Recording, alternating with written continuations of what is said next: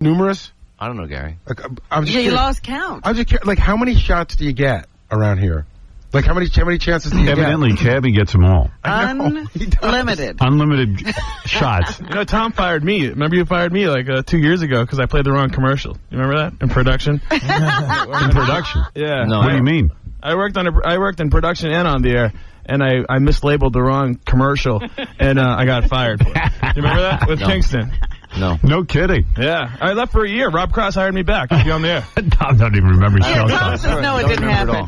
Well, then you're fired again. Why did I possibly bring you back for that? Tom hired you back. Yeah. He did. I love that. We need someone to handle Cabby. You were fired because you mislabeled a card? Yeah. That wasn't it. You know, Kingston was crazy. That guy used to make stuff up. He's like, you're threatening my assistant. I'm like, what are you talking about? I want a day off. You know, he used to make things up. I'm not kidding. He really did. He really said that too. I love radio. It's such a trivial job that we make so important. What is about Cabby, though? I mean, like, any other guy would have been fired by now, but there's something you love about him. You know what? I mean, I think he's a talented guy. Right. And he's also a sick guy. And how do you take a sick guy and throw him out? Right. Wow, then he's got a job for life. No. He's never getting You know well. what it is, though? A radio station filled with sick guys equals good radio. Well, that's my point. Let him go. Dysfunction equals ratings. Well, you can't just let him go. Let him play whatever he wants. No, you can't do that, though. You got to somehow try to keep him in line. It's like a tiger. Well, if you're a tiger trainer, tiger would do whatever it wants. You got to still take the whip in the chair no matter what. He is my Montecore. Yeah, but you don't. But Howard, even the lion tamer doesn't let the lion out of his cage. Sure he does. No, he doesn't. He lets him out of the He circus. would never give him the keys. They just give Cabby the keys and they say don't use them. No, we didn't. And by the way, he was not supposed to be running his own board. Right. But it's hard. It is hard to stop him from running. How am I going to stop him, really? Yeah. I mean, I did try. I got behind there each time. He goes, get behind me. Get out of here. I got to learn how to do this again on my own.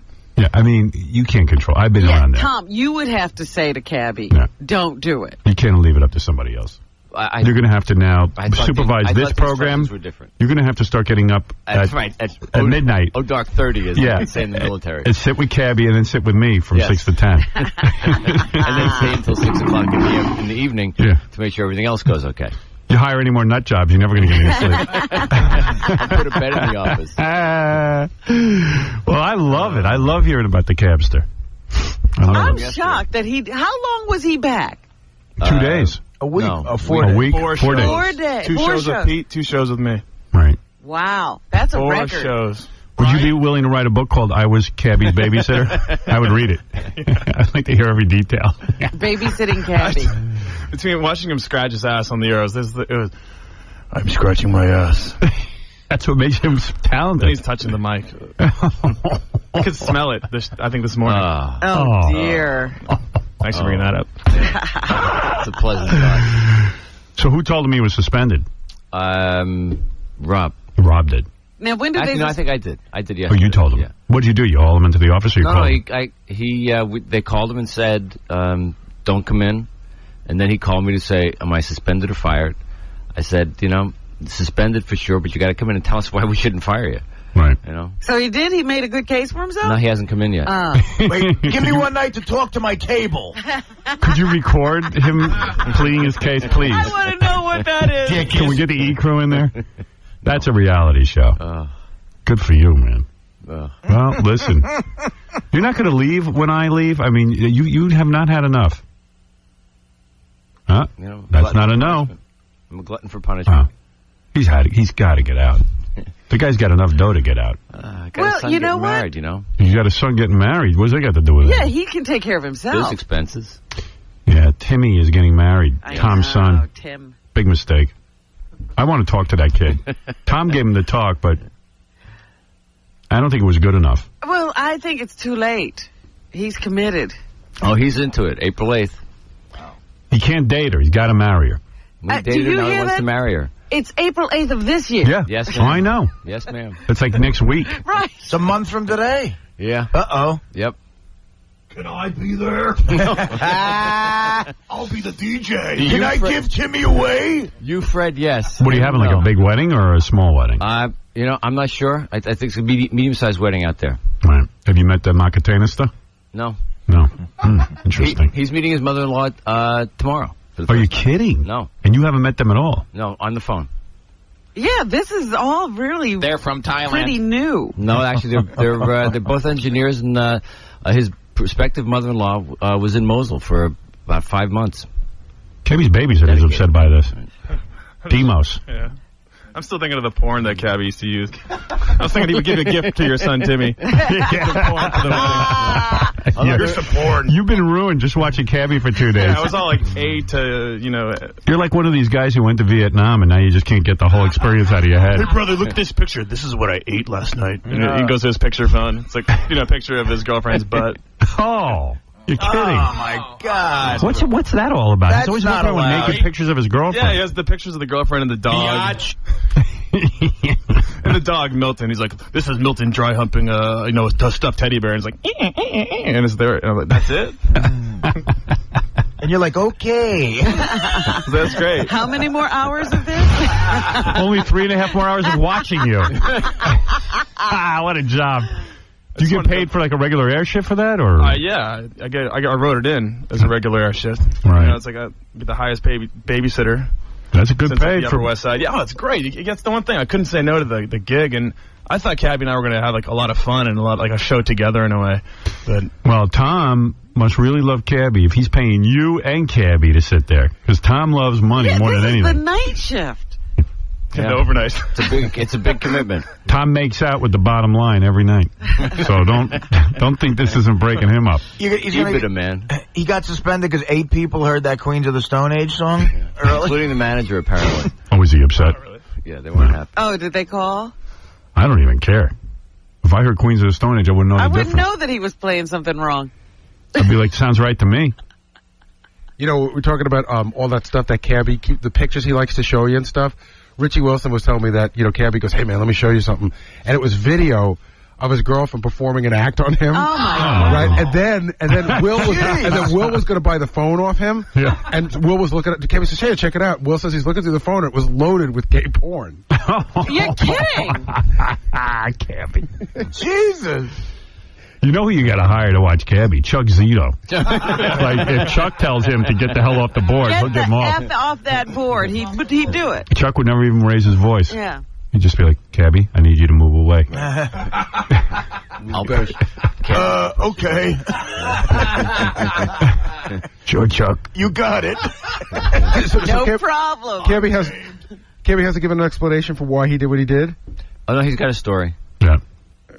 Because his story, I think, from what I'm hearing, is Rob, the PD, secretly knew that it gave him permission to play Queen of the Stone Age or something like that. No, what his story is what Rob said, listen, if you kind of go for it, show me what you can do. Right. So this was one of the ways he thought he was showing Rob what he could do. Right. He interpreted that as, like, get a little crazy. Do you have to say, show me what you could do within the rules? I mean, you have to spell it all out? I think in his case, you absolutely do. Yeah, I think There can be no gray area. Well, wait a minute. With an instruction like that. You're looking, he could have been a murder on air. Shouldn't Demos have a chair and a whip when he's working with Cabby? Yeah. But with an instruction like that, is Uzi? Cabby really wrong? Well, yeah. I've always said, He can't be given instructions. Who in this like room that. would have done the same thing?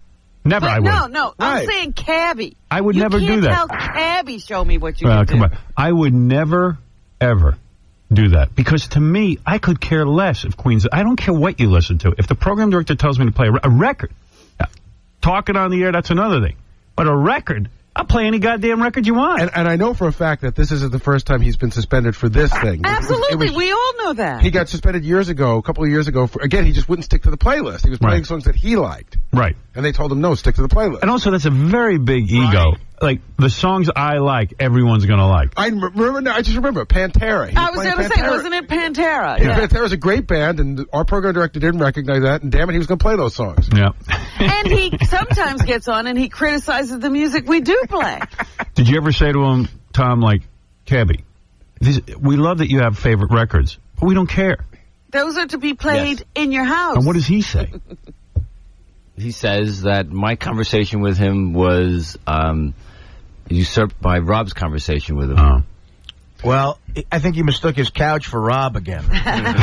One thing in his defense, though, he listened to each Nine Inch Nails song he played.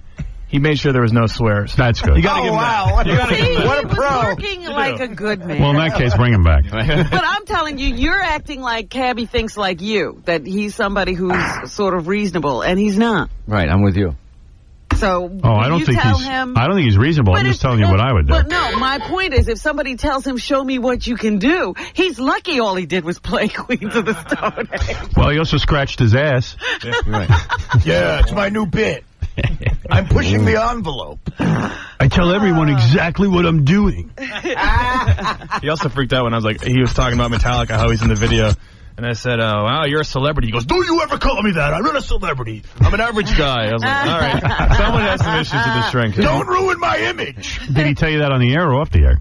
No, on the air. On the air. Oh, yeah. Oh, this all takes place on the air. Were you ever afraid?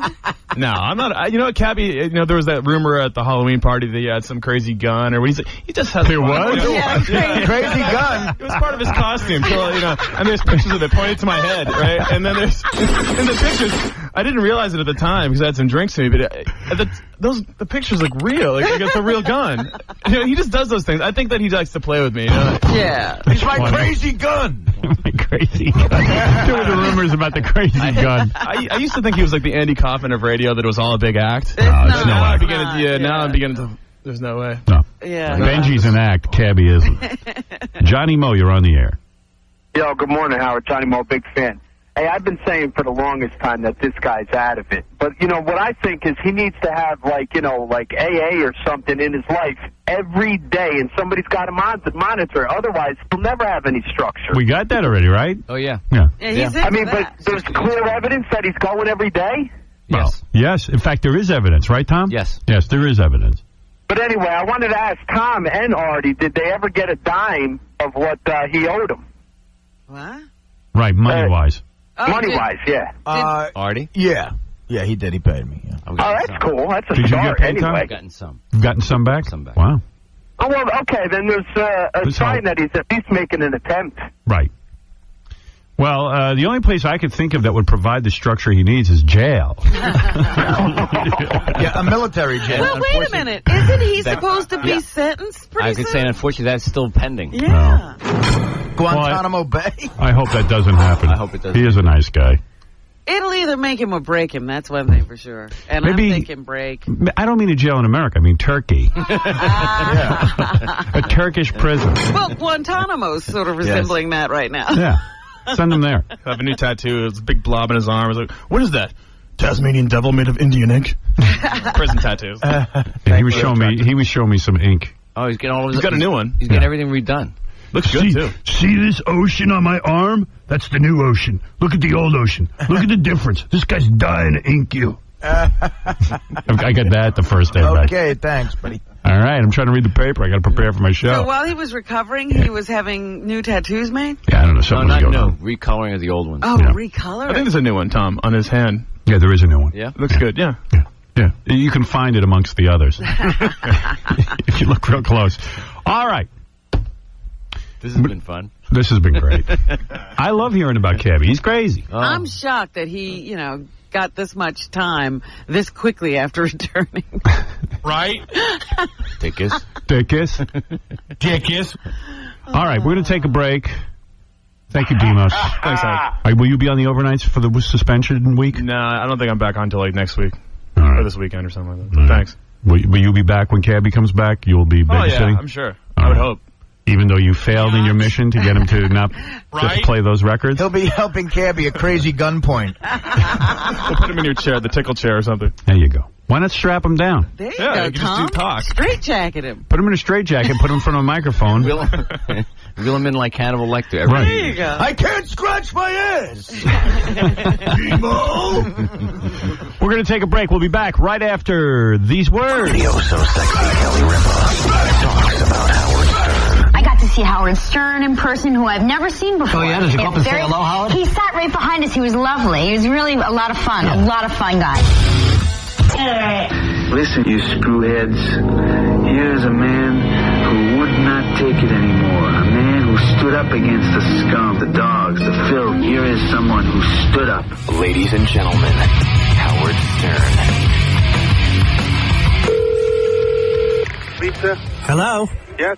We have a little bit of a problem. Uh-huh, what happened? Well, my dad ordered pizza there yesterday. Yeah? And he wanted the sausage. Uh-huh. Comprende? Yesterday? Yes. Hold on, let me put him on. Okay. I wanted the sausage. I have a sausage, but I gotta charge more money. I wanted the man sausage. Listen, you can't hear me. I cannot send the sausage right now. Pizza? Guess what? I'm getting a chubby sausage. Hello? I wanted the sausage.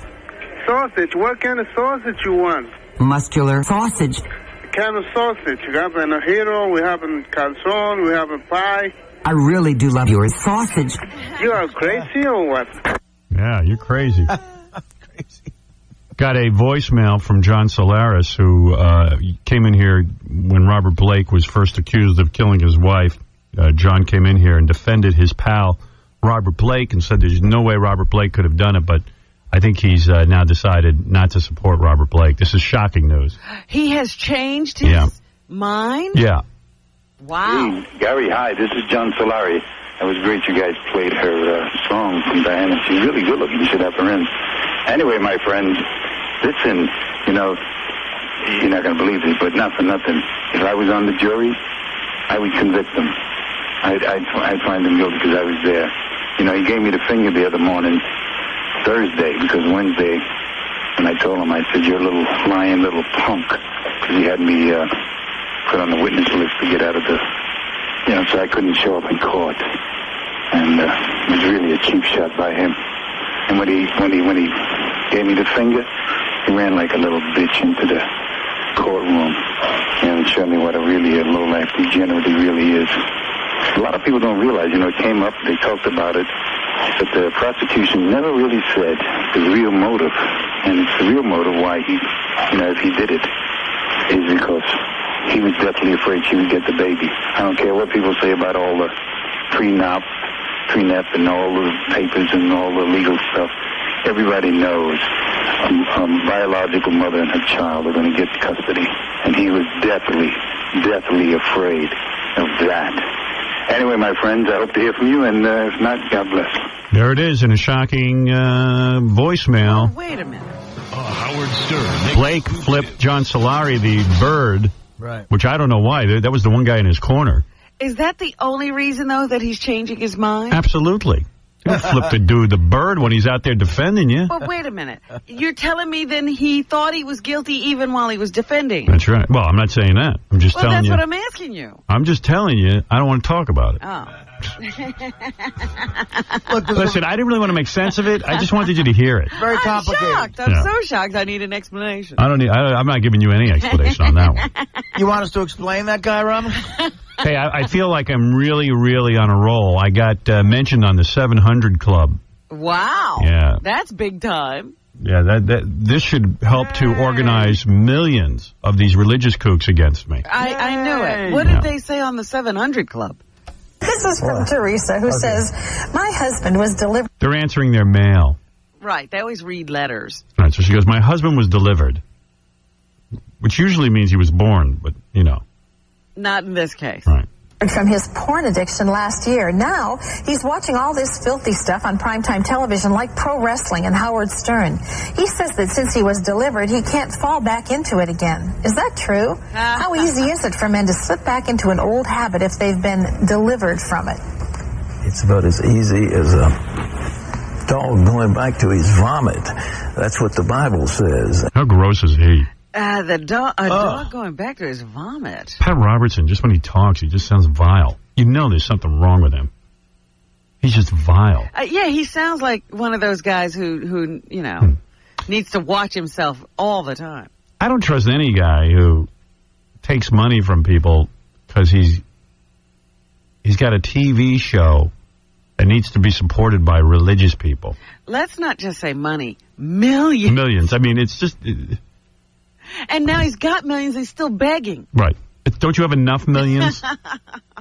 And the Bible also makes it clear that when a devil is cast out of a man, he wanders about in desert places, and he finds 7 more worse than himself, and they come back and they find that house swept and vacant, and they come in the latter stage worse than before. Can you slip back in if you've been, quote, delivered from porn? You better believe you can. And you watch Howard Stern and some of the nasty stuff that goes on there, and you're asking for it. It's not, I mean, but today, good grief, they've got programs that have everything that you can imagine, all kinds of sexual intercourse and nudity and filthy language, and it's just, it's gross. But he's free of the internet, big deal. Well, you kind of wonder when somebody wants to go back and dabble with that if they were really set free, don't you?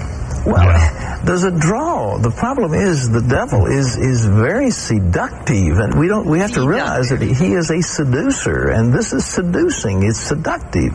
He's got to get free from that. He needs to, well, anyhow, Jesus said we're supposed to love the Lord our God with all of our heart and all of... Isn't it great how this cat knows all the answers? Like he knows that men aren't supposed to watch porn. And he knows that the devil exists, and he knows that Jesus, what Jesus wants everyone to do. Gross. It's gross. Meanwhile, how many of these programs he's talking about where he sees sexual intercourse? I'm like, where's that? You know where he sees it. He's buying hardcore porn. Our soul and all of our strength and all of our mind. And those things have got to be turned unto the Lord. Well, if those cats had their way, we'd have the Taliban in this country. Yeah, there'd only be the 700 Club on television. Mm-hmm. He's a real creep. And, you forget about him every once in a while. I know. Him and Jerry Falwell. You can forget about them. You forget about those creeps. You try to pretend it doesn't exist. But some people would make the case they're the devil. Say. But I'm sure they don't see it that way. They think they're doing something good. Well, remember, he ran for president. I don't know why nobody calls him on this. God told him to run for president and then gave him a terrible defeat. Gave him a spanking. God was effing with him. Sausage. But he is right. Our show is Filthy Dirty. You can catch that tonight at 11 o'clock. I wanted a sausage. For those of you who haven't been delivered from pornography. See some intercourse. Yeah, intercourse. A chubby pickle. Tonight, I believe, we'll be having something really disgusting and disturbing on. It's gross. Yeah, we'll definitely have something very gross to live up to that reputation that will send you to hell in a handbasket if you're ready for it. So yesterday, I tried to get on the Kathy Lee chat room, which has become our chat room. Oh, yeah, what happened to your 7 o'clock meeting? Well, first I went on to test it out at around 4 o'clock. Yeah. And went over to the Kathy Lee website. And the second I logged into the chat room, it says your name has been suspended. What name did you go under? Doesn't matter. They must have my IP address or something. Because I've been thrown out. Or maybe they're just throwing everyone out. And I didn't do anything wrong. I just went in and said hello. Oh, that's terrible. As soon as you said hello, they said goodbye.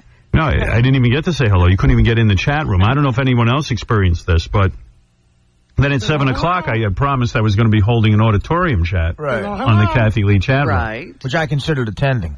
Yeah, it was going to be great. Too, yeah. Well, you couldn't have gotten in, trust me. Yeah, I tried to... You tried to get in too, right? Yeah, I tried this morning. They wouldn't let you in? Yeah, and it's really despicable of Kathy Lee to shut that down. Yeah, because why shouldn't... did she shut down the whole chat room? I'm not sure yet. In other words, are there people who can get in? I'm not sure. I'm not sure about that. Because I even tried logging in. You know what my name was? Kathy is great fun. Oh, that's And I love Kathy. And it didn't matter. I hope you spelled Kathy correctly. Yeah, I-E. KathyLeeGifford.com. See, everybody's going to be trying to get on. Oh, yeah, See forget if it. they can. You can't. You can't get on. I think they closed the whole goddamn thing down. Finally, some people on there, but it's a shame that a good thing like that had to be ruined. And that's we're the one group of people that have supported her and followed her every single thing she's done. Okay, we've had enough of you. You can really bring a conversation to a halt. Yeah, we've really supported her. But I was on there with Benji the other day, and it was fun. And now we can't go on anymore. Maybe things will calm down. When you say, because I'm so illiterate with this, when you say she has your IP address, what does that mean? I don't know exactly. Oh. Hey, Green Hornet, you were on there the other day, weren't you? Oh, no, I wasn't on there, Howard, but I tried logging on last night, and for the wasn't auditorium chat. connecting. You couldn't connect, right? Yeah, I couldn't connect. I don't know what was going on. But the IP number is actually something that's in your computer. Right. That for some odd reason they can get it, which is not even, I don't see why that should be allowed. But anyway, I want to say that I can't wait till Sirius comes along because I already got mine. Great. And Artie's one of the funniest guys. Yes. And Robin is the hottest chick on the radio now. Come on. That's right. But calling from West Palm, just want to give a shout-out to the Love Docs from ZDR. And Howard, hey, man, keep doing your thing until Sirius comes along, and I'm switching right over with you, buddy. All right, thank you. All right, Howard, take it easy, bro. All right, bye-bye. Guy who's going to be coming with us when we switch over. Nice. That's Green Hornet. Great superhero. Right. So this is kind of weird. This is from Entertainment Weekly. I wouldn't have known this. Mike Myers, the guy who plays Austin Powers in the movies, was on Saturday Night Live. I think you know who he is. It says here, the lovable Mike Myers was introduced at the Academy Awards by a voiceover and not the host, Chris Rock. Yes, what was that? Per his contract, he cannot and will not take a joke. In other words... What? You can't make jokes about him. No.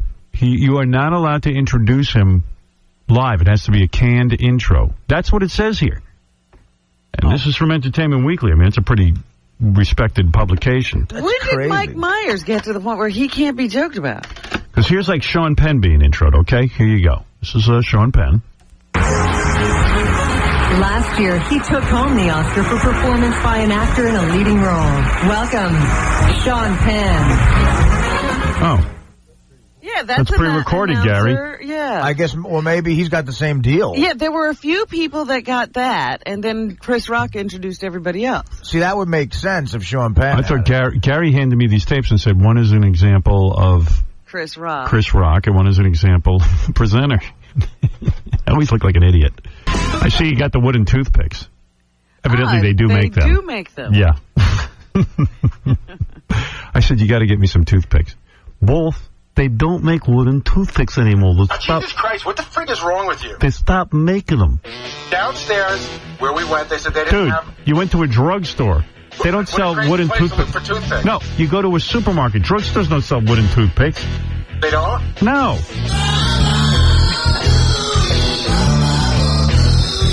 He comes back with these plastic things that are like swords for like God knows what. Stabbing your gum. I'm gonna stab my gum. So he goes, I don't even mind that he couldn't find wooden toothpicks. He goes, they don't make them anymore. Yeah, he made a pronouncement. I go, well, that's odd because in my house I got about 500 boxes.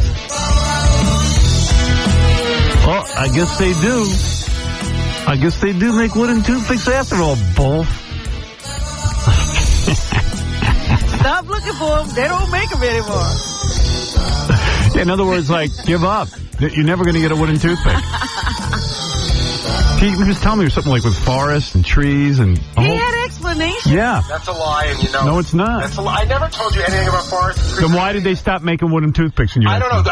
All I know is we said, Jason... You went to one store and they didn't have wooden toothpicks. Doesn't mean they stopped making them.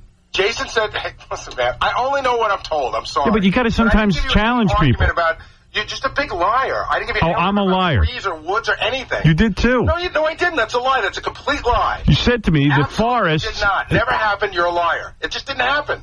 I said to you, what is it? A thing with trees? Never and you went probably both. That conversation took place. Okay, whatever. But not with me.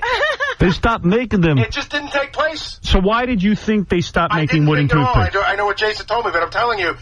Any conversation past that is in your head. Wait a second. I asked you for wooden toothpicks. Instead of saying to Jason, that can't be that they don't make wooden toothpicks, which is what I said. Several times, and he goes, "That's what they're telling me downstairs." So you accepted it.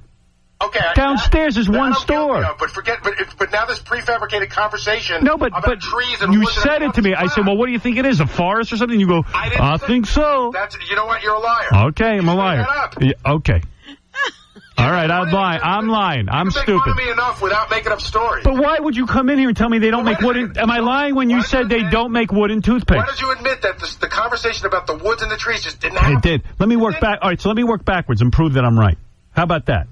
Okay. All right, let's work backwards.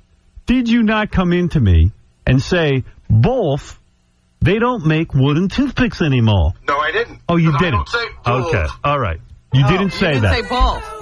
No, I didn't say Bolf. You didn't say they don't make wooden toothpicks anymore. That I did say. Oh, you did. Okay. All right. So you said they don't make them. the Wolf part. In your opinion, why would you accept that they don't make wooden toothpicks anymore? Oh, Gary's yelling at Sal now. I know, off mic. Sal's doing a monkey thing. Sal keeps running behind him doing a monkey thing. Now he's shutting his door. Yeah. Thanks for hiring stalkers.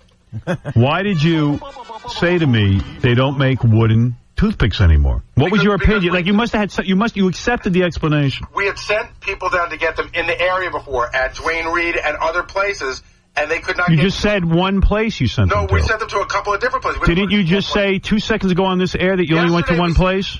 Now you're saying multiple places, but I'm the liar. That's right. You just contradicted yourself.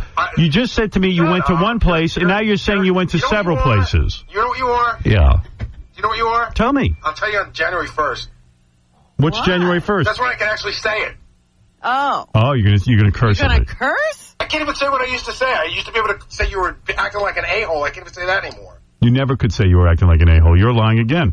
So now you've lied twice in your testimony, and you accept. You How want can us. we trust anything you say? You want us to believe you haven't said the comment about the forest. I admit it. I was wrong on the toothpicks. I'm a liar. No, my point is, when someone comes to you and says, there's no such thing as wooden toothpicks anymore, you got to look them in the eye and say, you know what? Get off your fat ass and go downstairs and get some wooden toothpicks. Stop it. You accepted the explanation. I admit I accepted the explanation. All right.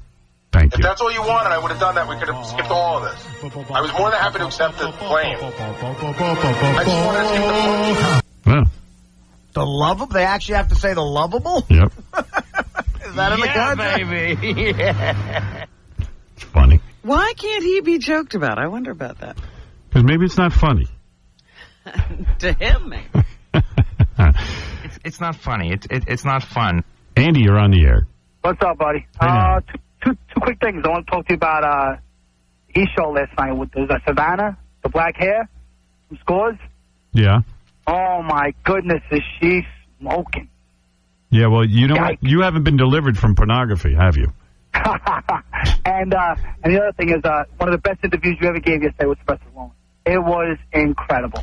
I enjoyed having Sylvester Stallone, and I got to tell you, The Contender last night is the best new show on television. I haven't watched it yet. I have it on TiVo. Did you watch it, sir? It was incredible. Incredible show. What a spectacular show. Really? The guy had the little girl. I want him to win. I felt bad for him. But, I did too, but it was great drama. The smart thing, you know, this guy who does Survivor and The Apprentice, Mark Burnett, does The Contender, which is a boxing show. And it started out, and I went, oh, do I really want to get started with another reality show? Because I get sucked into these things. Exactly. But it was so great because, first of all, the boxing at the end, they don't drag out. It's 5 rounds, but they cut it like a movie. They even put sound effects in a little bit. They sweeten it. Really? But they cut it like a movie, so you feel like you're watching the Rocky movie.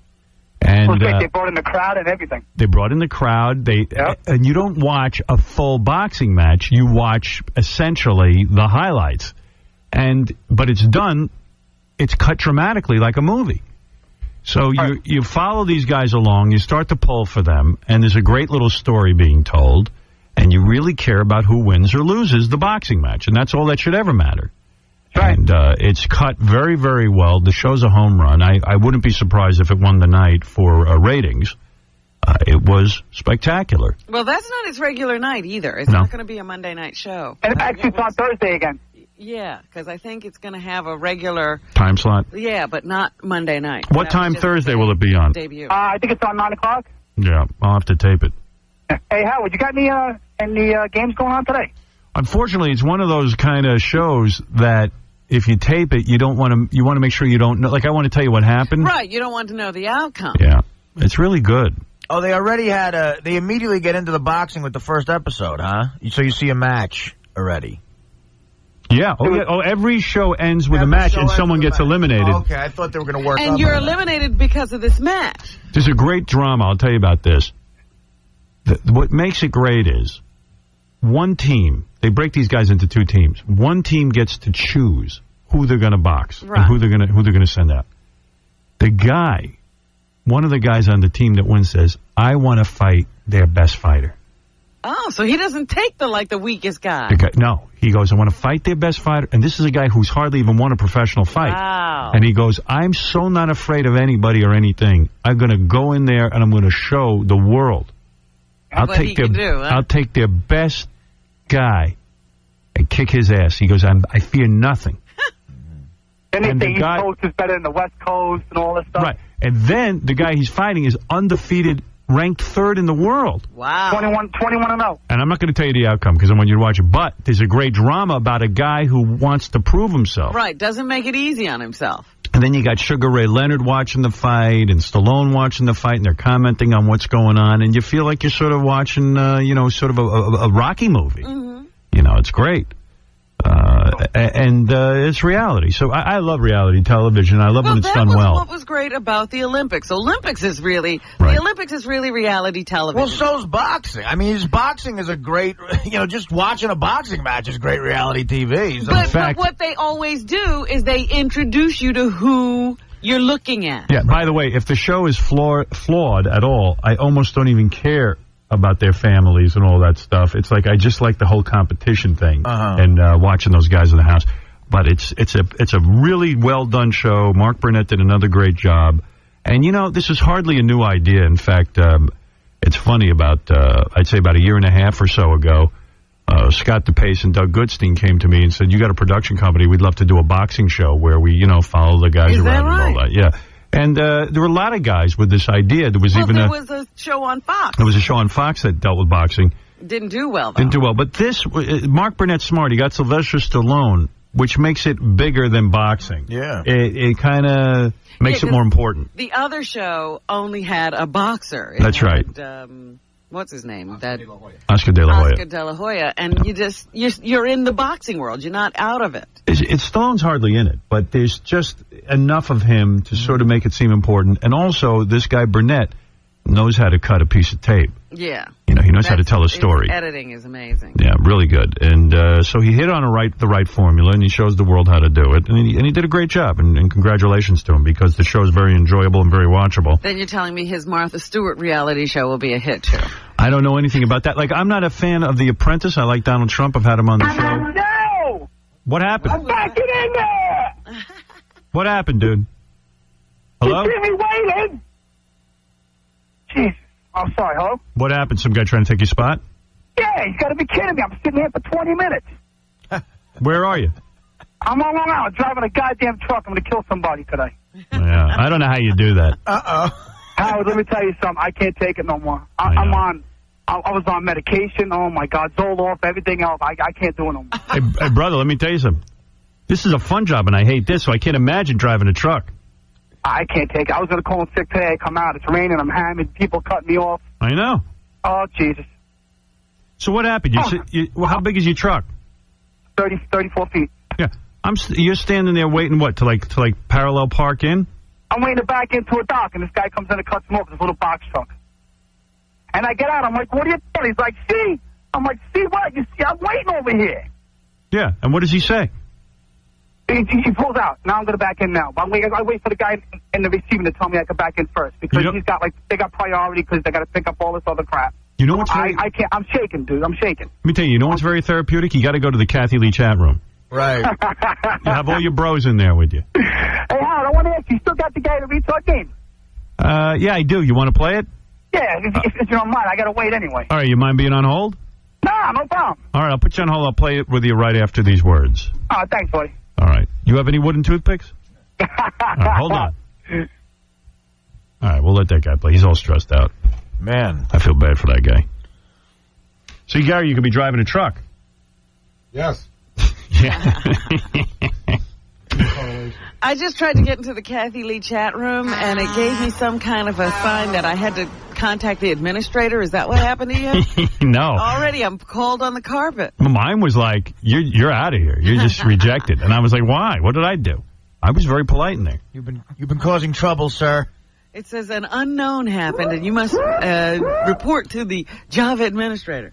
Oh, yeah, right. Yeah, I'll go do that right away. Yeah, you have to go before God. Right. Yes, Benji. If you want, I know another chat room we could all start using. No, I want to be in the Kathy Lee chat room. One was no, fun. I agree. I think we should really pressure her to put it back up and do rallies. And I think it's up. I think they're just getting rid of a lot of us. well, I don't think we should accept it. Well, I'm trying not to. She won't let me in. I don't think it's very Christian of her to reject all of us. I want to know what Benji's planning something. It could be that her server just can't handle the amount of traffic. But why is Robin being told to report to the Java administrator? Why don't you report to the Java administrator? If I only knew how. Yeah, how do you do it? Does it say? No. It just, all you could do was click out and say okay after that. Like, okay, I'm going to report to the Java administrator. Jeff Schick would know how to get to the Java administrator. It's like the Matrix, you got to go find the Java administrator. Yeah, it doesn't even give you a name on who that is. Well, I know the address of her website administrator if you want to start a letter writing campaign. Oh, God. It's not that important. All right, we'll take a break. We'll let that guy play the Gary the Retard game. We got a ton of things. David Spade's going to stop by. These chicks are going to come by from Extreme Wrestling. They want to wrestle Benji, but I don't know how I feel about it. Extreme Wrestling is not the WWE, right? No, it's some other wrestling. These chicks want to wrestle Benji, but I don't know. I don't think we're really set up for it the proper way. It looks weird. I told Benji I don't know. He wants to wrestle him. And Benji will hurt the girls. Well, no, these girls say they'll kill him. Really? Yeah, and I'm like, Benji, you don't want that. And he goes, I'll wrestle him naked. So we'll see what happens. We'll be back right after these words. Our E-Employee of the Week is Howard Stern. He lashed out at FCC Chairman Michael Powell, saying that he only got his job because of his father, Colin Powell. We'd make a joke about it, but we're scared of Howard yelling at us, Michael fining us, and Colin bombing us. The Howard Stern Show. Howard Stern. Yeah, that's right.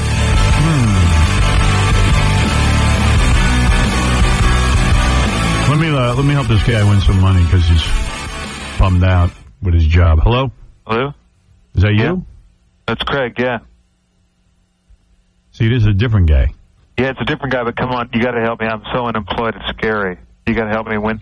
I think I can do that. What happened to the truck driver? What happened to the truck driver I was talking to? I don't know. It's not my fault, though. He's on line 8, Howard. Yeah, all right. Hey, I got to go, bro. Help me. Yeah, I'm in the middle of helping somebody else, though. How many people can I help you? What's up, Howard? Hey, how you doing? I'm shaking. Why? Because you couldn't get your parking spot? Yeah, I let the guy just, I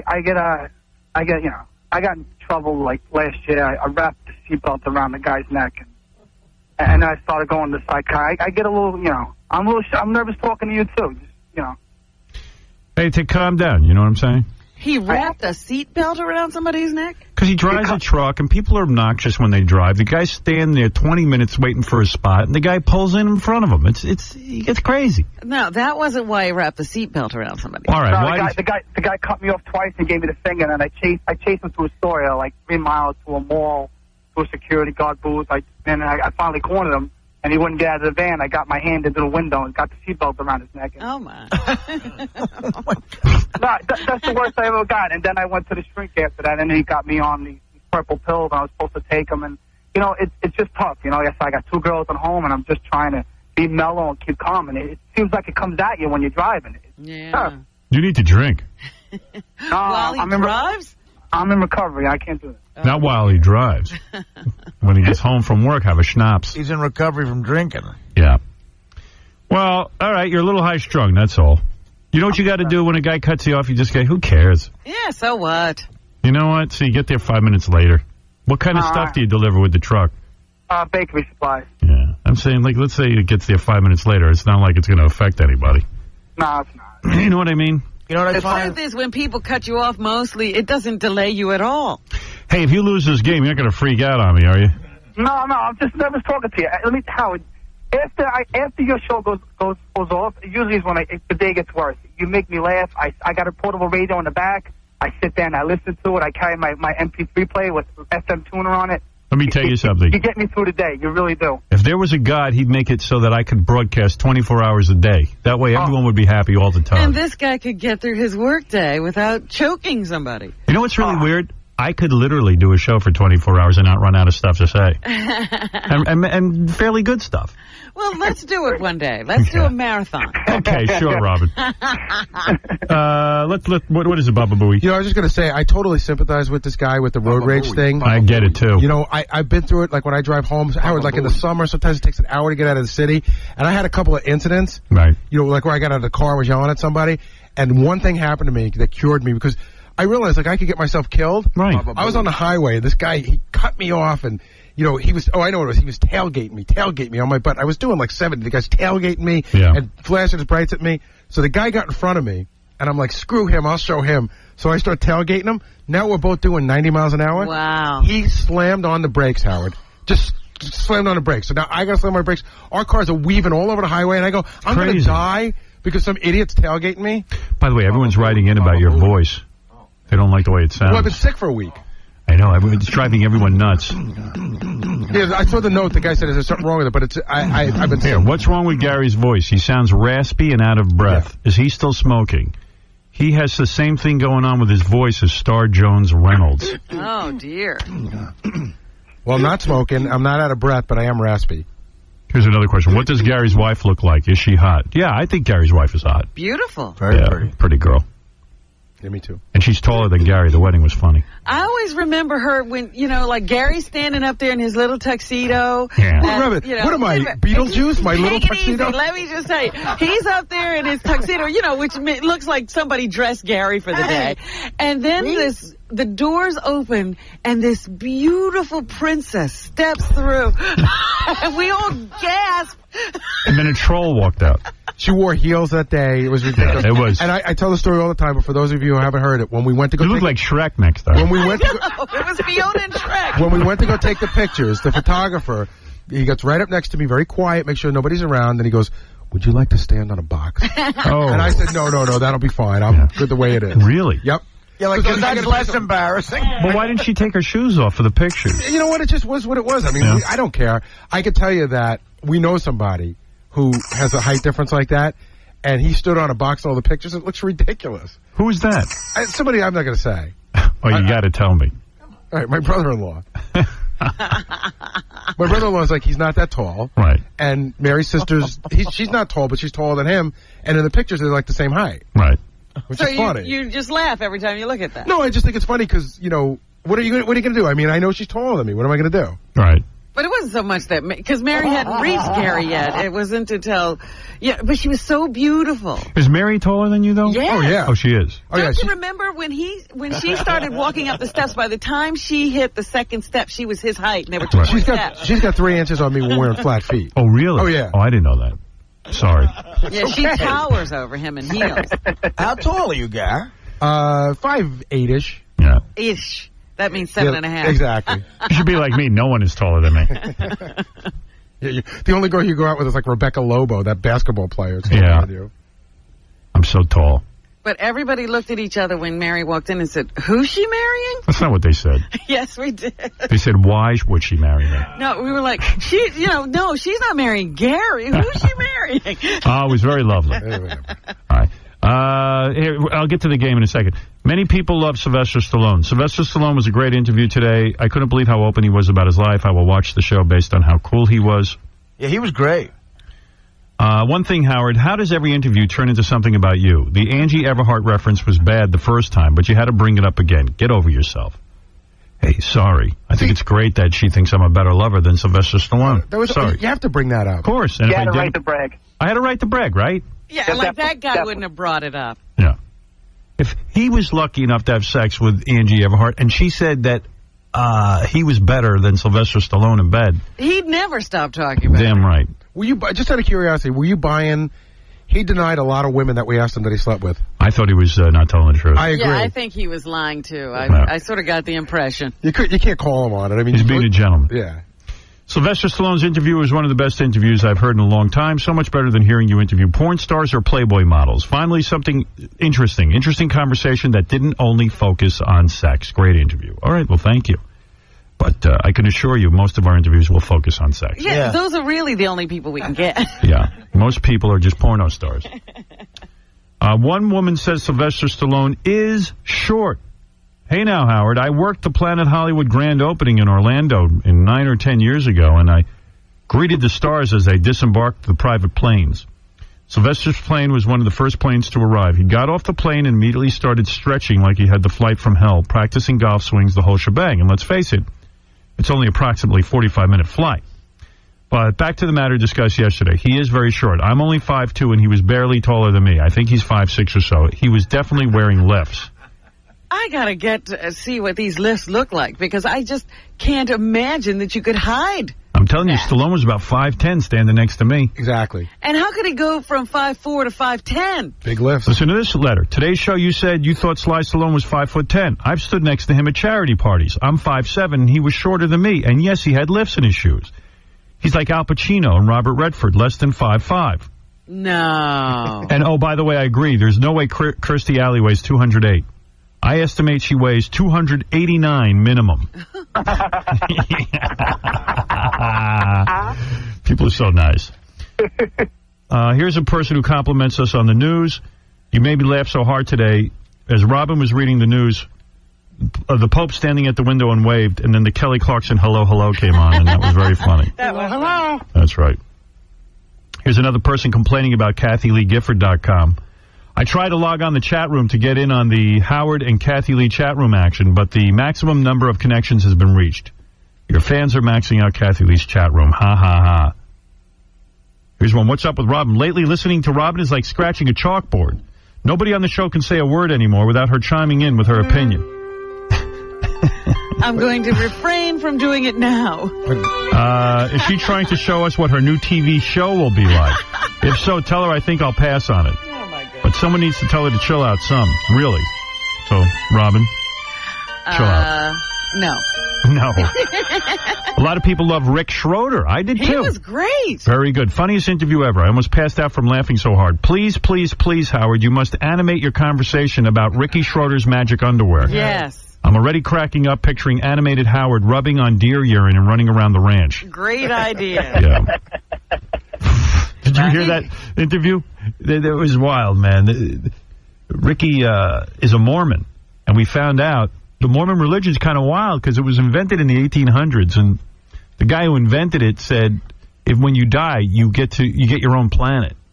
And he did all this by finding some magic tablets and reading them with his magic goggles. Magic plates. He found magic plates and read them with magic goggles. Right. And then we found out from Ricky that he wears magical underwear. Right. Like a T-shirt and pants. And I got a picture of those in the email yesterday. And it's wild-looking stuff. It looks like the stuff the Pilgrims wore. Yeah. And he was wearing magic underwear. He calls them magic garments. Temple garments is what he Yeah, called temple them. garments. So that made me think, wait a minute, if those are temple garments, are you telling me when you go to temple, you just take everything else off and you wear that? Like, I don't is know. everybody in the temple in underwear? No, I think But you have to wear it, and supposedly protects you even from, like, bullets and everything. No, it doesn't. No, it doesn't. But I'm thinking that they do undress and they're just standing there in their temple garments. Howard, I'm married to a Mormon.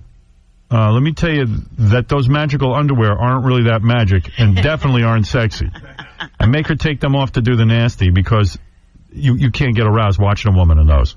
Oh, yeah, and when they get dirty, there's no magic washer. They go straight to the same place your dirty underwear goes, the trash. Then you have to buy more. What do you mean? You have to buy a lot of the underwear. You just don't buy a pair. So I thought, that one garment was what you wore all You're supposed to wear them at all times, so while you're washing one set, you have to have another set. Gotta have another set? Howard, like a big money maker. Anytime you want to talk about magic underwear, let me know. I can talk because my wife can't listen to your show, although she did before she had kids. Yeah, I would like to know about the women's underwear, what it looks like.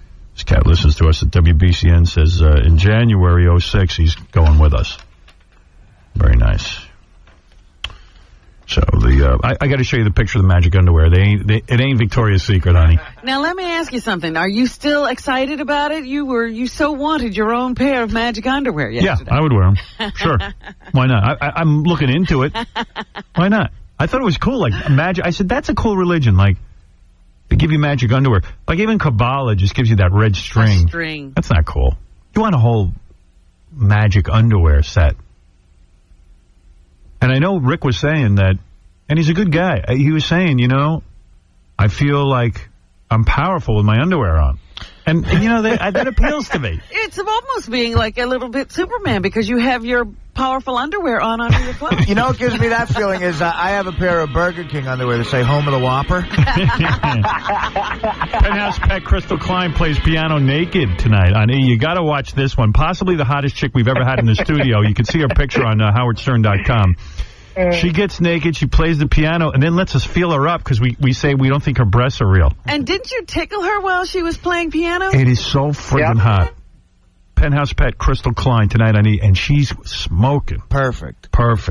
By the way, you know what? I'm on the Kathy Lee website, and you can go into some of the chats that she's had in the past. Yeah, I read those.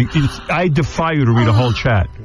But they're hysterical because it's all, like people just catering to her. I haven't seen any pictures of Cody and Cassidy lately. Yeah. And she'll say, well, Cassidy can be seen in this magazine, but Cody's been keeping a low profile lately, and that's okay with his mom and dad. You're not even that deep into it. Wait a second. Cody's keeping a low profile by being on the news? Right. He hosts a sports segment. All right, hey, let my friend on the phone here try and win some money. Oh, okay. I got $500 cash, courtesy of the new film Hostage, starring Bruce Willis. It's Bruce back to his die-hard form. God, I'm nervous. All right, don't get nervous. We'll help you with this. Hostage in theaters everywhere Friday. What's your first name? Andy. Okay, Andy. Gary the Retard memory game. Here we go. Listen carefully. Sal likes to wear tanning cream on his face. He feels that if he goes to a tanning salon, he might get cancer. What does Sal wear on his face? Well, Gary the Retard, no. The answer is tanning cream. What do you think, buddy? I don't think he'll know. I don't think so either. Because the word tanning cream was pretty far away near cancer. I think he's going to be afraid. He's going to say cancer. I don't think he'll know. All right, let's see. Tanning cream. Oh. How do you pull that out? All right, I'll give you one more shot. I'd like to see you win. Artie once spent $500 on a hooker. He didn't know she was a hooker because, once again, he was drunk and very horny. How much money did the hooker cost Artie? I think he'll know. You think he'll know? I hope. $500 is hard for him to say and remember. The way it was read, I don't think he'll be able to remember that. It's a figure he's got to think of. I don't want you to... Don't change because of me, but I really don't think he can remember 500. I'll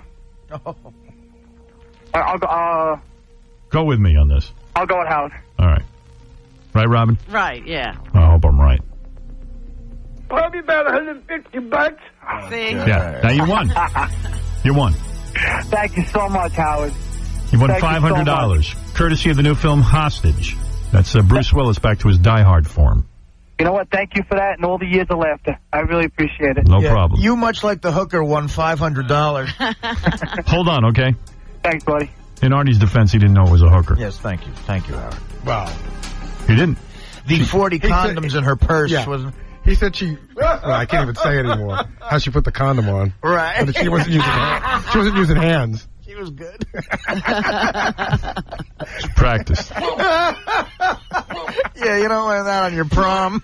She must have gone to some special school. I must have a reading problem because I've been reading the front page story in the Post is they got a first interview with Petra Nemkova, the supermodel who was in the tsunami and survived. Yeah. And I read it over and over again, and I don't know if I'm just spacing out. I still don't understand how she survived.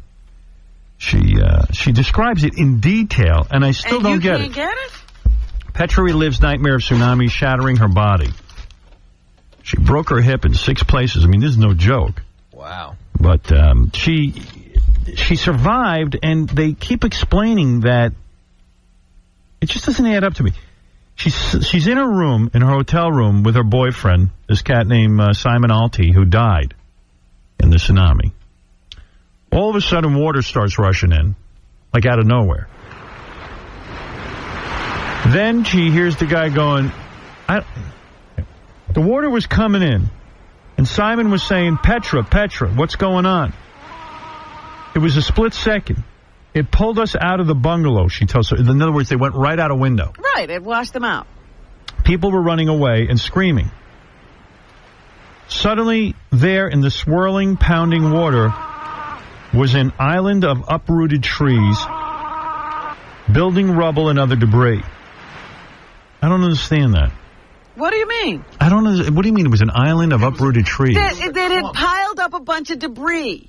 All the trees, like a dam, were piled up? When the ocean went out, a bunch of debris just got clogged together, made an island. Okay. Thinking it was solid, Petra tried to stand on it, but it wasn't, and the cruel current began to suck her under. It sucked my legs in, she says. At that moment, the power of the water was bringing all the falling trees, all the broken buildings, and all of the wood. It was a strong current. You couldn't do anything. You just had to go with it. Just then, her boyfriend screams, Petra. It's the last time I saw him. As her boyfriend disappeared in the waves... No, okay. Her boyfriend disappears in the waves. Where is she? They're not together. She's with the island of trees. And where is he? He's still in the water.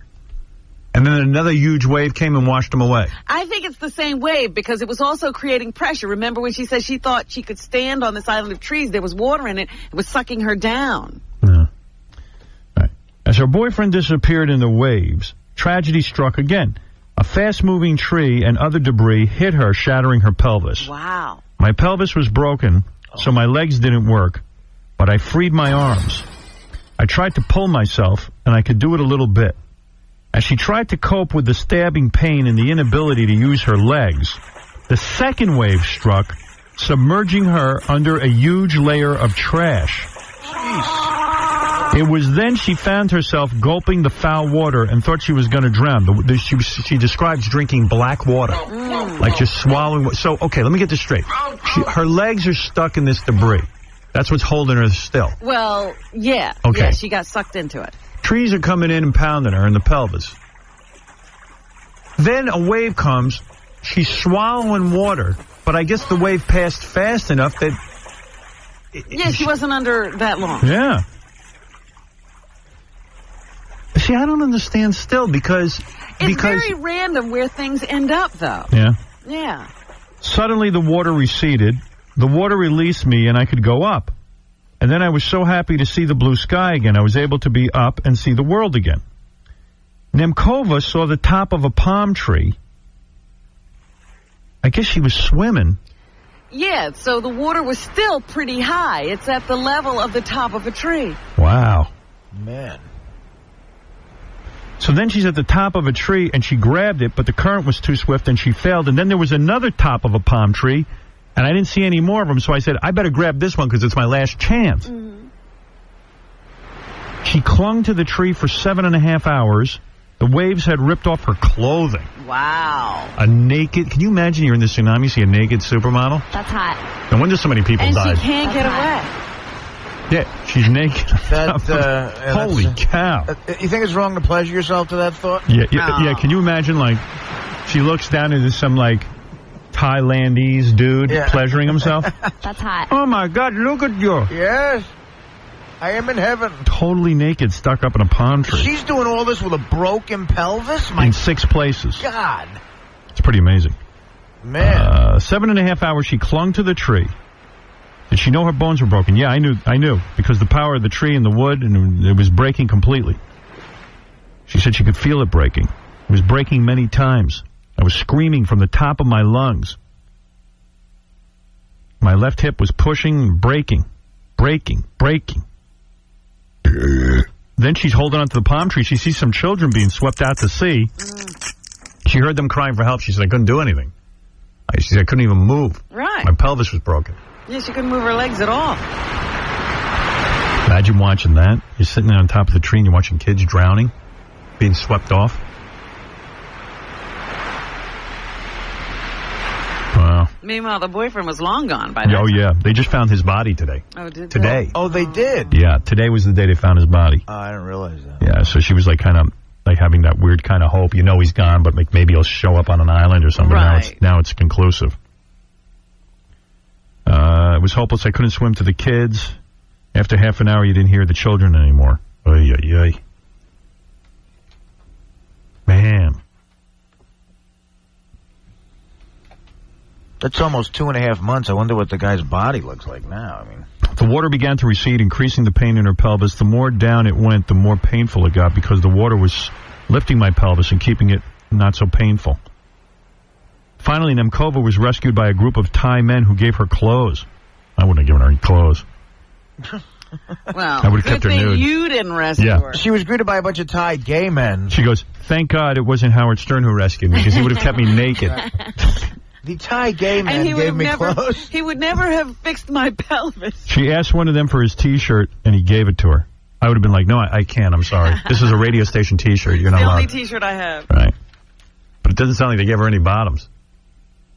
You know what I mean? Like, they gave her clothes, but not that much clothes. Yeah. Maybe it was a big T-shirt. I don't know. Girl. They didn't give her any pants. I would have given her shoes. And those Thailand guys are short. A lot of them are like Mexicans, very short. All I have is a sock. Are Mexican short? Oh, yeah. I didn't know that. Yeah. There's not too many Mexican centers in the NBA. And she was taken to the hospital in Phuket. Man, oh, now I understand, because I had to read it out loud. Sometimes if I read to myself, I lose comprehension. And you picture it. Yeah, that helped. Now I get it. Boy, that's crazy stuff, man. I never would have survived. I Yeah, would've- just to survive is a miracle. Yeah. What shape she's in. Oh, is she ever? They got modeling shots of her. Even when she's laying in that bed, hospitalized with her pelvis broken, she just came out of the tsunami, no makeup, nothing. She looks super hot. She's laying in bed. She looks like she's doing a shoot. Yeah, ever seen anybody really look good in a hospital gown? She did. She did. Well, believe me. That's a hot chick. Now she is saying she doesn't know about the future. She might go into modeling again. Because, a few days out, she was like, her whole life was going to change. She was going to do important things. Want to hear Imus doing gay porn? What? Do you want to hear Imus doing gay porn? Certainly. All right. That's as big a yes as you can imagine. Rules are, I'm in charge. You're mine now. Understand that? Yeah. Do you understand that? Yeah. I can't hear you. Yeah. Yeah. I'm gonna have some fun with you. I want your turkey to explode. Yeah, that's right. Whose boy are you now, huh? Huh? Whatever. That's right. You're my boy, aren't you? Yeah. Whoa.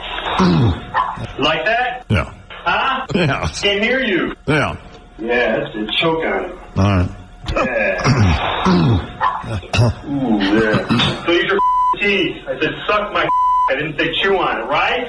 Right. Huh? Yeah. Yeah, do it right. Oh, yeah, okay. Well, that sounds good. Ooh, yeah.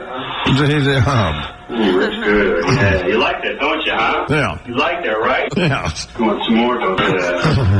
Ooh, let me have fun with you. Do whatever I want, right? Right. Whatever gives me pleasure, Yeah. right? Right. Hey, you want to please me. That's right. You're my slave boy, aren't you? Yeah. I like that. You like that? Yeah. I mean, what did you say? How's that? Pretty good, huh? It's excellent. Yeah. Imus is game. He's into it. Game guy. Nice stuff. I got a lot of good stuff here. Pat Robertson, we played earlier, talking about me on the 700 Club. How I'm like dog vomit. He's gross. As mentioned on Wheel of Fortune. Again, that's almost a regular occurrence. Showbiz is the category. Tom, still you turn a letter, please. L, please. 2 L's, and when Van is out of there, you'll have 3 seconds. Showbiz. Satellite radio. Yeah, that's it.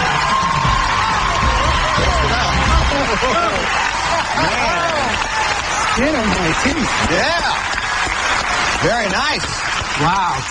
Satellite radio. Howard Stern is going over to satellite radio soon, so pretty soon he'll be able to be like raunchy and everything.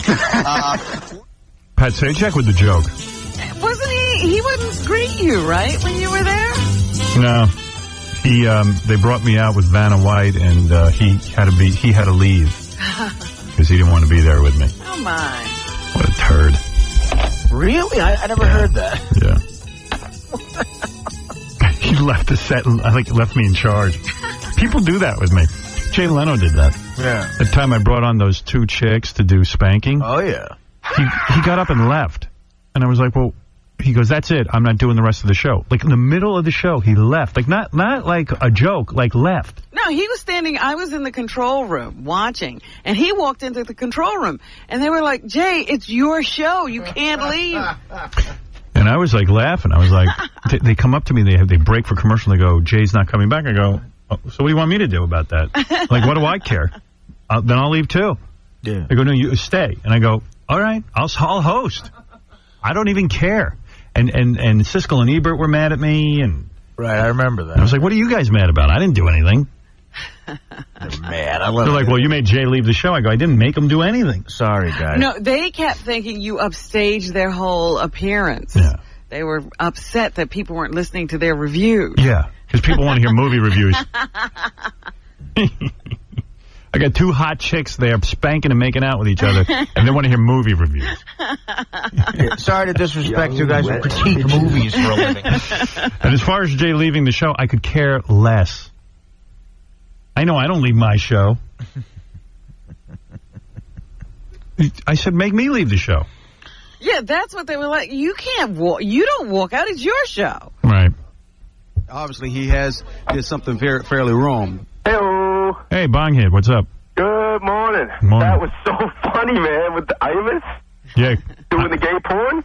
Yeah, that's Imus doing gay porn. I mean, I'm not even stoned yet, and I was laughing. Did you hear the Richard Simmons sausage call? Nah, I just got a... I should play that again, Can you too. play that again for me? All right. Cool. Sausage. Sausage. You know, I saw Imus in the video store one time, buying gay porn one time. Yeah. I told you that a long time ago. One thing he's not is gay. All right, let me see. All right, this is a creative use of Richard Simmons saying sausage. Yes. I thought this was pretty good. Cool. Pizza? Hello? Yes? We have a little bit of a problem. Uh-huh, what happened? Well, my dad ordered pizza there yesterday. Yeah? And he wanted the sausage. Uh-huh. Comprende? Yesterday? Yes. Hold on, let me put him on. Okay. I wanted the sausage. I have a sausage. But I gotta charge more money. I wanted the man sausage. Listen, you can't hear me. I cannot send the sausage right now. Pizza? Guess what? I'm getting a chubby sausage. Hello? I wanted the sausage. Sausage? What kind of sausage you want? Muscular sausage. What kind of sausage? You have a hero, we have a calzone, we have a pie. I really do love your sausage. You are crazy or what? I like You know what? I bet he likes to sit on the frozen sausage. Right. That's the kind he likes. Milky sauce.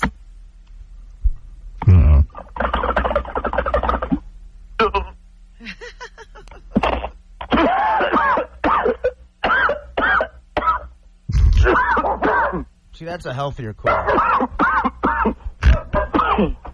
Oh, man, I got a third dog here today. It's 3 pugs. It's like a pug posse. How come you got another one? This girl, she went away. She wanted me to watch her dog. And I have to go away on Sunday to promote the movie that I'm doing. You're doing a movie? Yeah, remember I told you guys I have different investments out there? I mean, I don't work 9 to 5, but I have, how am I going to pay my mortgage without, some sort of money? So you're going to invest in a movie? I already did. It's done. It's premiering at the South by Southwest Film Festival down in Austin, Texas. And you can make money with that. Oh, my God. I can make a big money. The director of the movie has, won Oscars before. Who's the director? Am I allowed to say? Well, it's already a done movie. Her name is Jillian Grisman. You ever see Grateful Dog, Jerry Garcia? No. Won Oscars. Her father used to jam with Jerry, and growing up, she would film it all. How much money did you have to put up? That I really don't think I could say. Oh. But it was a good amount of money, Howard. If it does well, I could really, this could maybe bring me to the next level here. Well, what is this movie called? You know what? I don't know if I'm allowed to really say anything. Why? Because there were confidentiality clauses. You know, I'm the executive producer. It said that I'm not supposed to say anything. But it's publicity for the movie. Yeah, you got to mention the name of the movie. It's called Press On. Gee, I mean, what a horrible thing. People might go see it. Yeah. No, I agree with you, but I've been calling my partners to say, can I mention it? And they never let me know yet. It's called, you know what, you're right, though. It's the world premieres this weekend. It's called Press On. You might have even had him up at the studio. Robert Randolph, the family band. Yeah, I don't know that. He plays the sit-down steel pedal guitar. Yeah, I don't know. It doesn't sound like the kind of movie you're going to make a lot of money there, Eric. Oh, no, this guy's good. He's toured with Clapton, The Dead, Dave Matthews Band. I know who he's talking about, but this is really, very, narrow casting kind of movie.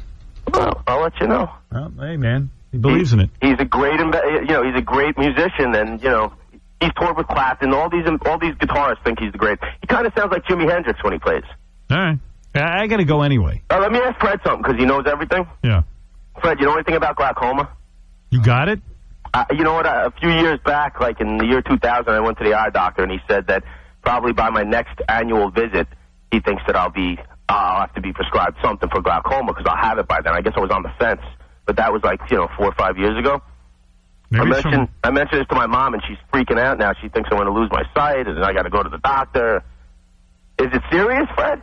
It can be, yeah. You might need a cornea transplant. That's what ended Kirby Puckett's career as a baseball player, glaucoma. Isn't pot the cure for the glaucoma? Yeah, that's exactly, Howard. And you know what? If I get a prescription, then I could do that half-hour show and smoke in the studio. Right.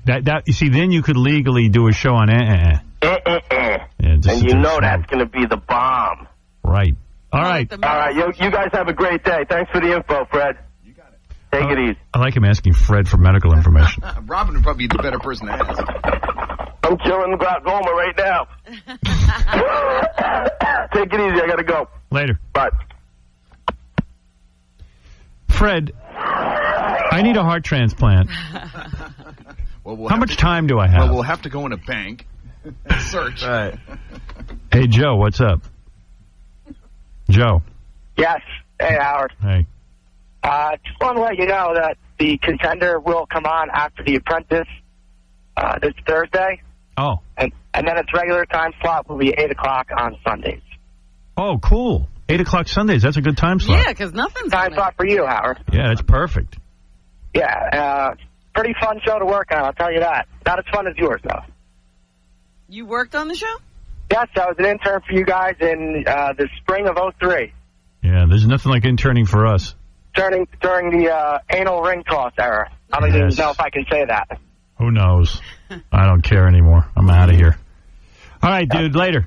All right, thanks, Howard. Cool. That's a cool time slot because I never have anything to watch on Sunday nights. Right, 8 o'clock on Sunday is a dead spot for me. Yeah. Show was great. I did a whole rap about the Contender. I thought it was really cool. I don't know what it did in the ratings, but I can't imagine it did bad. It was too good. Well, that's a 24 night. I don't know. I don't care what night it is. 24 is a hot show. No, I don't care. It was good. No, I'm saying 24 last night. I don't care. I'm telling you, I don't care. I'm just saying the ratings might not have been that great. No. I don't think you're right. Let me see what this is. Then I'm going to take a break and let those wrestling chicks in here. And I don't even know that I'm going to let them wrestle. Oh, they're going after... This is weird. Bobby Fischer, like a million years ago, went over to some country and played chess, and now the government wants to put him in jail. Well, he said a lot of anti-American things over the years, too. I think the government's got a little bit of a vendetta against him. Yeah, because I don't understand how Vice President Cheney, and I don't want to be critical of the administration, because I can see it gets me into a lot of trouble. In fact, I now support Bush and Cheney. I do. I've completely changed. I love these guys. I do. I swear. Please. Just leave me alone. Stop with the FCC and all that other stuff. Stop trying to regulate satellite. No mercy. Let me alone. I actually voted for those guys. That's the crazy thing. What? That's right. I voted for Bush Cheney. What year? This year. No, it's just weird to me that... please, I'm not being critical, but Dick Cheney did business with our enemy countries when he was the head of Halliburton. But he never said a bad word about this country. Right, but now he's vice president, and Bobby Fischer played chess?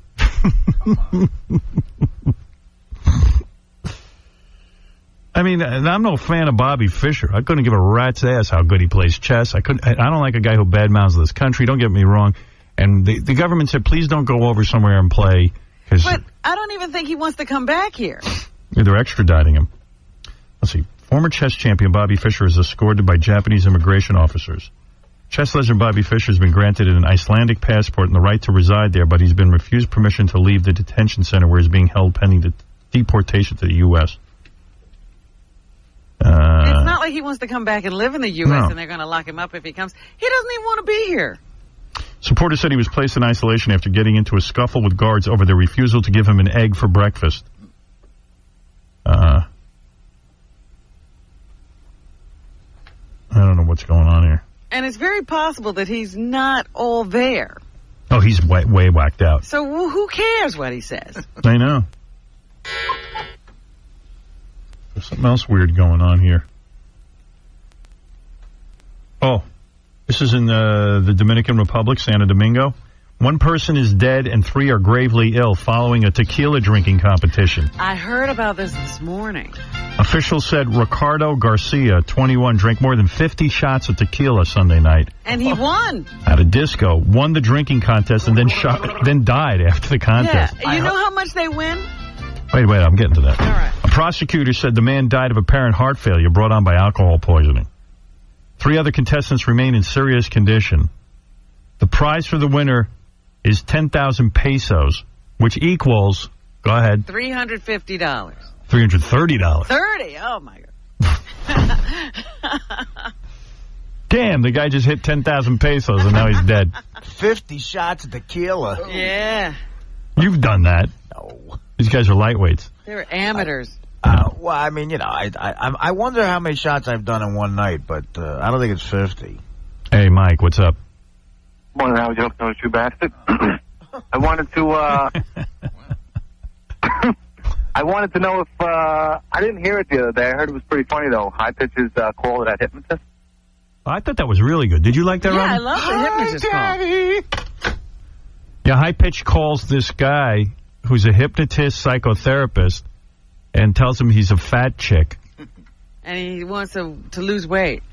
Yeah, I could play that right into commercial now. Just make sure Gary's not listening, because he might fall asleep listening to it. Right. You want me to play it for you? Yeah, dude. Is everyone up for hearing this? It was great. A great call. I'll hear it again, sure. All right, here we go. You want to stay on for this, Hook Nose? Yeah, why not? All right, hold on. Hello? Hi, doctor. How are you? I'm fine. Who's this, please? My name is Kelly. Hello, Kelly. What can I do for you? Well, I'm fat. I want to lose weight. Okay, you're fat. Fine. Well, we can certainly deal with that. Let me tell you, first of all, how I work. I mean, I charge $100 an hour. I don't accept insurance. Is that something that you might be able to work with? Yeah. Why not? Okay. So tell me, why did you call? Tell me about what's going on with you. Oh, it's hard for me to lose weight. I eat a lot.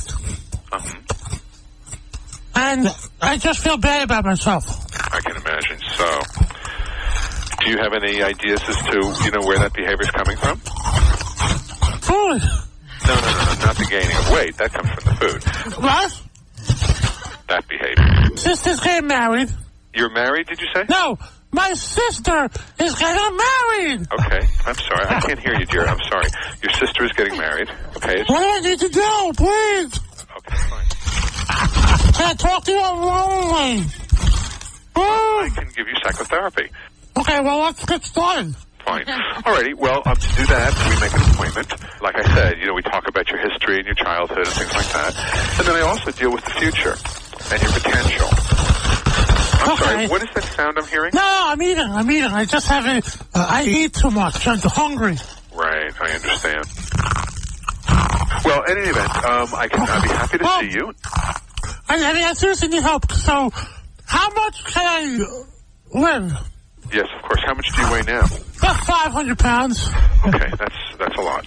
Whoa, what do you mean that's a lot? You call me fat? I'm sorry, what? What do you mean that's a lot? You call me fat? You called you fat. No, I didn't. Yes, you did. You said, I am fat. No, I didn't.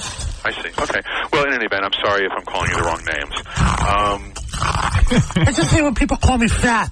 Oh, I'm sorry. Okay, no problem. I'll avoid that term. Anyway, so I work on both the past, looking in the rearview mirror, if you will, and through things like meditation and yoga. How about yogurt? Yoga. Yogurt. So what else can I tell you? When should we meet? Okay. I'm in the city on Tuesdays, Wednesdays, and Thursdays. Oh, okay. I'm sorry? No, just eating something. Okay.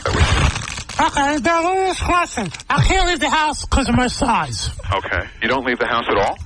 No, because I can't get out of my chair. Well, I have bed sores on my... Oh, boy. Okay, fine. Do you want to call me at, let's say, 1 o'clock on Thursday afternoon? And I'll put aside an hour for you. Well, Doc, I have a question. Can I eat something instead of paying you? I'm sorry, say again? Can I eat something instead of paying? No, I don't think so. Yeah, like a wiener. I'm sorry, say what? Like your hot dog. I can't hear you, I'm sorry. I said like your hot dog. So, in any event, it's $100 per hour. I want to eat your hot dog. Okay. Let me eat it. Let me eat your meatballs. Okay. All right, Kelly? Hey, how big is your hot dog? Okay. I'm going to get off right now, and I look forward to speaking to you on Thursday. Doc, don't be a pussy, please. All right, bye-bye now. No! What do you think of that, Mike? That's a great call, man. That is an awesome call, bro. It's got me laughing the whole time, man. I want to eat your hot dog. Oh, yeah! I want to eat your meatballs. Meatballs and hot dogs. Hi, Daddy. The doctor just goes, oh, my. Oh, The doctor's a nice guy. Yeah, boy, he can work with anybody, I think. Well, I'll avoid calling you that then. The doctor says, okay, you're fat. Now, where do you want to go from here? I have bed sores on my beep. Can you tell what the beep is her private parts? Right. Yeah. I don't even know why you can't say that, but it's a funny word. The V word. I'll unbleep that someday. Somewhere else. On the other side. On the other side of radio. When we cross over. Neverland. Yo, Howard, did you say something about the chick playing the pianos on tonight's show? Yeah, Penthouse Spec Crystal Klein plays piano naked. Hey, Mike, I got to go. Dude, I just want to say, that was like a gang rape when everybody was running in the room grabbing her. Yeah, we'll see you tonight. That was awesome. All right, guys, have a good day. Later. See ya. That's tonight on E, and we'll be back right after these words. This is the Howard Stern Show. But it's always fun when girls kiss, don't you think? Oh, you know, I've always Howard Stern has known that for years. Yeah. The Howard Stern Show.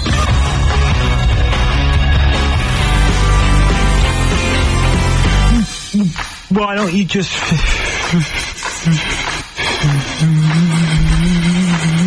fade away? Don't try to dig what we all say. I'm not trying to cause a big sensation.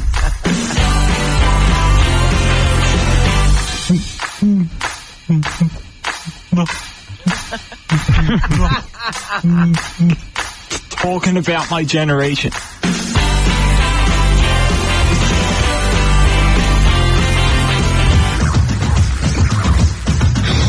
I wanted a sausage. I wanted a sausage. I wanted a sausage. I wanted a sausage. I wanted a sausage. I wanted a sausage. Everybody. I wanted a sausage. Sausage. Sausage. Sausage. I wanted a sausage. Sausage. Sausage. Sing it, Richard. Sausage. Sausage. Sausage. I really do love your sausage.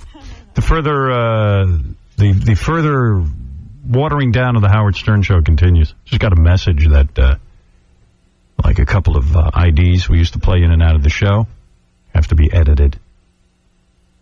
Howard's masturbation has to be edited. That is insane. That is just crazy. Unbelievable. Couldn't be getting out of here quick enough. They really should get rid of me already. I don't know why they keep me around. Let's meet some hot wrestling chicks. Maybe that'll take my mind off it. I don't know what we're going to do here with this.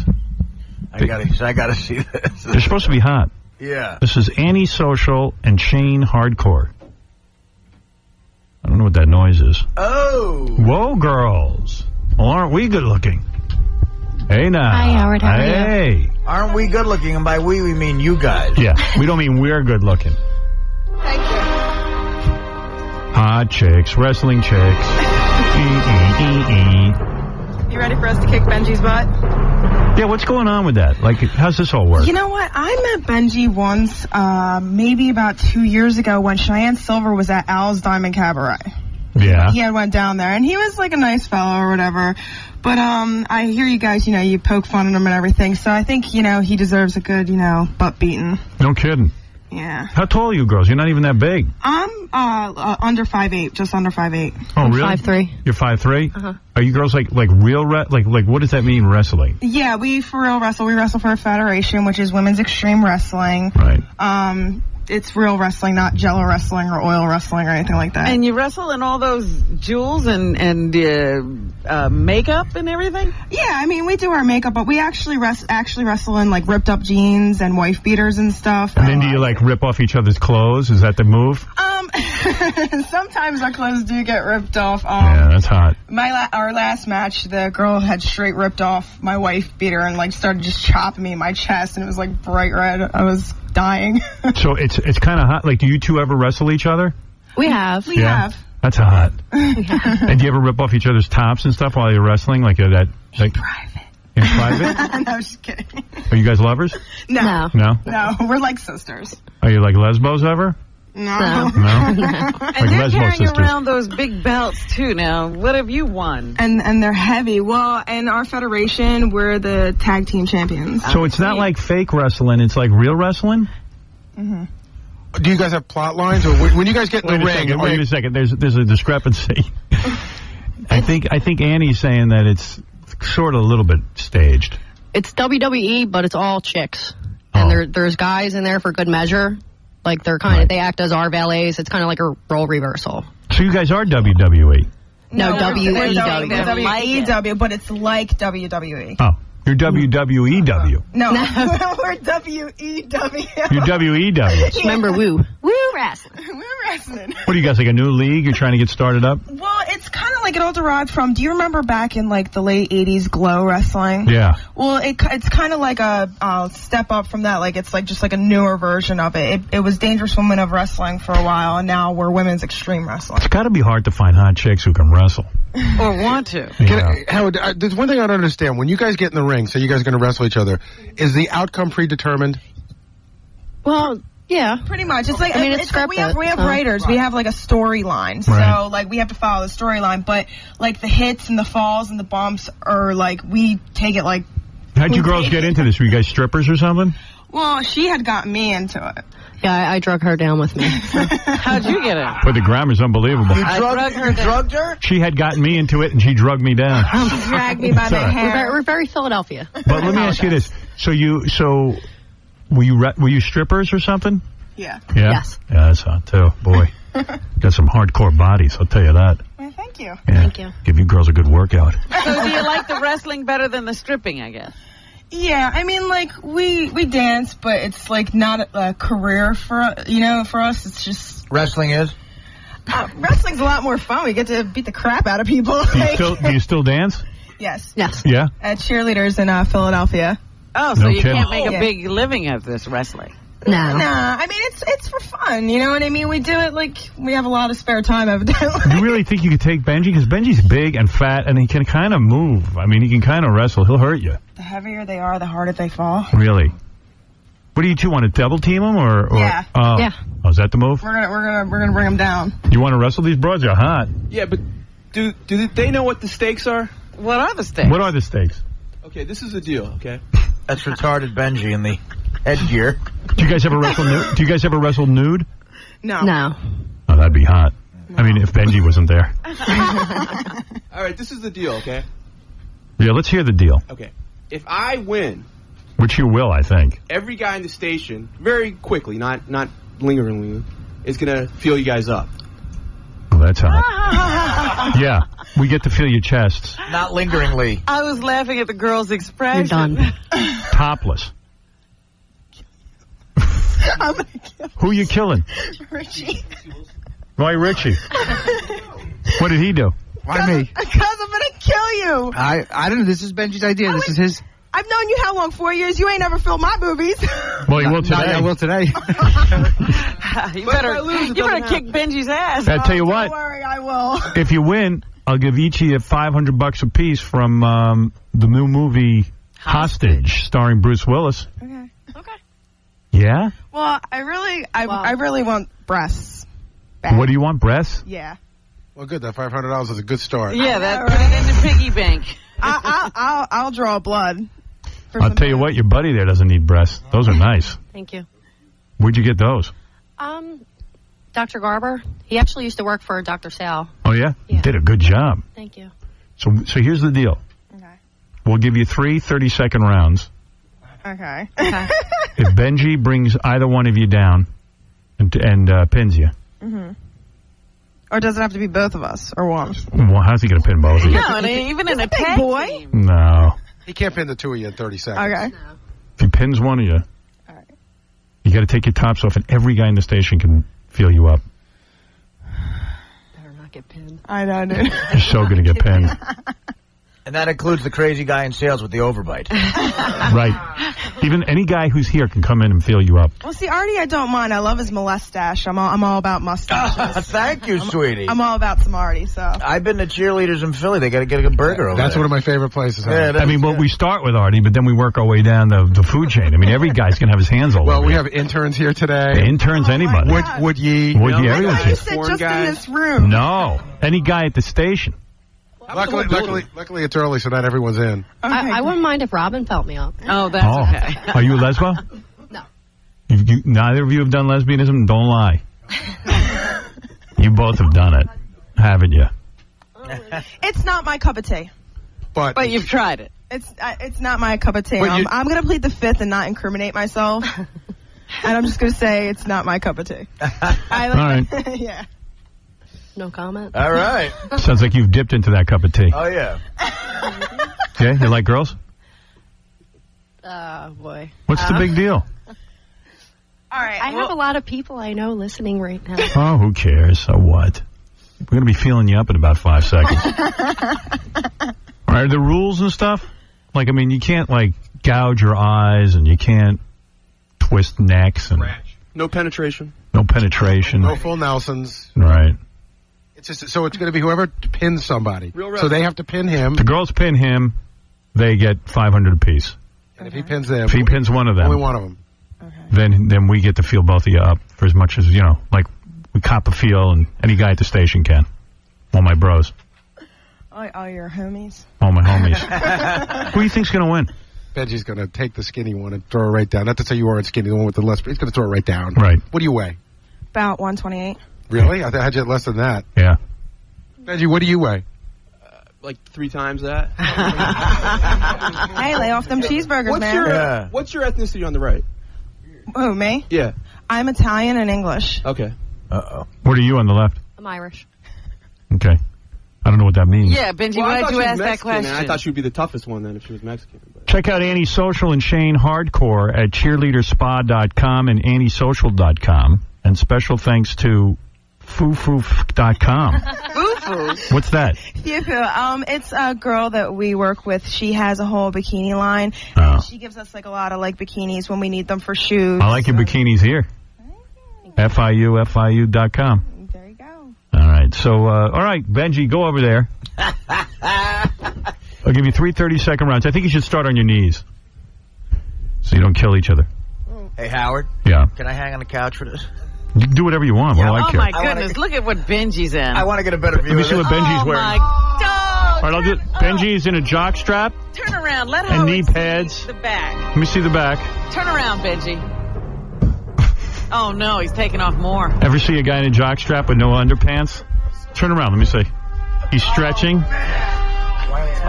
He's in his zone already. Oh, my God. Look at the back of him. I can't even describe, ladies and gentlemen, Benji's outfit. He's in a jock strap. And a T-shirt. His ass is exposed, his cellulite on his legs. Girls, what are you thinking now as Benji enters the mat? What are you thinking? She's gonna throw up on him. You're going to throw up. Nobody said anything about a bare ass, man. That's how he wrestles. It's not my fault. I eat too much. It's not my fault. He's fat. Whose fault is it? Squash ass. Girls, on your knees, please take either side of Benji. And the first person to get pinned. Uh-oh. All right. Careful. All right, I'll blow the whistle to start the round when they're ready. All right. Girls, are you feeling confident? Yeah.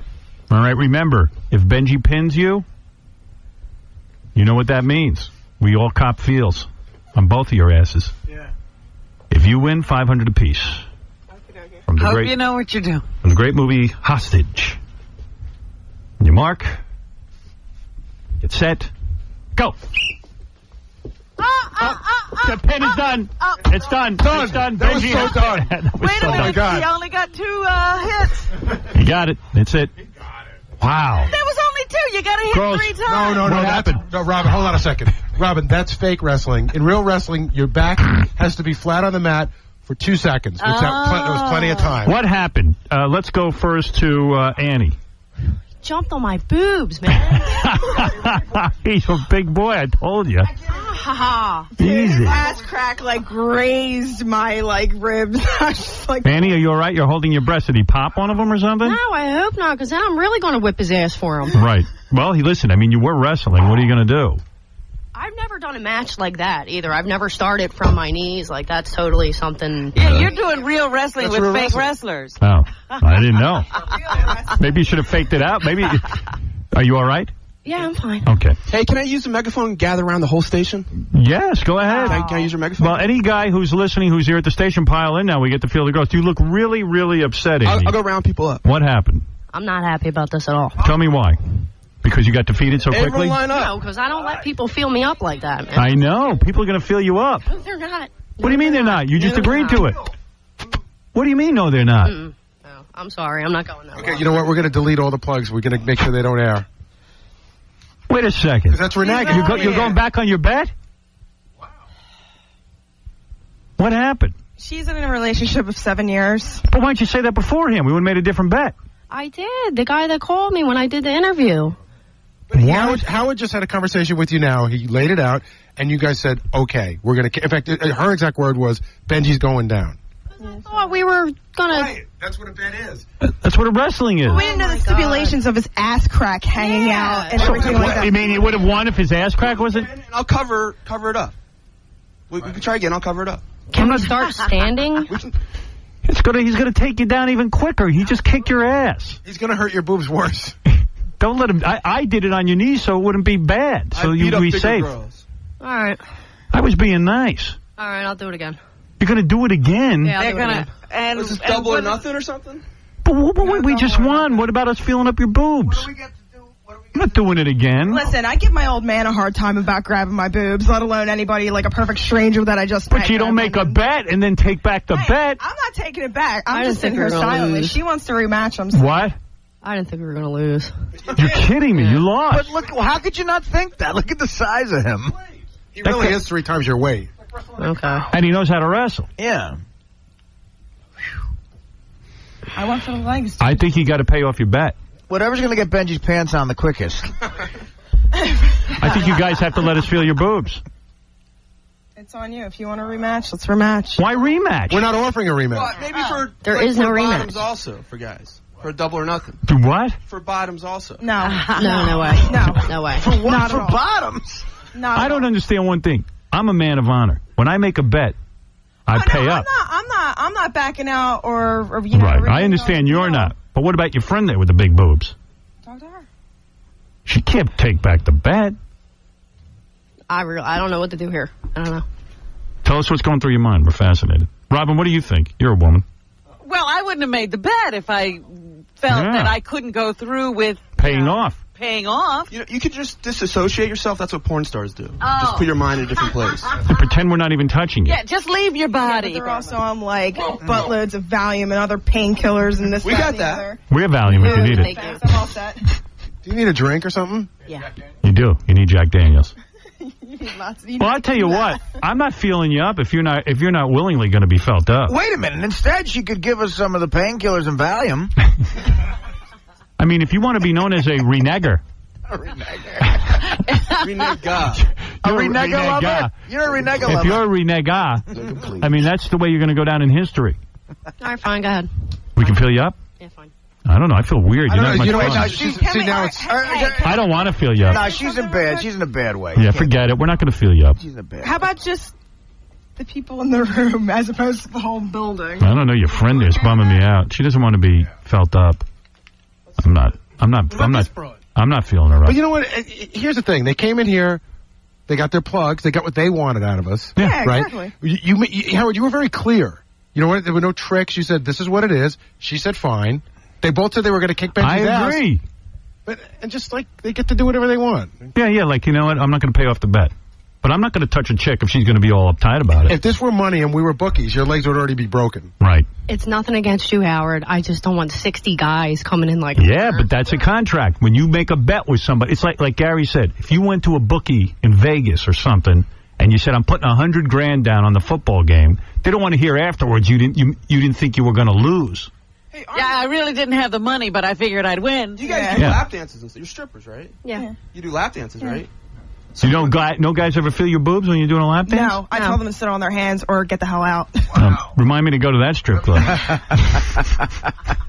You guys are parties. Well, I don't want you. I guess everyone's got to feel. I want the chicks out of here. Forget it. I'm not going. She's really bringing the room down big time. And I was going to give them $1,000 a piece anyway, but I'm not doing it now. Forget it. No, I'm just not, because you guys are renaggers.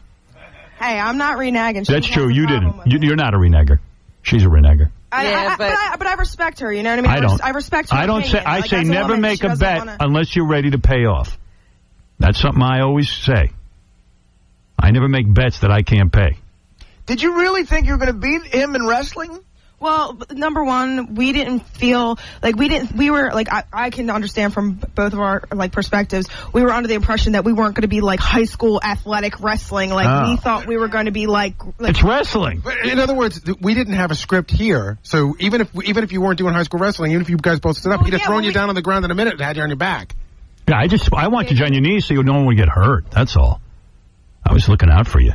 That's why I said I hope you girls know what you're doing. I seriously think they forgot they were working without a script. Yeah, I think you thought this was scripted that you would win. Well, is that what you were thinking? No, we weren't scripted that we were going to win, but you know, like there's certain things. He's a guy, you're chicks. I'll be honest with you. When we take hits, we look out for like other people's like well-being. We don't just throw them down like full force and slam them on their backs. Like, right, he's not a wrestler. He doesn't know that. Well, but I'm just explaining to you, like from our perspective. I understand what she's like thinking through her head. You know what I mean? I don't know what she's thinking. This is Benji Extreme Wrestling. She's not even complaining that it wasn't fair enough because I think she knows she can't beat him. She's complaining that the bet she agreed to, she couldn't pay off no matter what. Right? I mean, can you pay this bet off? Did you ever think you'd have to do this? I didn't think it was going to happen. Sorry, I'm like stuttering right now. You didn't see the script where it says Benji exposes disgusting ass? No, I wasn't expecting his ass, and I wasn't expecting to get pummeled that hard. Like I thought we were just going to like roll and have fun with it. No, he's there. He thinks you guys are going to beat him up. Well, that's why we were just. I didn't want to beat him up. That's what he thought you guys were going to do. I mean, we were under the impression we were told not to hit him with full force. Yeah. Oh, who told you that? This is what we were told. Will, the pre-interview guy and Richie, they were like, dude, don't like punch him in the face and hit him. Well, yeah, of course not. Like that. Of course we don't want you doing that. They told us like not to like be like real rough. Right. Well, of course not. He wasn't real rough. If he wanted to get rough, he would have punched you in the head. I mean, he could have taken you. Farted on you. He could have picked you up over his head and tossed you down if he wanted to. Right. That's how strong he is. But he's a professional, as you can see. Yeah, it's like wrestling King Kong. Yeah. Literally, with all the hair and everything. All right, look, let's call it this. Don't pay off your bet. No, we don't feel right about it. I don't feel right. I don't feel good touching you guys. Sorry. It's all right. It's okay. Annie looks really sad. Would you want it, if she wants to, would you want to try it again? No, you're going to beat her again. You're going to beat her again, and she's going to get just as upset. Okay. It's up to her. Oh, I'm not upset that I lost. What are you upset about? Because you can't pay off the bet. Yeah. All right. Well, you know what? It's okay. We're letting you off the hook. Don't worry about it. All right. That was a bummer. She wants to pay off. I'm like, She's a player. you're not going to do it again, dude? I would totally do it. All right, girls. Thank you for coming in. That's Annie Social, Shane Hardcore. Hey, it didn't work out to the fun time I thought we'd have with everybody feeling you up, but what can you do? We're not a bunch of rapists here. Hey, that's true. I mean, some of the people here are, but I'll keep them in check. Hey, Howard, Yeah. can't we at least see him? Oh, my Like, maybe she can at least show him to us. I think you should show them to us to at least pay off some of the bet. I think you should. Thank you. Wow. Man. Would have been great feeling. That would have been a nice bet. That would have been a nice payoff. Those are big. What are they, D? Big D, small double D, I think. Yeah, absolutely. I don't like my boobs. I want big boobs. All right, leave those things in there then if you don't want to show. All right, just show it to us. Who cares? Those are nice. They you don't are even nice. need implants. Look at I them. like They're them. very nice. I like them like that. This is my thing. Let's see your ass. Turn around. Not you, Benji. Yeah, Ben, she's outside. Hey, I didn't appreciate that noise. By the way, Benji is wearing a traditional wrestling outfit. That's the Greco-Roman wrestling outfit. They used to wrestle naked, didn't they? Yes. They That's did. correct. Oiled down. All right, let's take a break. Everybody can relax. This was very upsetting. Is Very everybody okay? That was very dramatic. Can Benji put something on? You were 2 seconds away from crying, weren't you? She still looks like she's going to cry. That's me, I think. Why you? No, that's the Benji ass thing. She's crying. Why are you crying? I'm not crying. Yes, you are. You're No, crying. I'm not. I'm Admit really you're not. crying. No. Why are you not admitting you're crying? Why are you crying? Come on. I'm very nervous right now.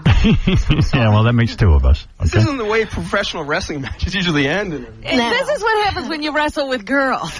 Yeah, you know what? Girls, you want my advice? Go back to stripping. Wrestling is not your thing. What's making you nervous? Is it the creepy guy in the wrestling outfit, the creepy guys in the ref shirts, the creepy guy with the camera, the creepy guy in the Yankee sweatshirt?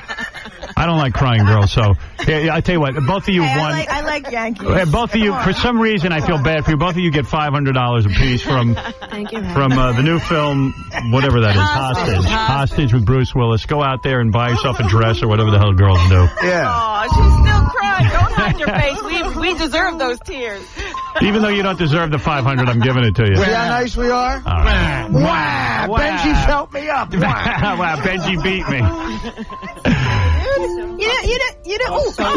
She is crying. I see Yeah, she's embarrassed. Why are you? It's fine. Are you really embarrassed? You know how hard it is to make a broad at cheerleaders cry? All right. Besides not paying her? Yeah, right. No, that just makes them violent. Oh, dog, they better be tears of joy that you still got the money anyways. Antisocial. Well, girls, Sorry. that's all right. I understand. You Chicks know, are a lot emotional. of girls. You've made a lot of girls cry. Believe me, you wouldn't be the first girls that walked out of here crying. Right. You know? I'd still give you a nice big hug and put your right hand. I'm going to come over and hug you. All right, we'll be back right after these words. I think David Spade will be here right after these words. Thank you. The adventures of Baba Booey continue. Baba Booey and radio veteran and bad toupee wearer, Cousin Brucey. Who's older, you or Scott Muni? Well, what I can tell you is I used to listen to Scott Muni when I was a kid. He was one of my heroes. Where do you get your hair cut? I send it out usually to the dry cleaner about 2 times a month. Do you have headphones that have like hair on them? Generally, no. What happens is when I wear my headphones, the hair sometimes goes off with them. But I usually wear 2 or 3 hair pieces at one time. And, some are okay. Some are a little reddish. Some are a little yellow. But the earphones really are kind of detrimental to somebody that wears hair pieces. So do you ever take it off when you're on the air, for instance, like on radio? Do you ever take it off? Oh, all the time. I never wear hairpieces when I'm on the radio. I know Howard doesn't believe that, but Rick Sklar is here. Rick will tell you. That's one of in my contract. They want me very natural, and I just sit around really in a T-shirt with nothing else, and a pair of shorts, and that's it. I mean, why wear? I want to be very natural to my audience. Don't you think that's right? Yep. Gary, I think you're terrific. Last question. Yeah. Where were you when you first heard the news of the invention of radio? The invention of radio. I was being bar mitzvahed, actually, many, many years ago. Okay, that's it. That was like Howard. Nice talking to you. We'll talk to you again soon. The British think shock jock Howard Stern is not funny. Howard Stern's private parts are about to be spread all over. Yeah, David Spade, old friend of the show, is here. He has big success with those TV commercials he's doing. And also his television show, and also his film, that animated film he did, where he played a fly. I think that did well, too. A fly? Yeah, David Spade, very successful these days. Making a lot of money. Taking over show business. Taking over show business. David Spade, ladies and gentlemen. Whew. Sorry. Oh, I'm sorry. David Spade, little known fact, worked with Artie in his, let's see, it was his first film after the death of Chris Farley, where Artie was supposed to be the new Chris Farley. That's right. That didn't work out. That's right. That landed me in radio. Didn't that give you blonde hair in that film, too? I had a wig. Well, my character is supposed to be sort of like David's character was my hero, and I wanted to be like him, so they gave me hair like David's hair. Right. So it was a blonde wig. It was like an accident. It was, he couldn't look more different than me or Farley, and then in one of the jokes, he wears a wig to look like me, and that's in the trailer.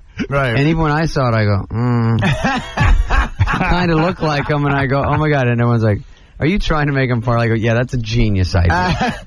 That'll work. This was a $5,000 wig I had to wear. I had to get fitted for it. And the people at Craft Services were so afraid I was going to get, like, gravy on it or something. Which you did. I did get gravy on it. I had a harem following me around of hair women. Let me just say, in our last segment, the chicks, I would talk to them afterwards, and the one girl was very embarrassed that she cried. And, yeah, she said that was a lame way to go out. And she said she was very sorry. Yeah. She... No, she should have been felt up, but she felt funny about it. So I said, okay, no big deal. I only heard pieces of that, but it sounded like trouble. It did. Well, no, I mean, I'm not going to feel some girl up who's crying. Please. I mean, I've done that. It's already job. That's what me and Benji are here for. Right. I just wasn't going there. But by the way, who was it you said he was seeing fucking face with recently? Oh, Terry Hatcher. Yeah, I heard that. I read that. Is that true? Did you read that? I read it in like Us Magazine or something. That you were at like one of these parties. I don't know what party it was. Like a post Oscars party or Emmys or pre-Emmy party. Pre-Oscar party. Post-Emmy, pre-Oscar. Right. And you hook up with the best girls, man. This guy really does. He knows what he's doing. So he was sucking face with Terry Hatcher. No. I know you're lying because don't deny everyone it here. said, like 20 people said they saw you kissing Terry Hatcher on the lips, and your legs were locked around each other. Jesus Christ. Yeah, that's nice. No, we went. I saw her at this party, and I haven't seen her in a long time. We just caught up and hung out there. No, I hadn't caught up. So we hung out there, but yeah, we did talk a lot that night, and she was going to come I'm doing Saturday Night Live this week, so... You're doing Saturday Night Live? She was going to come do a segment on there, and she got pneumonia this week. She's going to stay down. So yeah, it'll be fun this week. I just went in there, had the meeting, and pitched all the ideas. It was fun to go back. Are you going to do that bye-bye sketch?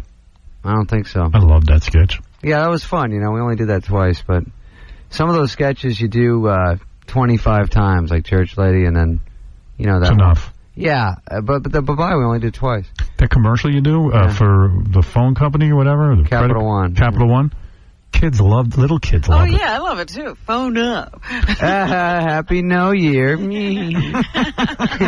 I wrote that one. You're getting a whole new audience of little kids. No, it is funny that, and I also get adults. Like, here's what I get, which I used to get, like, hey, bye-bye, or I'd get, hey, and you are, and I'd go, all right. But now, like yesterday, I go, hey, do you guys sell hot dogs? He goes, no. And I go, all right. And then he goes, no, nunca. And I go, what do you mean? You do or you don't? That's a national commercial. How's that work? I've never been lucky enough to get a commercial. Like, do they pay you for doing the commercial and then residuals, or you get such a big... No, pay you flat. To do all of it, yeah. Yeah, he was hired specifically to do that commercial. So you're their that was written spokesperson. for me, yeah. Like, you're a representative of their company in a way. Kind of, yeah. It So gets you get a little a tricky. Big-ass contract. Yeah, I just did 2 more the day before yesterday. What do you get for that, like $1 million? More than that. More than that. More than that. You're laughing at $1 Lock million. him up completely? To lock him up? Yeah, because the agent probably goes, hey, we can only do so many commercials. You know what's funny is it's as simple as, like, sometimes commercials come across the old facts, but when it was actually kind of funny, and that's usually the decider. Like, it's always going to probably be okay money, but I go, this one's kind of funny. Little did I know it'd be on so much. That's the only thing you don't know. Right. Yeah, it's not a lot. I've done Bud Light and... It's almost like if you got paid residuals, you'd probably get more. Yeah, at this point. That's right. But it's funny because I go, it's like a 30-second movie on every 20 seconds. Hey, let me take away from this for a second. Please. Vinny Favale has the ratings from The Contender. My prediction is that thing did a huge number. Oh, right, I wonder. Did you watch it? No, I think Stallone's at the hotel. But he was here yesterday. It was awesome. The show is a home run. I think it's well done. Very well done. Hold on a sec. All right, Vinny. I see him at the gym. How about that? Let me hear the rating. Here we go. I'm not going to editorialize. I'm just going to give you the numbers, okay? Please. The Contender was dead on arrival. No. Really? Yeah, I'm shocked, but not disappointed, obviously. It was beat, check this out, it was beat by ABC's The Nanny show. Yeah, I mean, it was completely... like... Wait, ABC didn't have... Oh, the Nanny... Super Nanny. Super Nanny. Super Nanny, yeah. And it didn't help that Miami CSI was a new one, which trounced it in the ratings. All right, I got to tell you, it got beat by Fox Local News. What was the actual number? Okay, so at 9:30, the show starts. Now, did you notice, by the way, that that it started late? Because Fear Factor... No, I watched it on tape. Fear Factor was an hour and a half, but it went to like 9:36, which I thought was odd. And Fear Factor does a good number. Well, NBC does those tricks all the time. Okay, so 2.5 Men on CBS. No accident. Now, who's 2.5 Men? Is that Charlie Sheen? Yeah. Yes. Okay, And John Cryer. that show does a 12.4. Okay. Killed it. Sheen. That's going to be the #1 sitcom next season. Trying to find something in this while they're reading these numbers. But come on, I'm curious. Go on. Okay, then 24 on Fox does a 9.8. Then The Contender does a 6.2. And Boss Swap on ABC does a 5.0. Then when they get into 10 o'clock, CSI crushes it. Boss, I don't even know what that By like 3-1 practically. Are these 18 to 49 or is this total? No, this is total 12 numbers. plus? At 10 o'clock, CSI Look at does a... Spade. He's way into those numbers. CSI does a number. I know they don't care about anything but that. The number is so low, the demos don't even make a difference right now. Vinny, did you watch the show? The Contender, you know what? I started watching it, then I got bored. Oh, Vinny, that's such a CBS. CBS. Why are you asking? Then Super Nanny was on. I flipped over. I got to tell you, I thought it was really, really good. That doesn't mean it wasn't well done. It just means who cares about boxing? It's a white trash sport. But it was like, but like Survivor. One second. But for Survivor, can I say something? It is. For Survivor, they have like these battles, right? And then someone gets voted off. These guys beat the crap out of each other and they get voted off. I would rather see that. But Howard, those guys are professionals. They're supposed to fight each other on Survivor. You're not supposed to have a cat fight with a hot chick. You know? To give you an idea how bad it did. Jeez, I pegged that for a winner. At 10 o'clock, Fox News, which is local news, does a 6.9, and The Contenders by that point is at a 5.0. Yeah, Fox beat it at 10, and they didn't even have programming on. So wait a second. Does that mean the show is dead? I mean, it's only 1 week. Can't they move it? Give it a second week. It might do better against less competition. I'm not quite sure where it is on the schedule. They're moving it twice, so they start on Monday. Now it'll be Thursday after The Apprentice, and then It's Sunday regular. in its regular time. Why don't they just put it on where it's going to be? No wonder Sylvester Stallone came in here yesterday. Just they felt it wouldn't do well. Absolutely. I can't wait for Trump to call Stallone a loser. But they're giving it every shot. They're putting it on after The Apprentice, right? Yeah, I liked it very much. But just once. I thought it was it's well to done. get Yeah, but you only an get audience, one to get shot. a look-see. You get one Do shot not to miss a launch. chance to blow. All right, Spade You is just nervous. said do not miss. Spade's nervous. You get one shot. Like Look at the show he's on. I wouldn't talk if I were you, Dave. I didn't say. Yeah, he does well. Vinny, I said I thought the contender would do good. Wait a second. You're saying Spade Show's not doing well? I'm saying Spade Show is on fumes. You're kidding. Yeah. David, is that true? David? I thought you were doing well. It's news to me. You're bumming out our guest. Yeah, Jesus. Hey, Vinny, drop dead. Vinny's saying Spade's new money tree needs some water. It's no complete savages. Hey, Vinny, just so everyone knows that that you're on the level. Name one show on CBS that sucks. Can I tell you shows on other networks that I think are great? No. Tell me a show on CBS that stinks. Because you're going to think I'm lame. There are no shows that suck on CBS. Yeah, right. No, really, you tell me one. He's a vice president at CBS. Oh, okay. Yeah. That's why he's going to hammer you if you're on ABC. Close late night program. Right. I love House on Fox. I think that's a great show. All right, Vin, I got to go. Okay, I'm on the bus. Bye. He's one. Sorry, the He's on the attention. bus. Sorry, He's you the weren't vice- getting. Sorry, you weren't getting all the attention, David. I don't need to be kicked in the balls while I'm not getting attention. I know. You were talking to a vice president who's now getting to work on a bus. Right. Okay. Yeah. And by the way, he knocks whatever guest is in here if they're on an opposing network. All right. That's So all don't right. feel like you're. No, I don't know. He seems nice. I like him. He's a good guy. You're talking to a network executive who schedules important phone calls around going into a tunnel. Yes. So get back to the Terry Hatcher thing. I Be wonder honest if with me. he- You never lied to me. Come on. You weren't kissing her? No. When she did the show 4 or 5 years ago when I was on there, she did a segment with me and we flirted and stuff, and she was either in between something or she was... But how does that happen, David? Explain it to me. In other words, a newspaper. Like, okay, yeah, was it the We Inquirer? did hang out a lot that night. All right. So you got into some romance. Are you having romantic feelings for Terry Hatcher? No, she's no, I do like her. She's pretty cool. She's nice. I haven't seen her in so long. Would you go out with her? I would. Yeah, we'd probably. Yeah, she's. All right. So I don't know. There's nothing bad about her. She's Who are good. you looking for? No, Why are you nothing. I'm looking just around the saying room? it's not really. Did you kiss her that night? No. Tell the truth. Everyone said you did. Everyone. Why are you acting like you didn't? That's cool if you kissed her. She's hot.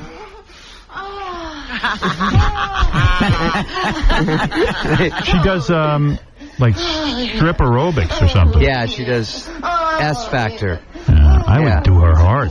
No, we're old buddies, and it was a fun time at that party. And You're amazing. You have such a great attitude toward women. Like, he'll go out, have a fun time, not get all hung up.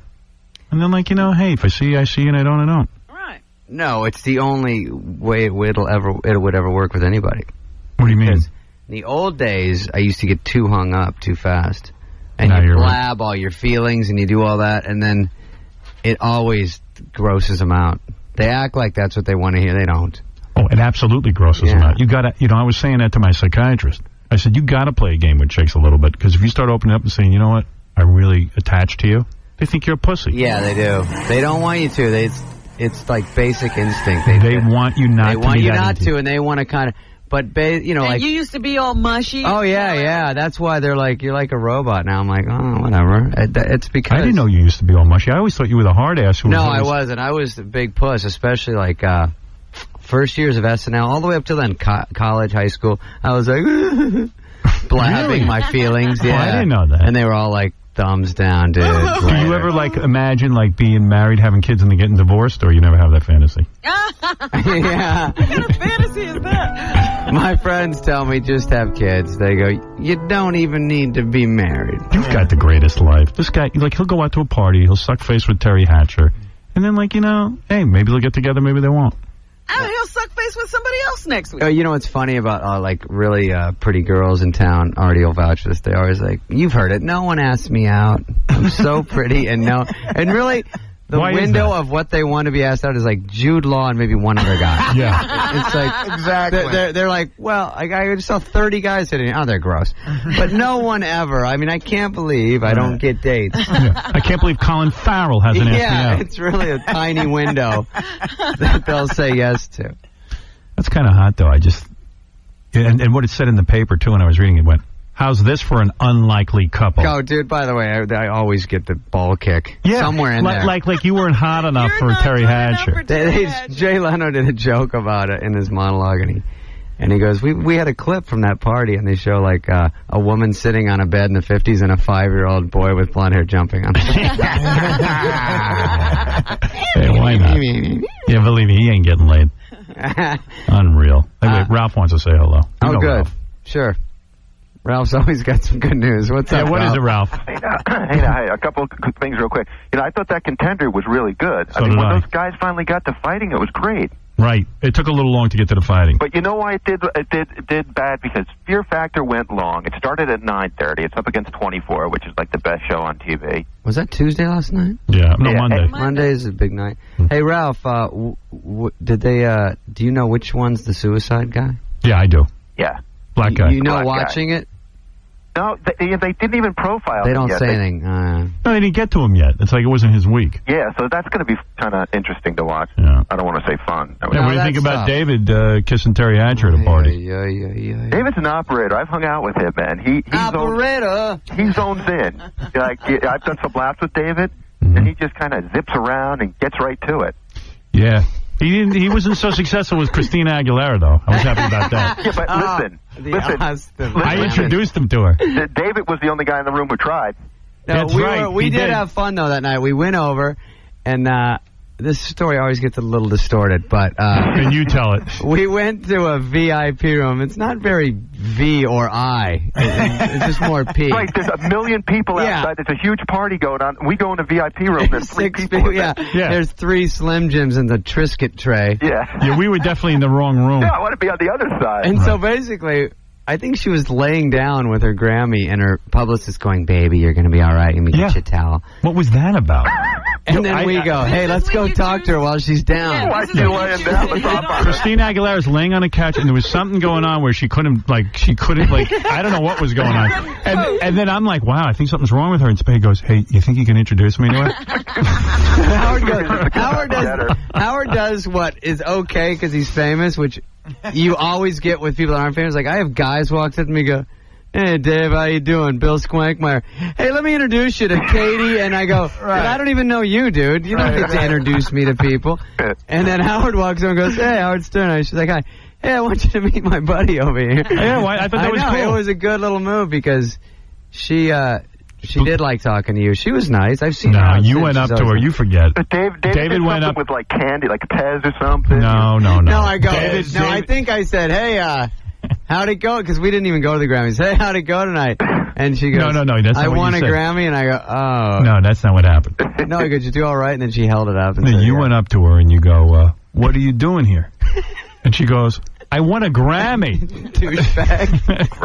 And I goes, go, "Oh, good. Oh, for what? And Are then they that giving went- them out here? Where do I get one? Because when we walked in, she was like laying down on the couch unconscious. Yeah, she was drunk? We don't know what she was. I think They she said she was overwhelmed. exhausted, overwhelmed with all the excitement. I would love to hear her perspective of that encounter. She doesn't even remember. We're in the world's greatest party. Tons of hot chicks. This place is nuts. They take us to the VIP room. We walk into the VIP room.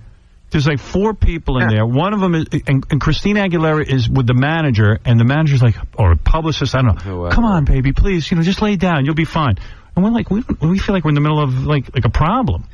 That's why me and David hightailed it out of there and found some other chicks outside. Yeah, we that was a while ago though. Yeah, that was those fun. parties. Actually, when you get those lines, like you were saying, we went to about 4 that night. Remember Courtney Love was hanging on you that night too? I was all single. That was my. That was your window of 6 weeks. That was my debut of being single. Yeah, went nuts. It's not always. That's always like the worst way to do it because nothing ever happens on those nights. I don't know about Such that. a cluster. There were a couple of nights that things happened. We went to a bar last night. Hey, Ralphie. No. Do you live here? Where's he calling? He lives in Jersey. Oh, we went to a bar last night after this benefit we did. Me and Sandler, my brother, went to a bar. And we saw a guy that knows Artie. "I got the buddy thing." Who? Yeah. Who? Yeah, excellent. What are you talking He about? goes, "Hey, I'm Artie's buddy." So, you give him a little freebie and you go, "Hey, what's up?" "Yeah, I know Artie." I go, "All right, I got it." And then he wheezes over to Sandler and kind of scooches in next to him. "Hey, Adsy." "Yeah, Artie." How was that benefit? Right. And then I go, how do you know Artie? Because I started to go, I can't wait to see if he knows him. Yeah. He goes, I hooked up with his sister. She's hot. Oh. And And I go, it's his sister Hottie. He goes, yeah, he works at Union or something. Works at Union? Yeah. You know what that is? There's a restaurant there. No. So what was the bar? What happened? What happened at the bar? It was a bar called Butter. We went, we did this Butter's benefit good. for autism. For Triumph I heard Insult Triumph, yeah. Butter is just packed with models. They don't let, if you're not a model, you can't get in if you're a chick. I know, I had to show him my comp card. I barely got through. I went with... Were there like tons of hot chicks? Yeah, we did this benefit for... Oh, the Smigel thing. Yeah, you were going to go. I wanted to. For autism. And I did a little stand-up, and Adam sang songs, and Conan and Jon Stewart. You know, he has a big lineup. What does Conan and Jon Stewart do? David does great stand-up. He's funny. That's nice. Conan did a song. Sandler did a Hey, Hey, My. Neil Young. Conan did a song? Yeah. I think he did. Yeah, he did. Like a he funny plays a guitar. song? Yeah. Was it funny? I think it was a comedy song. Yeah, everyone was kind of doing some comedy stuff. Was Triumph funny? Oh, yes. Yeah, he was funny. Yeah. Was he have like a puppet stage? No, it was at the Beacon. Yeah, but I'm saying like I don't know. Triumph, You know, do you once see Bob when I or saw him, he was behind a piano and the girl was singing, so he was hiding there. But Sandler where did wasn't he funny, here, back right? Be honest. No, Sandler was funny. He did 3 songs, and then they were all there to see him. He waited. That show was so long; it was 3.5 hours. Wow! And he closed with he sang with the band and plays that Jewish song where he names all the Jewish people. He's annoying. No, he was that good. baby voice. Does he talk with that baby No, voice he when didn't. you hang out with him? He was great, and then we went to his stand-up's hilarious. Adam. Yeah, he did good, and my brother rolled down, so we all went over to this place because Adam goes, "I'm here for one night." We all came out together Sunday. What, and Adam's married, right? Yeah, and he goes, "I never go out," and I go, "All right, we'll go do one thing." So I don't even know who to ask. So he doesn't screw around on the wife? What's the point of going to Butter if you're married? No, I know. It was kind of dumb. Yeah, it's got to be lame. What happened was it was so packed that we got a table, and it's almost like the only thing worse than that line is actually getting in because then it's even more packed. And so we got a booth, and they're like, "Hey, you want a $1,200 bottle of Jack?" I'm like, "I'm all right." Right. And then we go upstairs to eat, so we snuck back upstairs. It was hard to get. We saw Ashley Olsen, though. She was Is she hot? She's kind of a... Yeah, she is. Would you do her? Isn't it a school night for She her? goes out with the guy that runs the club. Would you do her? Honestly. Oh, I think she's... I would. Yeah, I think she's interesting. She's cool. I'd do her. Like, chicks Yeah. think that's gross because, you know, my age and that chick's like, what, 18? I'd do her. She's the kind that That would would say be in an interview, sick. "I'd go out with an old guy like 30. Right. She's And then 21, me I and think. you go blow our But heads that would off. be sick because your daughters, like, love her. That's like going out with your daughter's friend. Honey, I ain't doing my daughters. I'm doing... We could get past that. That's right. You know? No, she was cute. She was there. That's the only one I knew. And then, yeah, there was just pretty girls wall to wall. One of my favorite stories about being at a party with David Howard is that years ago, this had to be like 98, we go to David takes me to Puff Daddy's birthday party. Is that right? At the Limelight. This is before Lost and Found. Oh, you were in wow. town. I didn't even know him. Yeah, we yeah, already yeah. made the movie, so we were friends. It didn't come out yet, and he came to New York to do press, and he said, "I'm going to Puff Daddy's birthday party at the Limelight." So I go with him and his assistant at the time. The kid who went killer? The killer. The kid who jumped him? Yeah. And we go up to this... Zippy. We get there kind of early, right? We get there kind of early, and they take us to this exclusive VIP room. Yeah. It's me, David, and the assistant. The only other 3 people in the room, and it's not a big room, are Elton John and 2 male strippers that someone had hired to dance for Elton John. Now, these guys are like beefcake guys in thongs and stuff. Oh, yeah. And they're both dancing for Elton John. That's and a bad VIP room. And Yeah, he's what were you doing Sometimes they're like that. Yeah, and he's sitting on a little, like, bench in between the 2 guys, and they're dancing for him. He's sort of getting into it. It was kind of creepy. Okay. But we're looking. Me and the assistant said, "Dave, you're the only other celebrity in here. It's etiquette. You should go say hi to Elton John." Looks like he's busy. So Spade walks over and he's talking to Elton John for a few minutes. But for the few minutes they were talking, it looked like one of the guys was for David and one was for Elton John. That's embarrassing. That would have been funny. That would have been a nice picture to get. I got to go to a Puff Daddy party once, and it was at his house in the Hamptons, and I show up, and I go, "Well, where's Puff Daddy?" They go, "Well, he won't be appearing for another hour and a half." I go, "You're kidding? Oh, well, why am I here?" Yeah, Exactly. I went to one of that. No, sometimes you get cooled and you get out cooled. And then he got, yeah, right. And then I said, "Well, where is he now?" And he said, "Well, he's jogging. He's preparing for his marathon run, you know. I said, well, I mean, it's his party. I said, excuse me. He's waiting for it to get cool. Yeah, I said, exactly. I said, well, let me go in the house and use the bathroom. They go, you're not allowed in the house. What? I go, where am I He going doesn't actually want you in his house. He's the Great Gatsby. I go, what am I, scumbag? Yeah. I go, I'm out of here. I'm gone. I get, we went to one where me and Chris Rock went, and well, you were probably treated better because it was a black guy. But no, it was one of these, like, you gotta go, and I was in town, and we got as far as a block away with police barricades and gave up. Yeah, it's not worth it. Because I'm going to be in this thing. That was the party me and Robin went to. Yeah. Like, I'm supposed to sit there and, like, scream to get some cop to think he knows me. I went to that one. I got knocked down outside Lotus. Yeah, you go, No, you know this what? wasn't It's not that worth one. it. This was the one at Cipriani's, and they had the whole end of the city blocked off, and you literally had to get out of your car and try to walk there. It was like the best party I ever went to. Yeah, but we were in a VIP Ralph went room at 6 with, p.m. and got a nice. That's why I go early. I do go early in LA if I go out, but even like last night, I kind of feel like a dope just going, what am I doing here? So it's so you, crowded. So the Rat Pack was you, Sandler, my brother Andy. And Sylvia and Lindsay who are with me, and who is that chick with you? That's the new Skippy, new assistant. That's your assistant? Because everyone's like raving how hot she is. She's good looking, really she good and looking. the hair girl, yeah, they're both hot. do just fine. You got a hot assistant? And a hot hair girl that he travels with. Do you think you can beat her up, though, if she gets out of I thought I could, but she's from Jersey. She weighs about 90, and I thought I could take her, but I think it would go a few rounds. I want to give Fred some acknowledgement right now. While we were just talking about Skippy, the assistant who he put the taser sound. I know. No, he's the best. That all morning. Very nice. Didn't your assistant taser you? It's not even funny. Oh, no, that's not funny at all. That's very serious. No, I still have a scar on my arm from the taser gun. Wow. Because tasers have two sharp pieces of steel that The arc goes through, electricity goes through, and so while he's beating me with the one hand, and he's actually punching me with the taser. So it's really like That's not funny. one of the worst beatings you can get because it's cutting you, and there's like lines of like blood on my back. All right, sir. Who is Skippy the assistant for now? Oh, he works over at no, he works at ER. Ralph. Does he really? He worked on Stamos' show, the one before this. Ralph, you still on? Yeah. He was looking for a job at least 3 weeks to a month later. You mean there's people hiring him? Right, he got a job on actually happens to be Stamos' very show. good. I'd hire him. He's actually, if you throw out the best day and the worst day, he was good. And this is a big guy, too, Howard. He's like 6'2", 350. I know him. I know the guy. Yeah. Oh, my So, God. so he shows up. Ralph, you might know the story because I heard it. And he shows up and Stamos goes, he sees my craft service. And he's like, Skippy? And he's like, don't get weird. And John's like, hang on a second. Cut to, you're fired. And then, and the weirdest part is that I guess he saw him leaving, and he goes to John. He goes, "You didn't hear my side of the story." What could that possibly be?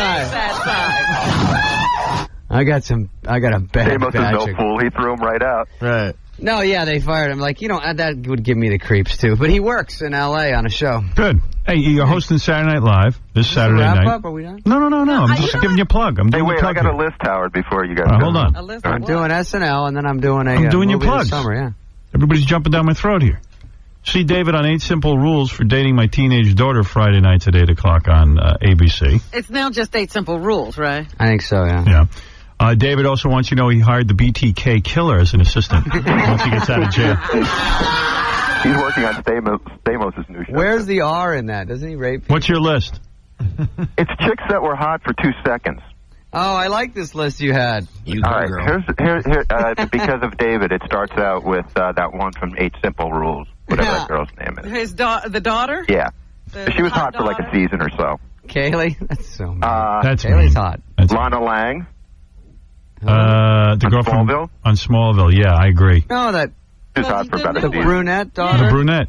She's still hot. No. She's kind of got like a monkey face now. Yeah, she kind of stopped growing. How'd that happen? She's got these stubby little legs. She's a chipmunk. Okay. Ralph said someone makes a list of chicks who used to be hot for 2 seconds.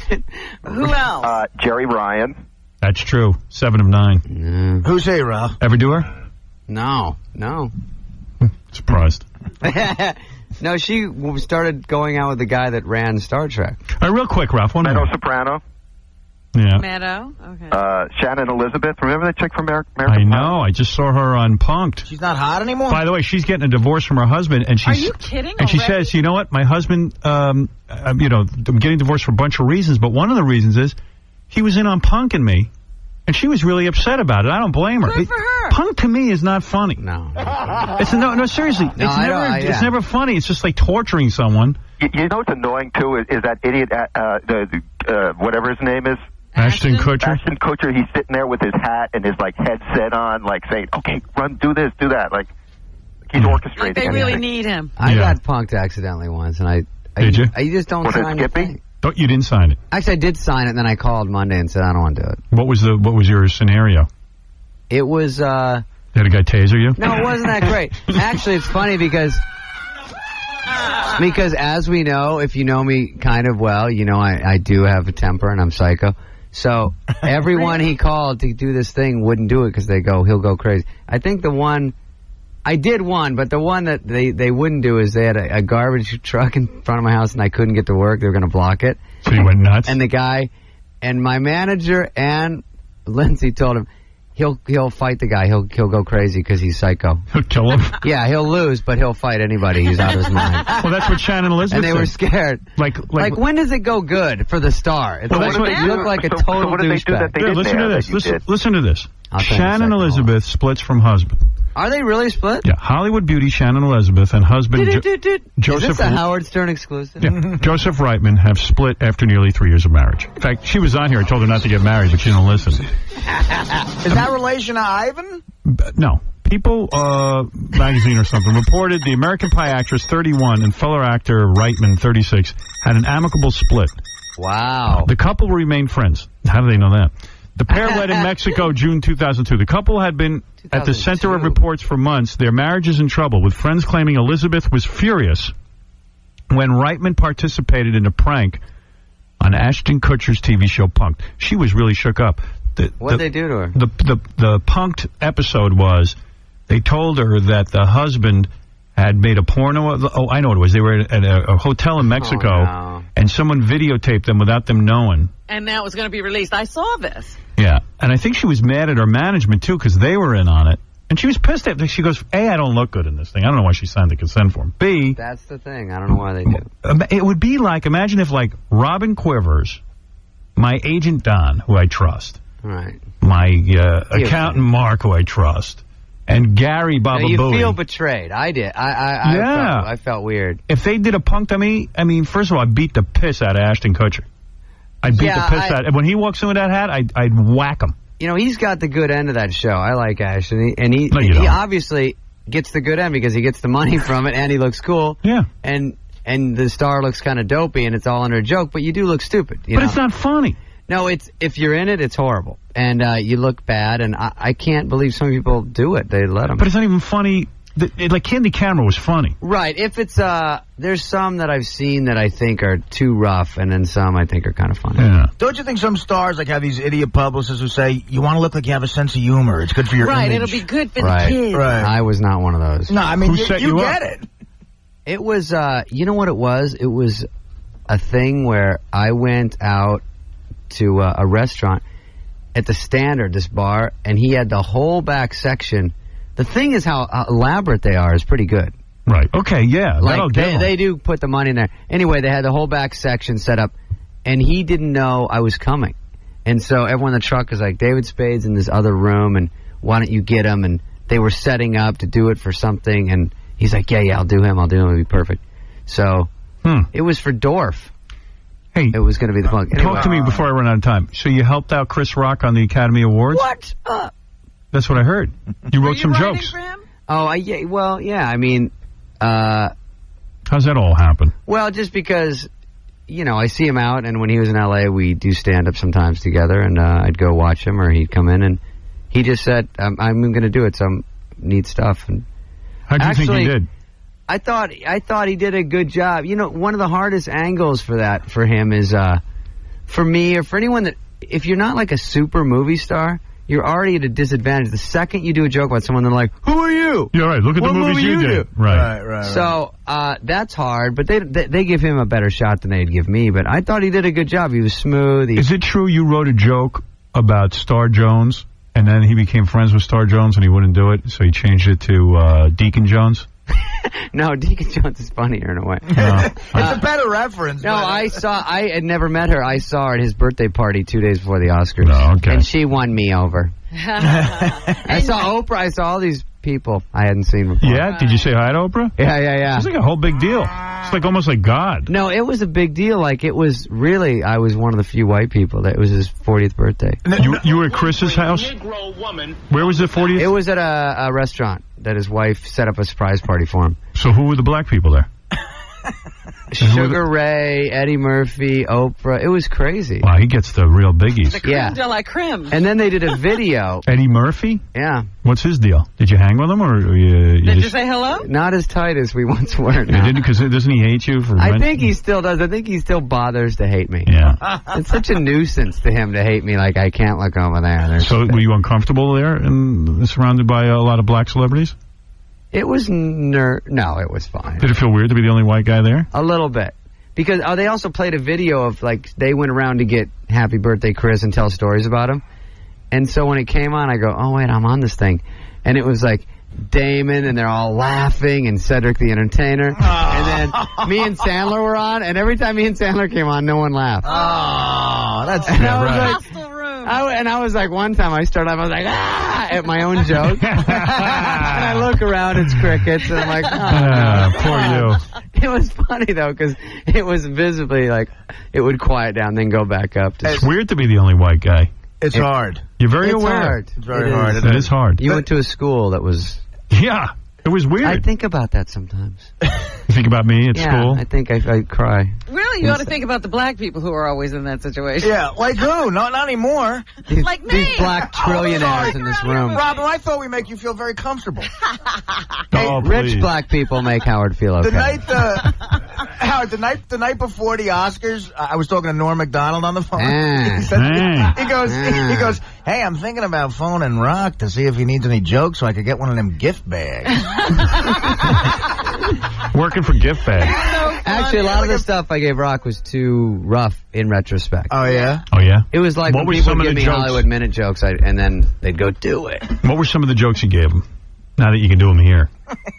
We'll accept any Star Jones joke. No, because they don't seem as funny. Do it, come on. You had good stuff. He wouldn't do them either. No, he'll do them. No, he's not. I think one dumb one, and it's dumb and he shouldn't have done it, was Super Size Me was that documentary, and people complain that, this guy goes there, and I told him to say, anything's bad when you do it that much. They should do Supermodel Me. That you have sex with Kate Moss 3 times a day and hate her in a week. That's good. Yeah, I got a few laughs. Yeah, it's good to pitch it as Rock, too. Like, do the voice. When you pitch it, do you do it like Rock should do it? I page a lot of them. Right. Like, he pages me like, what about Ben Affleck? And then I'll say something, and then...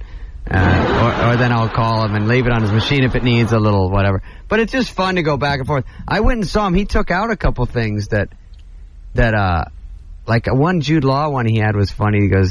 He talked about how many bad movies he was in 1 year, and then on the Oscars, it was more just how many movies. Right. You know what I mean? Little things like that, right. Where I think the producers said, I think that would turn people, so I think he's getting it from both sides. Yeah, it's a hard But he did gig. say... I told him not to do it. He goes, I tried to walk out of a Jude Law movie. They were showing another one on the back wall of the theater. And he took that out. Yeah, he took out the funny stuff. No, he did some funny stuff, but I just thought, I'd work, those it's people, a tough gig. I know those people are on him all day going, Yeah, you shouldn't do that. You shouldn't do that. Dave, did I tell you the one I told you guys? Did I tell you the one that DePaulo wrote for him? No. As an intro for Holly Berry, and he didn't do it. He thought about doing it. There's an intro for Holly Berry. He said, our next presenters lost more men than the Iraqi army. That's a good one. Yeah. Right, but he didn't do You know what? The same people that would laugh at that, he'd get hate mail. You know what I mean? That's a tough job. Who's the musical host on Saturday Night Live this week?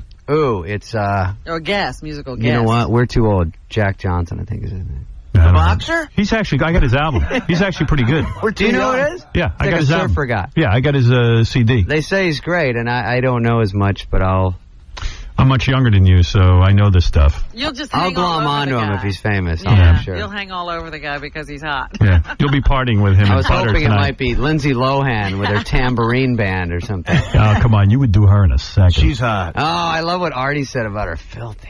She's filthy. I heard that whole dissection on the way to work. Yeah. It was Jessica Simpson, and she was at the Oscar party. God, she is pretty. Is she hot? Oy. Is she an idiot? Ay, caramba. Did you see talk to her her? wedding ring? Well, Artie says, incredibly dumb. What do you like about her, Artie? It's like the 3 things you like about girls. No, Super untalented. She's got a killer body. Oh, yeah, she was quite striking now. Who are you sleeping with these days? What? Jesus. This guy always has somebody stashed No, away. I don't. Now, I because don't. his It's a brother list- is now single again, too. Yeah. So the two of It's you not his are out. brother. No. My brothers, they just had a kid. That's why I'm here. I went in to see my kid. I thought they broke up. No, they're together. They got back together? Yeah. They He was reconciled? going into showbiz with you. Oh, yeah, that's what I read. You figured he'd stay in purses. I tell you, let me tell you, the money is in purses. It is. If I had his money, I'd throw mine away. Uh-oh, here comes Ba-ba-ba-booey. What's up? Home isn't pretty. Play Baker Street. Ba-ba-ba-booey. Artie's favorite moment. It is my favorite. Nice. Go ahead. I just wanted to ask David, I wanted to get an update, because Please. last time you were here, you were dating a girl, I think she was like 24, and she was going to hostess school. Hostess I was school? kidding. She's in the Houston's program. 6 weeks course that I have to pay for. All right, listen, Spade. You're done. What about, we had another funny song about Artie. Remember I sang that one on your machine? What, for Baba Booey song? Well, first Baba Booey was, Blue Oyster Cult. Baba Booey. Ba ba ba ba ba booey. What's that? That's Don't Fear the Reaper. No, it's, Louie? no, it's the other one. Baba- Home in the City. Ba ba ba booey. Yeah. Baba Booey. Booey. Yeah, David calls me up and pitches me Baba Booey song. No, I What called do him you up got? because Eddie Money was on the radio. Right. And it was like, what was that? It's called a heart attack. Take Just Be my little baby. says, Be my little baby. No, Just it's for like him. Baba Booey says. It was for him. I was like, Artie's gonna have a heart attack. Yeah, It's I want to go called a heart back. attack. We're not getting BP. Artie's arteries. All right, listen, David. Artie's heart to stop. All right, forget There it. you go. Now you're getting it. Now I'm behind it. Excuse me. All right, you got to get back to the wrestlers. You want to speak to a chick who claims to have had sex with you? No, please no. Hey, you were on Paris Hilton's cell phone list? There's another guy on there who says you were. Oh, really? No? My number gets on the internet enough without that. Let's talk to the girl who had sex with you. Are you afraid? I don't know. It's Come on, just pick up her and bad say review. hello. I'll do that and then I'll go. Jackie? Oh no. Hello? Oh, she hung up. Sweet. All Gone. right, take You care. lucked out. All right, you guys, it was fun. All right, David Spade, everyone. Watch him on Saturday Night Live this Saturday night, 11:35 on NBC. See David on 8 Simple Rules. Friday nights at 8 o'clock on ABC. And that girl's pretty. The girl's pretty on the How did show. you go from I'm going to being- fight Ralph on that. How did you go from being a derelict on the show to a school teacher? What are you analyzing? It's funnier. No, teacher's funnier. It's like a welcome back Cotter. You know? Robin, who are you, Matt Roush? Are you one of the other critics that hates me? We'll be back right after these. We'll be words. back. This Stay week, tuned. FCC. Hey, hold on a second. Wait a second. Double A's got information here. Go ahead, Double A. Hey, Howard, how's it going? What's going on? Yeah. Dave, I'm a huge fan. Last summer, you were at the Brigada performing.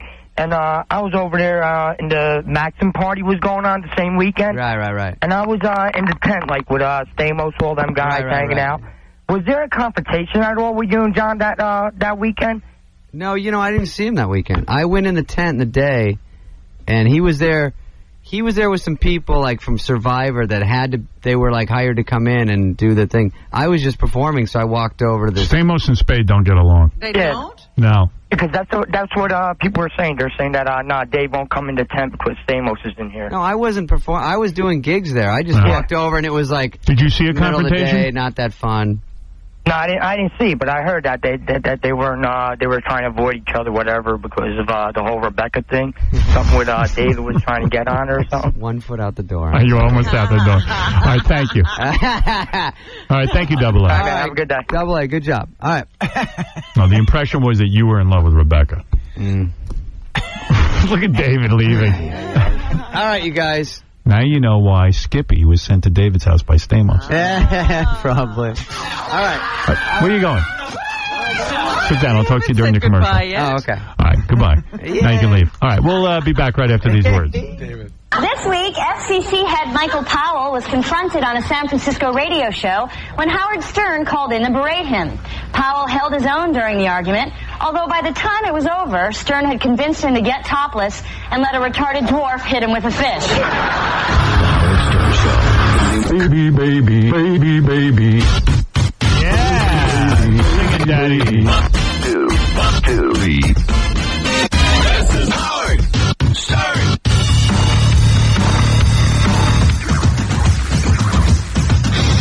I wanted a sausage. I wanted a sausage. I wanted a sausage. I wanted a sausage. I wanted a sausage. I wanted a sausage. Sausage. Sausage. Sausage. Sausage. Getting a lot of requests for Imus's gay porn. Yeah. Rules are, I'm in charge. You're mine now. Understand that? Yeah. Do you understand that? Yeah. I can't hear you. Yeah. Yeah. I'm gonna have some fun with you. I want your turkey to explode. Yeah, that's right. Whose boy are you now, huh? Huh? Whatever. That's right. You're my boy, aren't you? Yeah. You like that? Yeah. Huh? Yeah. Can't hear you. Yeah. Yeah, that's it. Choke on him. All right. Yeah.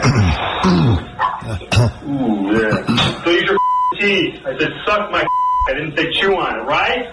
Right. Huh? Yeah. Yeah, do it right. Oh, yeah, okay. Well, that sounds good. Ooh, yeah. Ooh, that's good. I might reproduce this and put Imus through so he sounds like he's in the movie, too. You know what I mean? Like he's on the phone. Yeah, that's great. Yeah. He's a little too forward. Yeah. Hey, I just want to mention that Mad Magazine has blessed me once again by putting me on the cover with a group of other people. Thank you. And I was very honored. I'm always honored to be on the cover of Mad Magazine. I love that magazine. It's been a few times for you, right? Indeed. Indeed it has, Artie. Yes. My dear friend. Very, very. Do you have all of the covers? I don't know. I don't know. Yeah, I guess. Somewhere. I don't have the actual covers. I got, like, the cover. I don't have the painting of the cover. Oh. What'd you say, Artie? Nothing. I said. No, you were saying something, but then I didn't hear you didn't finish the sentence. No, I said very nice. Very. You should be very honored. Yeah. I am honored. That's why I said it.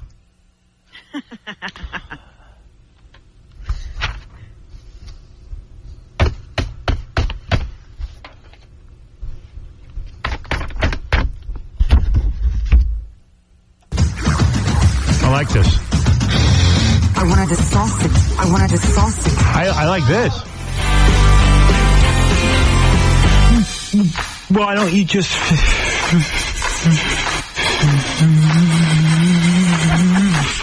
fade away? That's good. Yes, Phil. Hi, Phil. Yeah, how you doing? What's happening, brother? Yeah, no, I just want to know, how come he says when Candy Cameron was funny, all right? But then he says that Punk's not funny. Because it's that... Huh? I said. You said it? Yes, I did. Who are you talking to? Oh, okay, this is Howard? Yeah. How you doing? I didn't know. Well, Howard, let me ask you something. How come you think that Candy Cameron was funny when it's happening to normal people, but when it's happening on Punk's not funny because it's happening to celebrity?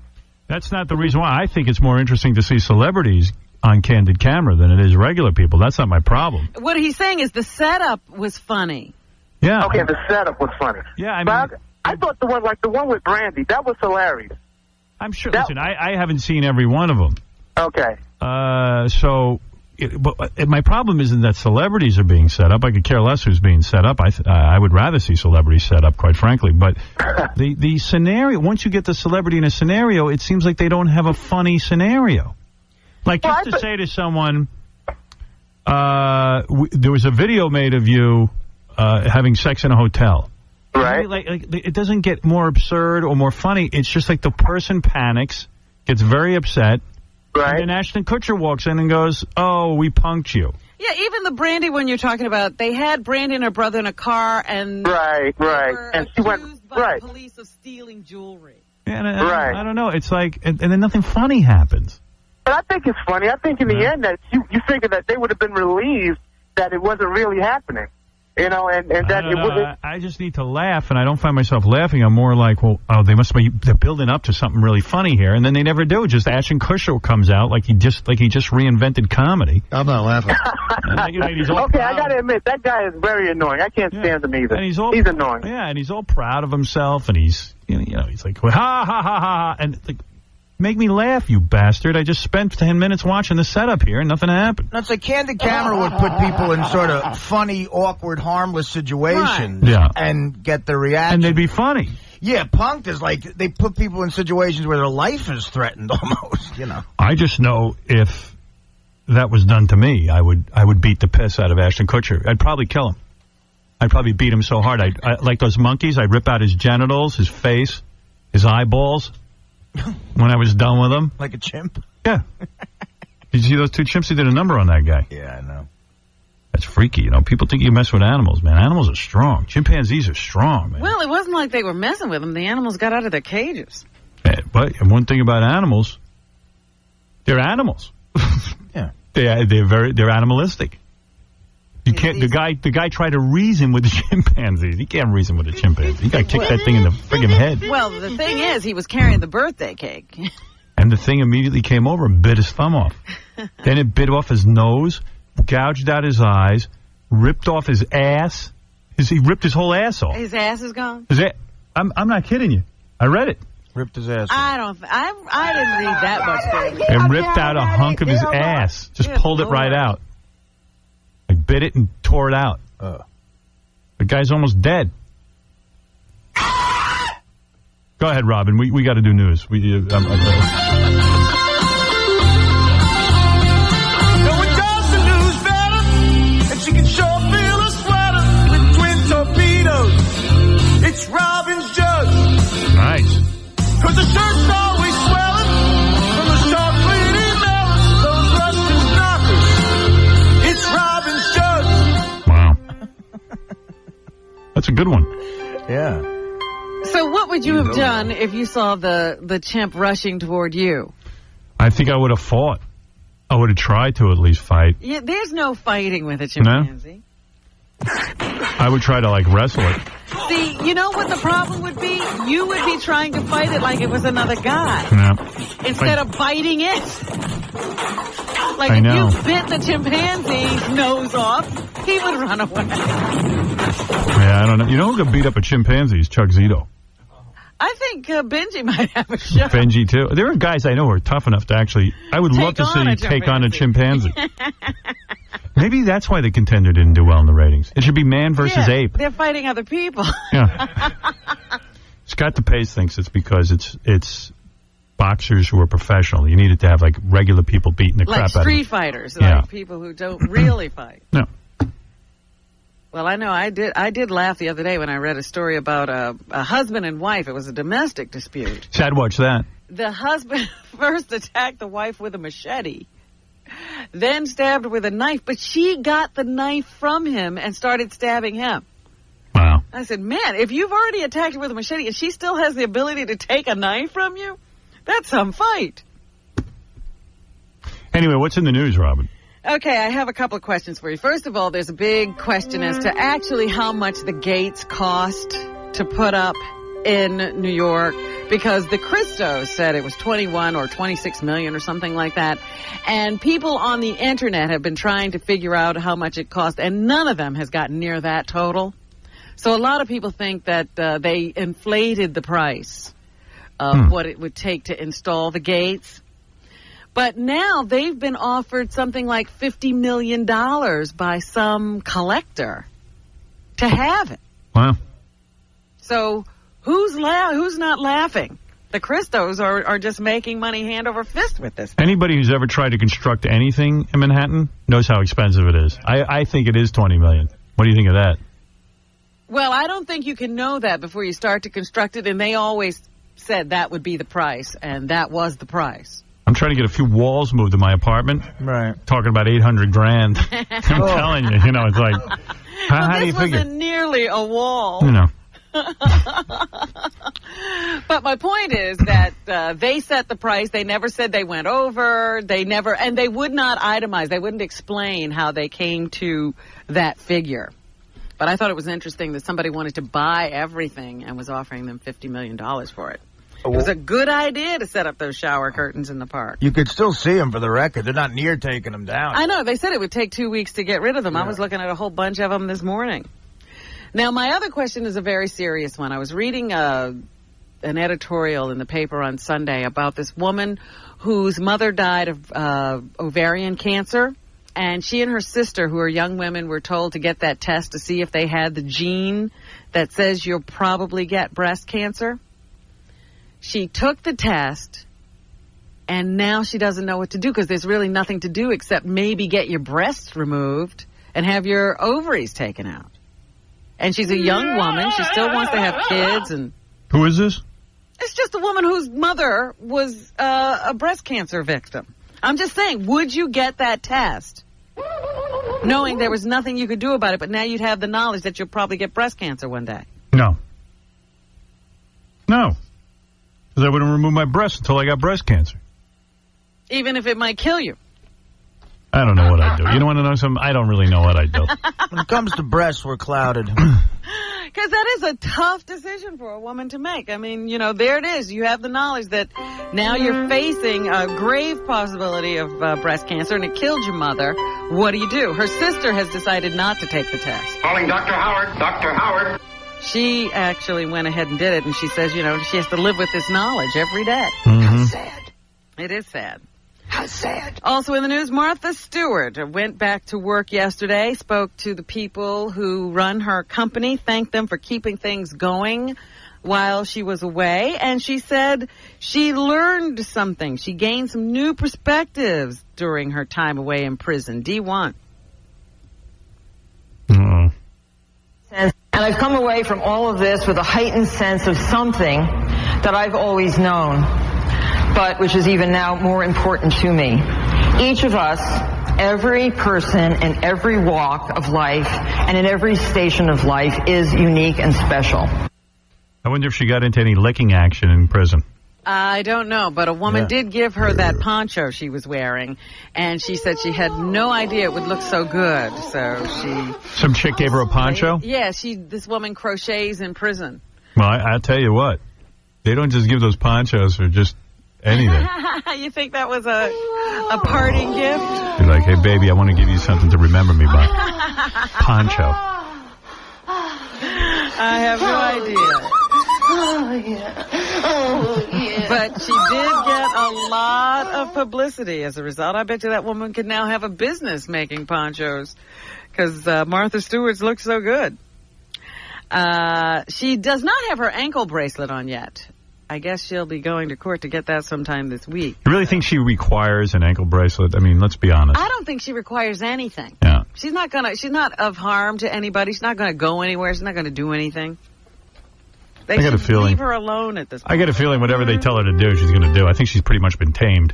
Yeah, but my point is that's somebody that the system works for. There's plenty of criminals out here who still haven't learned their lesson. Nobody's watching them. We're watching Martha Stewart. Hey, Jeremy, what's up? Hey, Howard. Hey. I heard about, had tickets to go see Tommy Chong and the Marijuana Logs here in Cleveland. Yeah. And the day before the show, I get a call from the theater saying the show's canceled. Why is that? So so I make some phone calls, call back. I finally get some guy at the theater. He says the show is at some other city, and obviously, people in the auditorium and stuff are smoking pot and everything. And because of it's a violation of his parole, he's not allowed to hang out with people that do illegal things. So if he goes in a play and somebody smokes some pot, he's in violation? That's what they said. And so they canceled the entire tour. I guess he was going all over the country with it. Yeah, I don't think he wants to go back to prison. That's now, for he's sure. the guy they're keeping from working. Yeah, well, whatever. I don't know. I'll never understand that one. Tommy Chong selling bongs. Not even. It was his son's company. I don't know, but there had to be more to it. I just still don't get it. A bong? How did that... Paraphernalia is illegal, I guess. Over the internet. I know Tommy explained it to me, but I don't understand it. What else is in the news, Rob? Arnold Schwarzenegger was here yesterday, and he gave a wide-ranging interview to the Fox News channel. That's a good one. And during it, the subject of steroids, which is big news in baseball and other sports right now, steroids came up, and Arnold says these performance-enhancing drugs really don't boost an athlete's strength all that much. D2. Well, first of all, it's very important to note that if you take all the drugs away, you would have the same winners. Nothing would change. Because all it will do is it will take the performance down on everybody 5%. I agree with him. I don't care how many steroids you do. It ain't going to make you a great baseball player. Nobody ever said it would make you a great baseball player, but if you have the skills, it could make them better. Here's the governor saying that doing away with steroids in sports involves a commitment to doing so. D3. We got to get rid of it. I think if it's baseball, football, or bodybuilding, weightlifting, all of the sports, we got to work on it. But the only way it happens is if the athletes and if the medical profession and everyone and the drug companies come together and figure out a way of doing it. It's pretty easy, Arnold. You just stop. Hey, he's honest about it. He says, hey, I did steroids, and quite frankly, they said to him, would you do them again? He goes, yeah, sure, I'd do it. Well, it's made a huge difference in his life. He says, I was a bodybuilder, and I did whatever I had to do to get big in my sport. So what? There's no way Bonds will do him this year, so I'm curious to see what kind of year he has. Well, Jason Giambi hit a home run yesterday, which certainly going to take a lot of the pressure off of him. He was out on the road, and I guess they were playing a team, they split up the Yankees, and he was playing Boston. Right. And so he was being jeered by the crowd, and there were steroid comments coming from the stands. But after he hit that home run, everybody quieted down. Here's Jason Giambi, E2. Everybody shut up, huh? Yeah. It was fine. They were great. I'm not, like I said, I'm not focusing on that. I'm just going out there and trying to get back in the game and, excited to be playing again. That's what I am. It went great tonight. So the Yankees beat the Red Sox 9-2 yesterday. So anyway, the steroid controversy continues, and nobody really knows what to do about it. But I now am in agreement with you that you shouldn't do anything about the records. The records stand as they are. Yeah, cares. So lame. It'd be too hard to fix it. Does anybody want to... I have a note here that High Pitch Eric is on the phone, and he's stoned out of his mind. Now, that might be interesting. He just started smoking weed, I guess. Eric? Guess he's really stoned. He's not even there. He fell asleep. High Pitch Eric? Hi, Daddy. I think the phone's not working. Hello? Can you get somebody else? You want to get started with someone else? Well, we can just say we're checking the phone. Christian, you there? Hello. Oh, so it is working. High Pitch is not there. Hello. Hey, now I got to start with another guy. Hello. What's going on? Is this Howard? Yeah, what's up? What's up, buddy? Hey. Hey, I love your show, man. Thank you.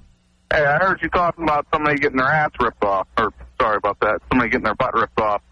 Could say I had ass. I had the same thing happen to me when I was 14. From a chimpanzee? No. I ran myself over with a tractor. And your ass ripped off? Yeah, because the blades kicked on when it was on top of me, and it just cut off half my ass. Ripped the whole back of my leg off. Wow. Are you assless now? No, they did a pretty good job putting it all back together. I sit a little crooked sometimes, you know what I mean? It hurts in the rain. When your cheeks are cut off by a tractor, though, don't they get shredded? So they have. Well, actually, it was just the right side only got cut off. So I'm actually half an ass. So they were able to take the ass meat and sew it back on? Yeah, well, they stretched all them. Apparently they picked up some of the matter that was laying on the road, and they got it all back together pretty good. Wow. I could send you a picture if you want. Please. We'll try to put that up on the web. Thank you. No problem. All right, there's a guy who got his ass cut off by a tractor. It's a horrible story. Yeah, I guess they could reattach your ass. Or rebuild it somehow. I'm building an ass. What? Anything else, Robin?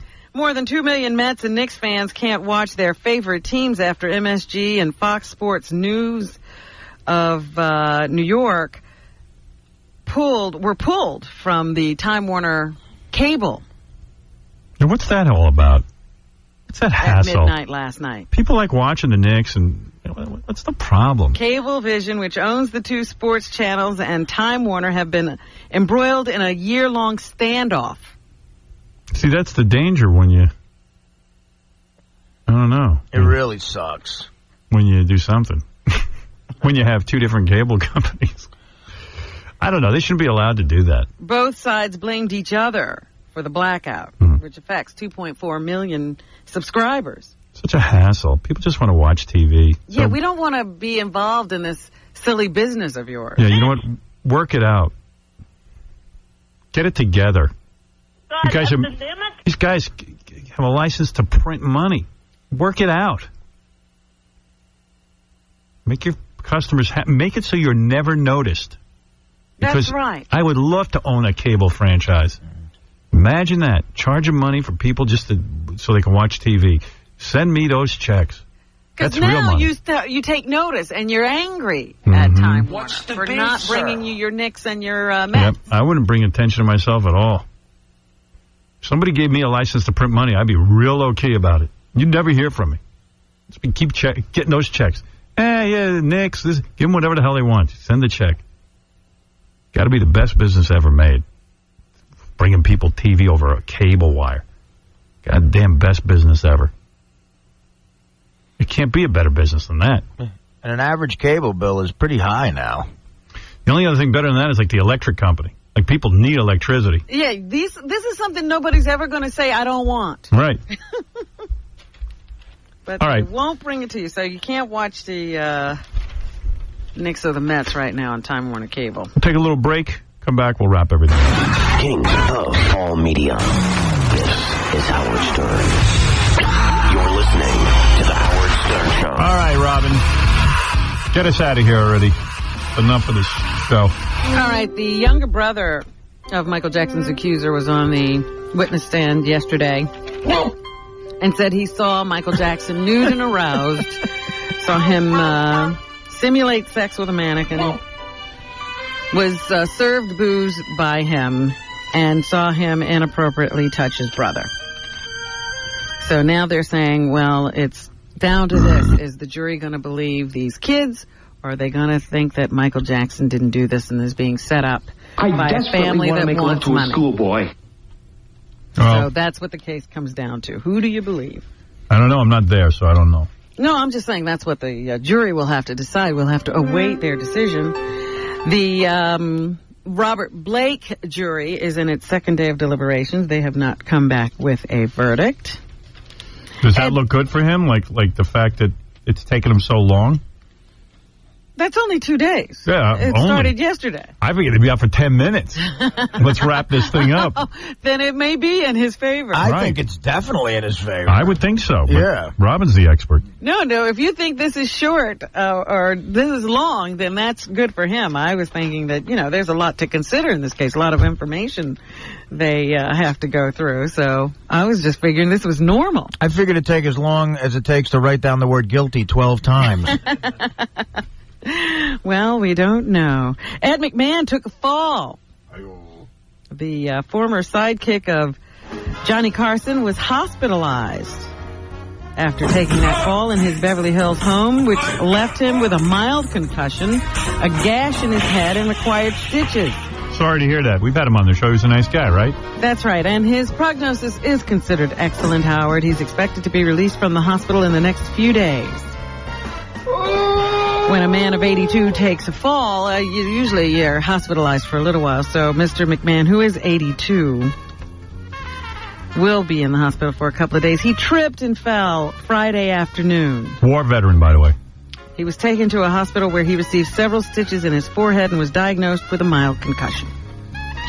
Yeah, I wish him well, man, because he had to sit on that goddamn couch and kiss Johnny's ass all those years.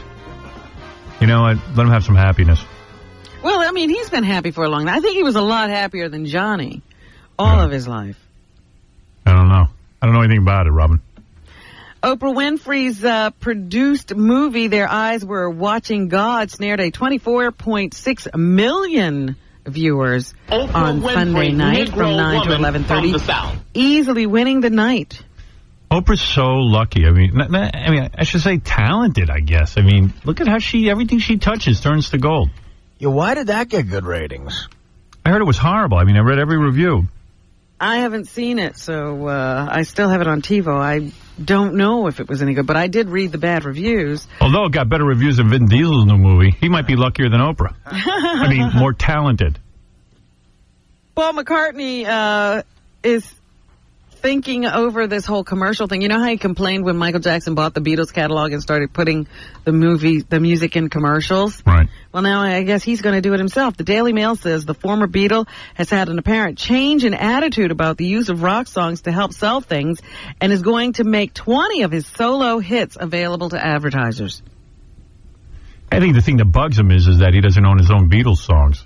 And that Michael Jackson's releasing them for commercials and not him. That would bug me. It would bug the hell out of me. Well, he seemed to be objecting to their use in commercials, but now I guess it was all about the money. He used to say that it cheapened his songs to have them selling products. Well, I don't know, man. I know those commercials introduced the music to a whole new generation. And that ain't bad for an artist. Well, maybe now he sees it that way. Yeah, that's how I see it. I'm just saying he used to complain, and now he's doing it. They say that terrorists are able to get guns in this country very easily because of a loophole in the law. Dozens of terror suspects who are on a... You know, the reason I played Bob Schimmel's routine there is because, you know, for years when we had Bob on the show, he's a comedian, he was talking about how he did a Fox television pilot, but then he got cancer. And they never aired it, and blah, blah, blah, blah, blah. So some guy, I don't even know who the guy is, had a copy of this pilot of Bob Schimmel's TV show. So for a goof, I brought it home with me yesterday. The guy sent it to me. You could see it. I could see it, yeah. So I was watching it. It was really funny. I was expecting it to be a piece of crap, and that's why they never put it on the air. It was funny. It's very. I saw it also. It's very funny. It is funny, right? Yeah, it's good. Bob's real good in it. Well, it was on the air. It was off the air. You know, they kept saying they're going to put it on in mid-season, and then they kept pushing it off. But then he got the cancer. Did they ever air the shows? No, and one of the guys from The Simpsons was going to produce it, and he was waiting for that season to end to get into it. It was the real deal, and they just got sick, I guess. Yeah, they should. I don't know if Bob's up to it or not, but they should really do that show. It's funny. Well, I thought the other problem was that his whole, you know, it was based on his life, and then his life started to change. Yeah, well, no, I mean, it's the premise is Bob Schimmel as a dad, 2 children, just like his life, you know. He has a wife, and it's based on a lot of his routines, and he's very good in it. I mean, I was shocked. He's very funny on television, playing this dad. I mean, we've seen that premise a million times, but he does add some sort of energy to it. It would be the dark side of that. Yeah, premise. Like the opening sequence is Bob's on a proctology table, bent over, and the proctologist has got a tube, you know, up Bob's butt, and the guy's taking phone calls for his investments. The doctor, well, you know, which is so true. I mean, all these doctors want to do is invest. Yeah. They make money. Yeah. There isn't a doctor out there that thinks he shouldn't be a doctor. There's no money up your butt. Yeah. So while Bob's being, you know, having his camera in his ass, the doctor is on the phone talking about his investments, and it's funny. Yeah. Well, it's, you know, like any show around a comedian, it was well written so that he's in the middle of it doing what he does. Yeah. He doesn't have to, you know, do Shakespeare. Yeah, it was cool, and I just said, no, it's too bad they never got this. But I remember Bob coming in and saying they wanted to write in the stuff that was happening to him then, which was he was, you know, dating his daughter's friend. Yeah. And that whole thing. He could, like mid-season, he would have divorced his wife, taken up with his daughter's friend. Right, a college girl. Yeah, it would have been great. But the fact that Bob Schimmel and I don't have our own sitcoms at this point is a travesty. There you go. Throw yourself in there, Greg. Yeah, right. Good. It is shocking. What's wrong with you? No, I really expected it to be a piece of crap, and like all pilots that don't make it that are horrible. Yeah, all pilots that don't make it that are horrible. And usually, the guy goes, "Well, I got sick, I got this," but he really did get sick because it was a good show. And once something doesn't happen right away, if it sits, they burn out on cold, it. Yeah, which is a shame. Yeah. Which is a What shame. happened with David Brenner? He was going to do the sitcom version of Shampoo. Remember when Shampoo came out, the movie in the early 70s? Well, I think it's a little. Nobody remembers that, Benny. No. He did a pilot. He talked about it on Johnny Carson. Yeah. I'm doing the pilot, and then. But the pilot probably sucked. Exactly. Right. No, I'm saying. You'll notice my pilot sucks. I'm saying. Oh, whatever. Okay. What is Benny saying? Vinny's on acid. I'm high. It was good though. It was fun.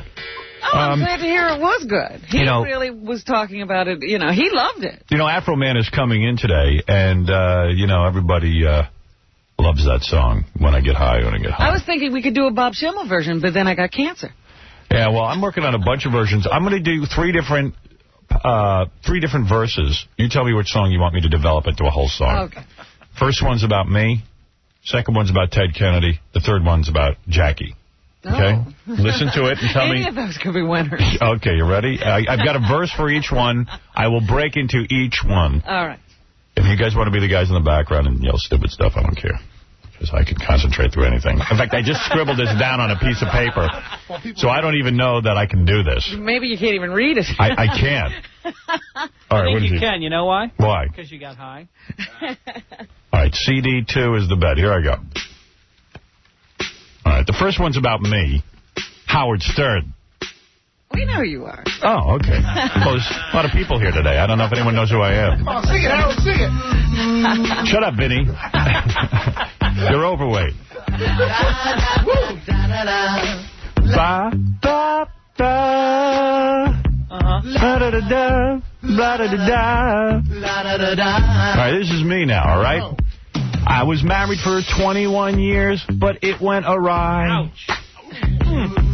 When I see my bank account, I want to cry. My money's cut in half, and I know why. Because I'm a guy, I'm a guy, I'm a guy. Ted Kennedy. I'm a Kennedy, and I drink and drive. Yeah. I was trying to teach Mary Jo Kopechne to scuba dive. What up? I was gonna run for president, but the bitch died. I drink and drive. I drink and drive. I drink and drive. All right, this is Jackie. Ready? I was Jackie, the joke man, but then I got high. I had 5 houses and lots of dough, but then I got high. Right? Governor's Comedy Club is empty, and you know why. Why? Because I'm a greedy guy. I'm a greedy guy. I'm a greedy guy. All right, which one do you like best? Gee. Let's think now. The Howard Stern one is good. Those are 3 pilots. You got 3 pilots. Those are all tragedies that really need to be put to music. Got 3 pilots in rotation. Oh, man. Any one of them could be good. Yeah, I was working on another one, too, about Tom. I never finished it. Tell you the truth. I prayed for Tom to get cancer so he would die. You're bad, Howard. I was hoping Tom would get cancer down to his tie. And then what happened? I don't know. I didn't finish it. It was just a fantasy. Then he hit the button, and I don't know. And I just didn't have anything left after that. I figured I did enough work for the day. Jeez, I think you ought to develop all of them. Yes, Bobby, you're on the air. Go ahead. We're here with Greg Fitzsimmons. Vinny's here. Fred is here. Robin's here. I'm even here today. You decided to show up. Yeah, and by the way, I'm minutes away from talking to Ted Zagat, who's going to describe to us why the Zagat's Guide gave Scores the top rating. All right. Go ahead, Bobby. How you doing? Hey, brother. What's it called? The lady earlier called you up, and she was putting you down, then mook. Right, I remember that. Oh, yes. What show was that, sir? I think he's talking about when the the intro. show started. Oh, the intro. Yeah. Yeah, that's sort of Fred playing tapes of things that have happened. Oh, that offended me, though. All right. How you doing? I'm doing all right. How you doing? I don't know how he's doing. How you doing? What do you do for a living? Huh? What are you doing for a living? Carpenter, baby. There you go. Yeah. What time do you start? Why are you up? Because he got Still high. up. You're still up. Because he wanted to hear my new songs. All right, let's go to Ray. Ray, you're on the air. How you doing, Ray? Hey, Ray, how you doing? Is this Howard? Hey, Ray, what's up? Who's this? Howard. Don't bust my butt. Howard, how you doing? Listen. Yeah. I listen to you every day, and I like your show. Thank you, brother. But I'm getting sick and tired of you whining about your father didn't do this with you, your father didn't do that with you. I mean, come on. You probably owe everything you are today to your father. Think about it. You're probably just like him, so that's what made you so famous. There you go. My dad is the reason so I'm famous. successful at what you do. Absolutely. It had nothing to do with me. It's my dad who made me famous. Thank you. No, that's not what I'm saying. That's exactly what you said. No, it's not. Why isn't my dad famous then? I'm saying that your personality is supposed to be made when you're 5 years old. Weren't you living with your father when you were 5? I certainly was. Well, yes. Well, hey. Like most neurotics, I probably do feel my father is you know responsible for my that success. guy you go to? He just wants to keep your business. Don't listen to that guy. Are you my father? That therapist you go to? Is this my father disguising his voice, Robin? I think so. Ted Zagat is on the phone. Now, Ted, how you doing? Ted, how you doing? Good. How are you? All right. Ted, Zagat's, for those people who don't know, is a guide. It's called Zagat's, and the Zagat family owns it. Ted, which Zagat are you? I'm Zagat Jr. I'm the elder son of Tim and Nina, who are the founders of the company. Yeah, I met your dad once. I think you two worked out at the same gym. Yeah, I met him at the gym. Your dad was on the treadmill. Is he in good shape? No. Oh. Your dad's overweight, right? You know, it's an occupational hazard. Yeah, well, the guy goes out to restaurants every night. They do a restaurant guide. His dad's a cool guy, because I use a Zagat guide because I live in Manhattan, and I use it to find a good restaurant. And I said to him, I just walked up, I go, hey, I'm Howard, blah, blah, blah. I read Zagats all the time. And he's like, you got to try a new restaurant. I think right away the guy goes right away. Yeah, the guy goes right into it. It cuts right to the chase. Yeah. Are you a Harvard boy? Yes. Oh, yeah. Okay, I was reading about you. The family owns this guide called Zagat, and basically it's a restaurant guide. So they started something new called Nightlife Guide. Yes. They've now branched out. Yeah. And Ted, I guess, is running that thing, right? I thought it up because I thought it would be fun to have something like that in the ensemble, but I don't know if I run it. I help produce it. So, do you work? You work in the company, and your dad still runs it? Actually, my parents are sort of the co-chairs at this point. They hired a CEO to run the company. Oh, day to so day. they wouldn't give it to you. Exactly. How does Zagat's make money? Do the restaurants pay? Who pays for it? No, actually, we sell our books in retail. We also have a website at Zagat.com. Right. And, but that's free. We definitely don't take any money from the people we rate. Yeah, I know, but it's weird. I'm trying to figure out how you guys make all that dough. It's like it's a cool idea. They publish a book. Yeah, but people buy it.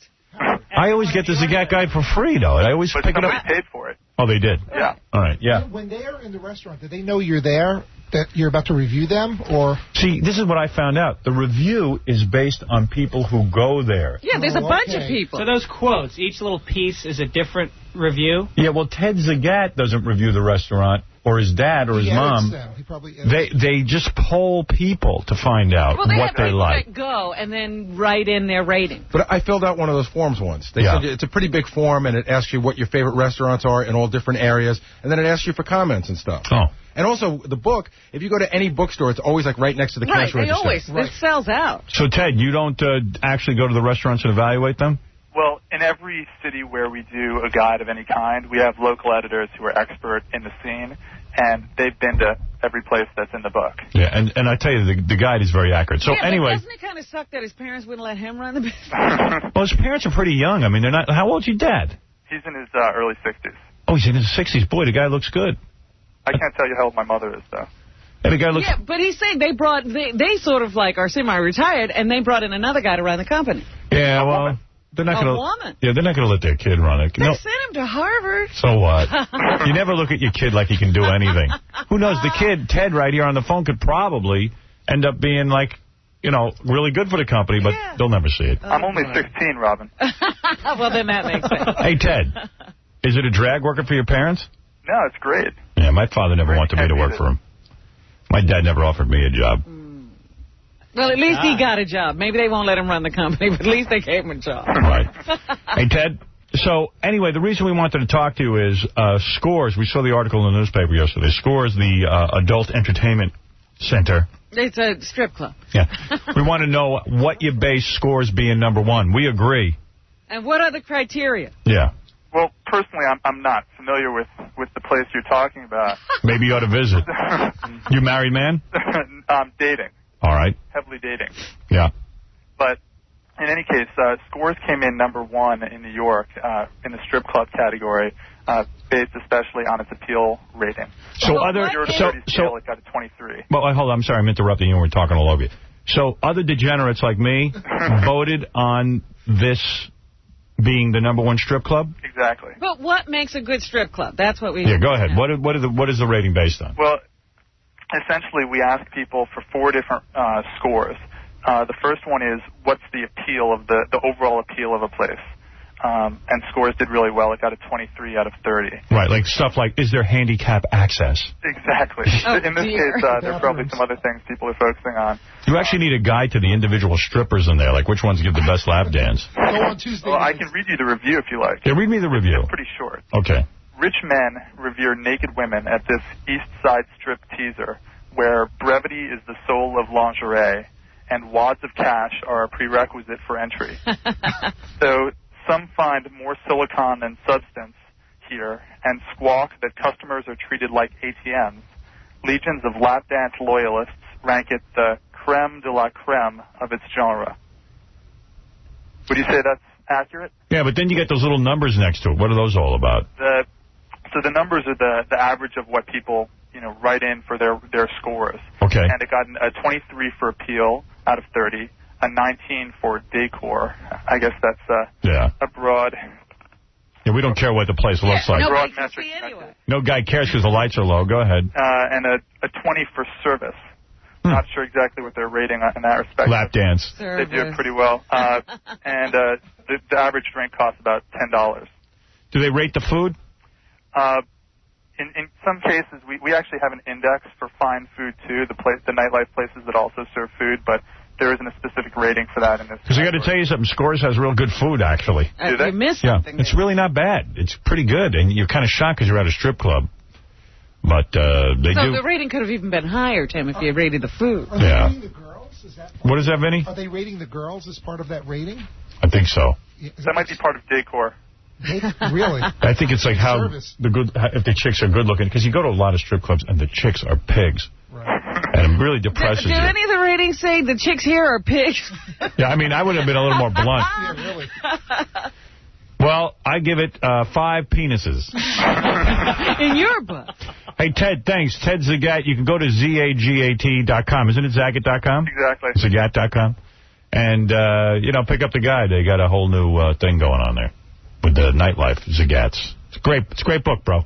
Thanks, Is it Zagat or is it Zagat? Yeah. Zagat, like the cat. Zagat. I like Zagat better. It's Zagat. Like the cat. Right. Okay.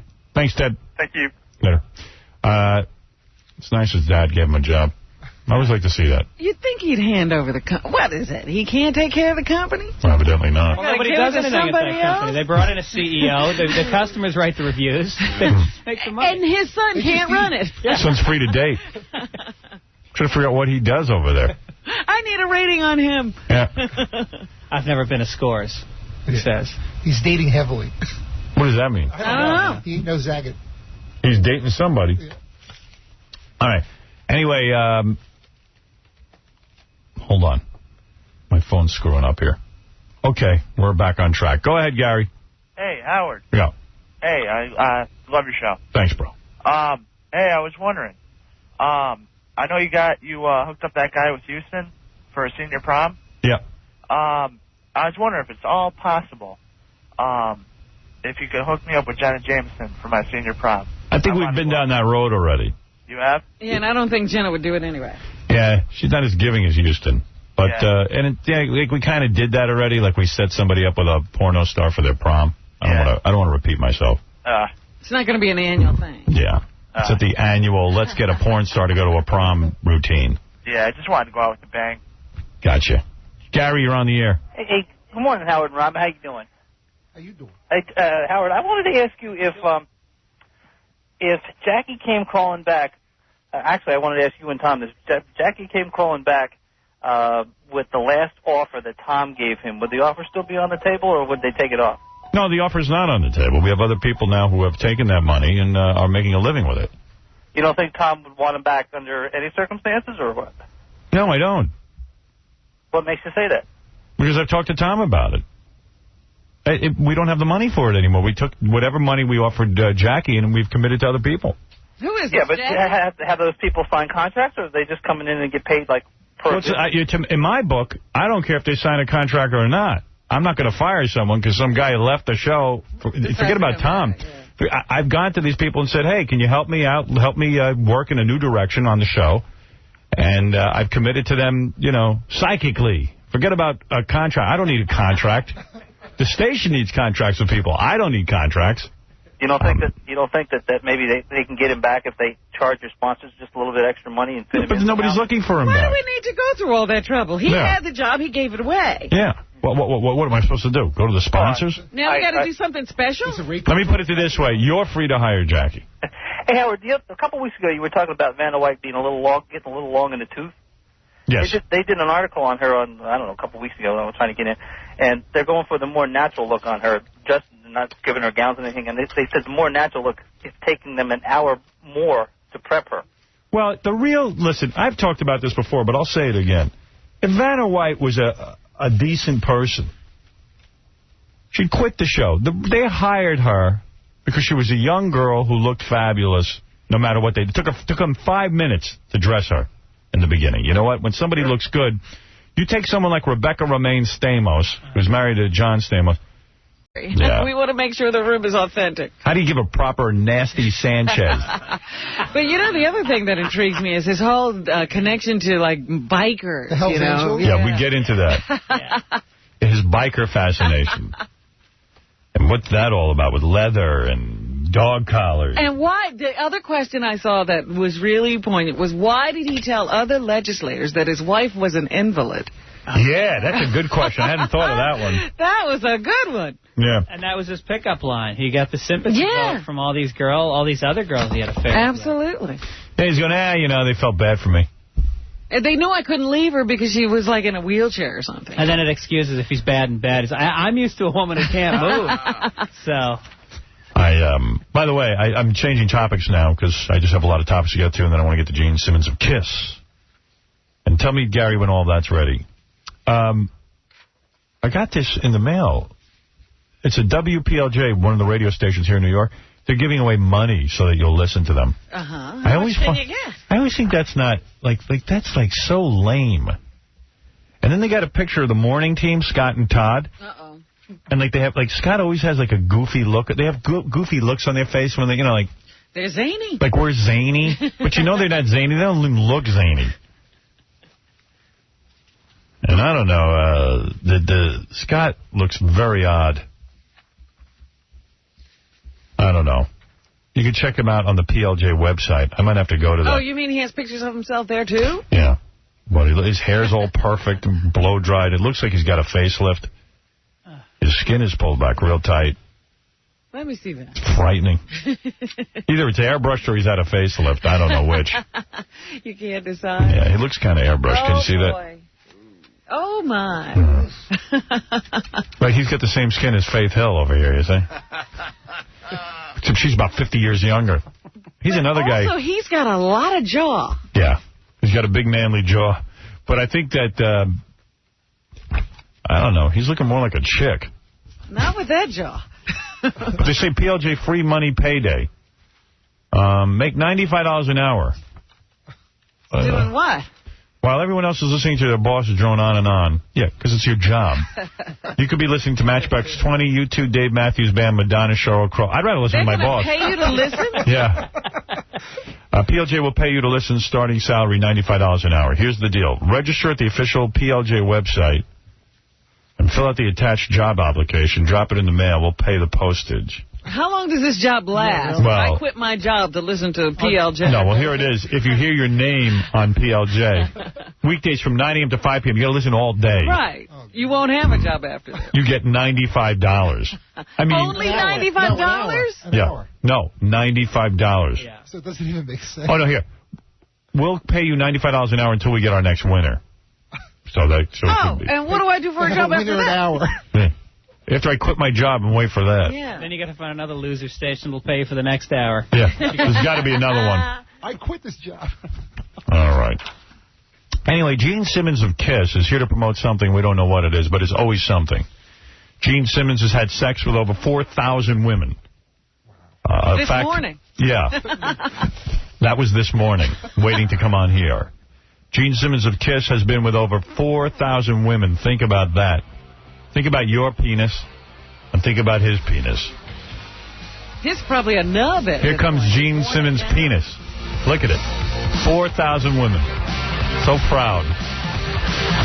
You are looking more and more like a businessman every day. What happened? He's got a suit on. He looks like a foreign banker. Yeah. Yeah. Israeli banker. Gene, you look like a banker. Vinny's right. Well, you know, that is true. I am one. You have your cell phone with you in case you get calls during the interview? What kind of cell phone? KISS cell phone. KISS cell phone, of course. If he's a BlackBerry, I'm out of here. Yeah, which you can get, by the way, by getting on online. KissOnline.com. You don't even look like Gene Simmons today. You look like... I'm not even sure you are the real Gene Simmons. There's someone here claiming to be the real Gene Simmons. My name is Craig. There is somebody claiming to be the real Gene Simmons here. Let's meet him and see who the real Gene Simmons is. Here he comes. Let's try to see if we can tell. Yeah. You're an imposter. Here comes a man claiming to be the real Gene Simmons. I knew it. Coming any minute. He's about to show up in an hour. Someday he's going here he is. Where's the real Gene Simmons? He's coming down the corridor right now. Oh, you're killing me. Good. He's a little slow in the morning. Did I say the real one is to stop to have sex? Oh, no. What's going on now? I have no idea. Yeah, if you were the real Gene Simmons, you would have stopped to have sex. With you. With someone. What? Somebody is actually coming in? Someone's coming in. They told me they were prepared, but I guess they weren't. Well, they were prepared with Gene. Yeah, they forgot. Bring in the real Gene Simmons. The real Gene Simmons will have sex with the other guy. No, really, he's coming now. He's slow. He's slow? So are you. I'm sure you're retarded. Yeah, we don't mean... I said, call me when you're ready. We were ready. Oh, I see. Beetlejuice is coming out with makeup, right? Is that it? Here is Gene Simmons. Yeah, let's speculate till they come out. What's going to happen? There he is. You're killing me. You claim to be the real Gene Simmons of KISS? Is this the person you're talking about? Right. Who is the real Gene Simmons? I think it's pretty obvious. Look, I'm not here to mess around with imposters. You are right. You are dressed in KISS outfit. He's in the full KISS. You're in the full KISS outfit. Yeah. You must be the real Gene Simmons. Well, wait a second. If we're talking about an outfit, this is the gentleman who's wearing the outfit. I mean, who is this? This is a businessman. Right. I'm the real Gene Simmons. I'm not here to talk about kids who walk around the country trying to be me. I mean, let's face it. Every year at Halloween, everybody wants to be what? Gene Simmons. Right. And KISS Incorporated. Right. At KISS.com. Incorporated. That's right. You are sick. What about the KISS Army? Is that the KISS Army has grown up now? They're very, very strong, aren't they? The KISS Army is old. Right. The KISS Army's been around a long time. If you are the real Gene Simmons, tell me how many women you've had sex with. Millions. Millions. It's true. And, Gene, what do you claim? You're underestimating. I forgot my name. Business suit Gene. Well, how many have you claimed? This morning? Yeah. Have you had sex this morning? Yes. You have? Certainly. With who? Of course. With your beautiful mistress, Shannon Tweed? No, Shannon is back home. Who did you have sex with this morning? I've got to remember her name. You really don't. Chandra Levy. Chandra Levy. You had, Gene, in the makeup, you had sex with Chandra Levy. Of course. You can't deny what an irresistibly sexually attractive man I am. That's right. Chandra Levy. There's Divine Brown. Right. Of course. Janet Reno. Yeah. Janet Reno is one of the oldest KISS Army members. Goes way back. The KISS Army has grown up, and then you have a whole new legion of fans. Do you realize you're going to have to walk home looking like that? Of course. Have you no shame? How long did it take you to get into your KISS makeup? This is actually how we sleep. We actually 24 hours any a time day. at all? Well, listen, I'm not here to talk about the magic of Kiss. We all know about the magic of Kiss, and we know that Kiss influenced pretty much every style of music. That's right. Rap, everything, you name it. Gospel. I'm here to talk about. Oh, yes. It's really true. But I'm not Gene, so what do I know? That's right. You're just a Gene imposter. Go ahead. What do you want to say, Gene Simmons, who's dressed like Kiss? A banker. I'm really here to talk about some exciting Kiss products, like the Kiss Toilet that's coming out. Kiss Toilet? You'll be able to hear about this at KissOnline.com. You're probably asking yourself, What is a Kiss Toilet? right, now, Gene, what's the difference between a regular toilet and a Kiss Toilet? Well, this Kiss Toilet is a pay toilet. Right. Let's say you have to They're bringing that back. Now, listen to this. This is very exciting. Right. Let's say you have to make a number 2. You have to go. You don't have time to play fun and games. Right. Just have some quarters next to the Kiss Toilet. You sit down and plays your favorite Kiss song, whatever that may be. Choose from our big, huge catalog. Once a month, at your door, Gene Simmons shows up, knocks on your door. I collect the change, and you get to meet Gene once a month. Wow. You want to know something in all seriousness? Gene is sweating. It's not a bad idea. You would do that. Gene, the last time you were here, you talked about a Kiss coffin. Was that a big item? Did people buy it? Huge. It's huge. What's Well, the happened coffin is huge. Yeah, it is. It's the size. It is the size. There it is. It is the size of a real coffin. No, it really is a real one, but it also doubles as a cooler.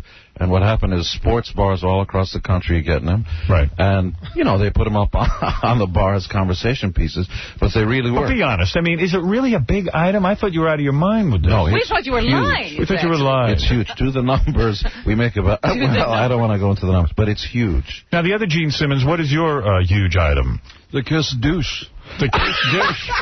What is that? See, Gene, you're not an innovator. I believe this is the guy. There's a lot of girls who try to come out to these shows over the years. You think about all the millions of women that have come out to the shows and have slept with Kiss. Oh, man. You're not going to smell that fresh in the morning. No. Right.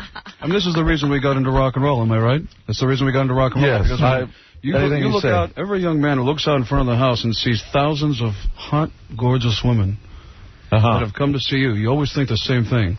How much are these bitches paying to get into the show? Right.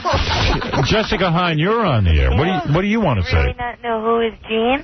It's hard to tell. It's hard to tell who the real Gene is. There's one here in full. There's a guy sitting here in a suit. There's a guy in a suit, and then there's a guy in the Kiss makeup. Okay, I can ask a question. Gene, you banged Jessica Hahn, right? Oh, many times. This morning. Many times. No, Jessica, you had two places that we met. Okay. I remember. It was Houston. Who said that? This is Gene. Gene Simmons. Business suit, Gene. Wait, go ahead, Gene. What do you want to say? And where's the second place? The most regional? No, up at the Glen Deli. Right. Yeah. Wow. And there was a floor. You have a great memory. Gene, why did you never have sex with Jessica Hahn? Or did you? Of course I did. You did. Gene, did Gene had sex with you, Jessica? Excuse me? I said Gene had sex with you. Gene, what was your answer? He just said yes. I don't. You don't have a memory of it? Jessica, when do you ever keep quiet about sex? Oh, I'm not. I believe we might have.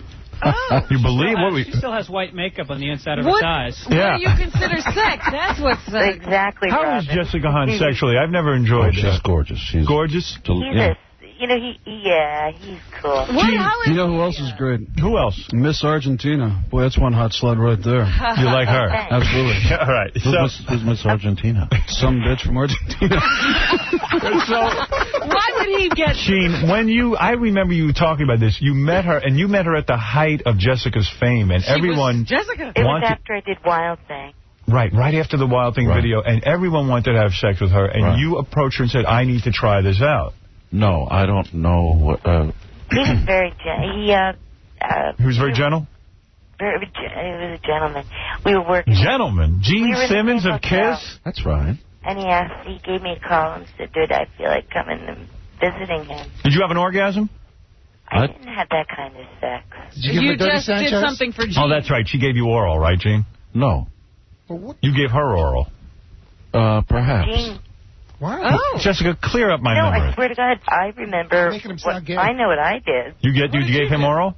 Yeah. Oh. Is she great at it? Because she claims to be like one of the best. Jessica will turn any gay man straight. Is that right?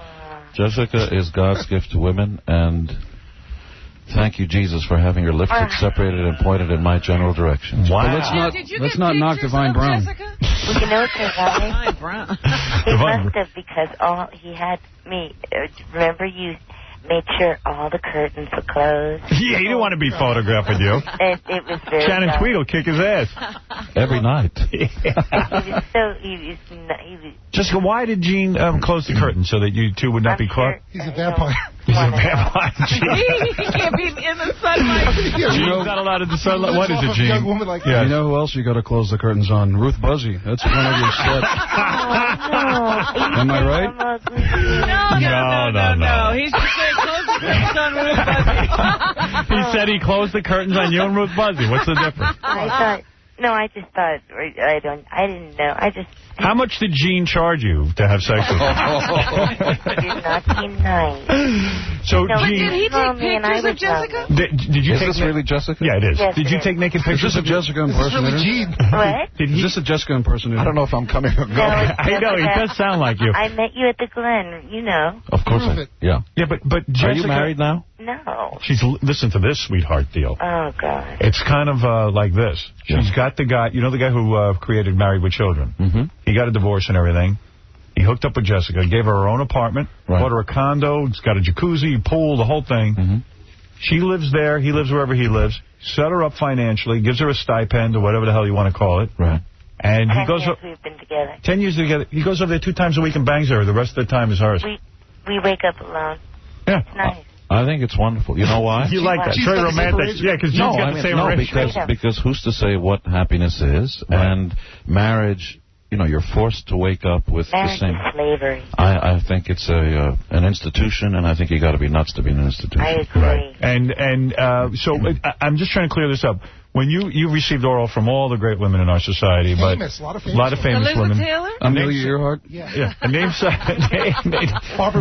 of the women that have given you oral. Well, famous women. Well, of course. China? Ruth Buzzy. The country and the wrestler. China the country? And the wrestler. And the wrestler. That's right. Who's the most famous person, Howard, do you think? Who is the most famous person that you had sex with? Is it Cher? Is it Cher? Ruth Buzzy. Is it Cher? Come on, Gene. Is Cher your we had we lived together. You know, Diana Ross. I don't know who's more famous. Diana's Gary Coleman. Woman there. Gary Coleman. Stop it, sir. Gary Coleman. How about like Jackie O? Like a No. How about Jackie Martling? Jackie Martling or Jackie O? No, the thing is, who's better? Out of the three. Seriously, is it Cher? Or out of the two, Cher or Diana Ross? You're killing me here. No, really. Diana Ross is crazy, isn't she? No, well, she's not. You're absolutely not. You know what? You know what's not fair is that you can do what you do, and everybody thinks Howard Stern's cool. Right. If Diana walks out and says, "This is my life. These are my rules," everybody thinks she's nuts.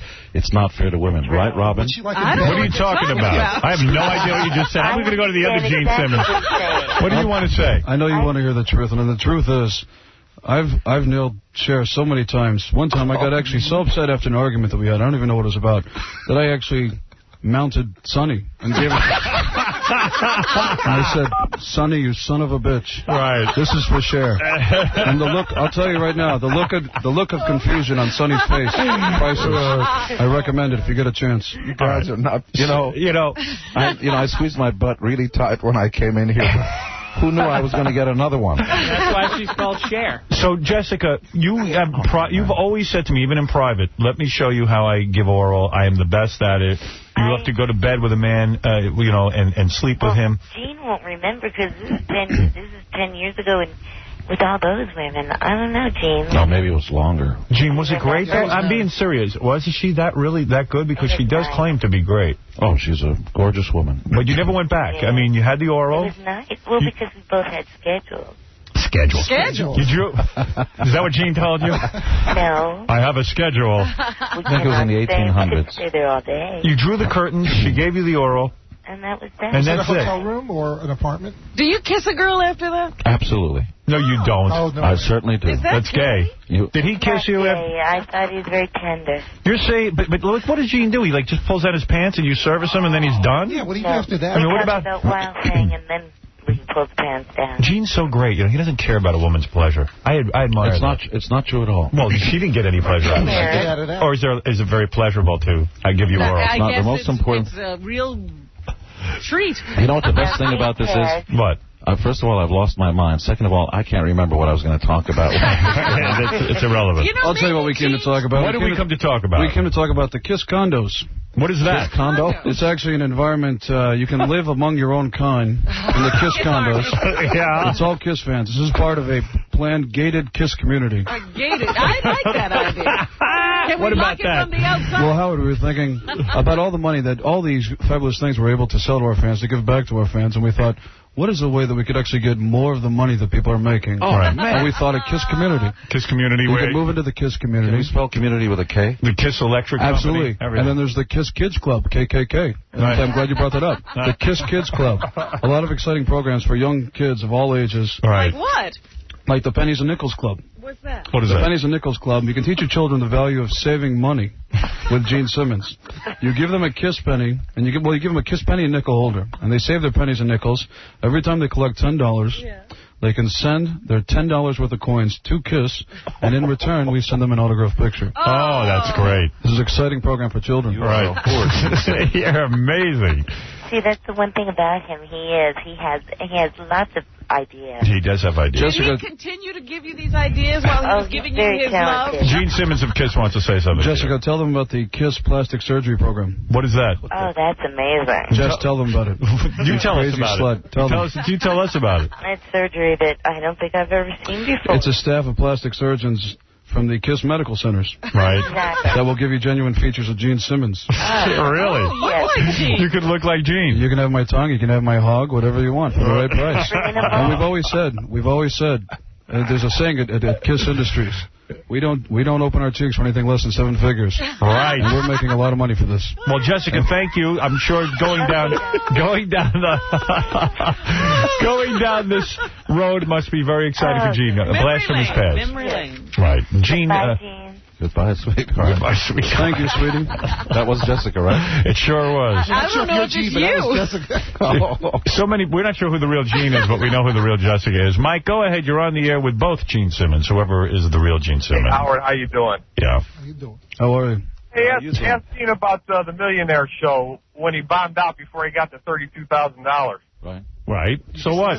Did you go on? You went on with Regis? Yes. And what happened? You didn't get to the 32,000? You know, they give you the long speech. You know, they say, look, don't guess anything. Right. Only answer what you know. Don't ask any lifelines. Don't ask Regis anything. He knows nothing. And he comes over. He says, Gene, first of all, he held up pictures of himself when he dressed up like me. Of course. Right, Gene? Of course. When he went to the Playboy Mansion. Everybody dresses up like you. I do. And why not? Look at me. Look at me. Look at me. And so I forgot what I was talking about. Right, so you went on the Millionaire Show. Yeah. Now, up to 32,000, the audience helps you. So, Yeah, they give you all the answers. No. I knew the answer. 32,000. Well, what happened was they asked me what was pachyderm, and believe it or not, I used to teach 6th grade. Right. A pachyderm, it says in the dictionary, is an elephant. But it also means thick skin. So a rhinoceros is also a pachyderm. Yeah, And he started touching his nose before he gave the answer, like it was a pachyderm, like a thick, or like a rhino. Let Gene tell the story. What's the matter with you? So I immediately had a picture of an elephant, and I said, I know what that is. It's a thing with a long nose. I said, no, it's a condition of thick skin. So you had to leave.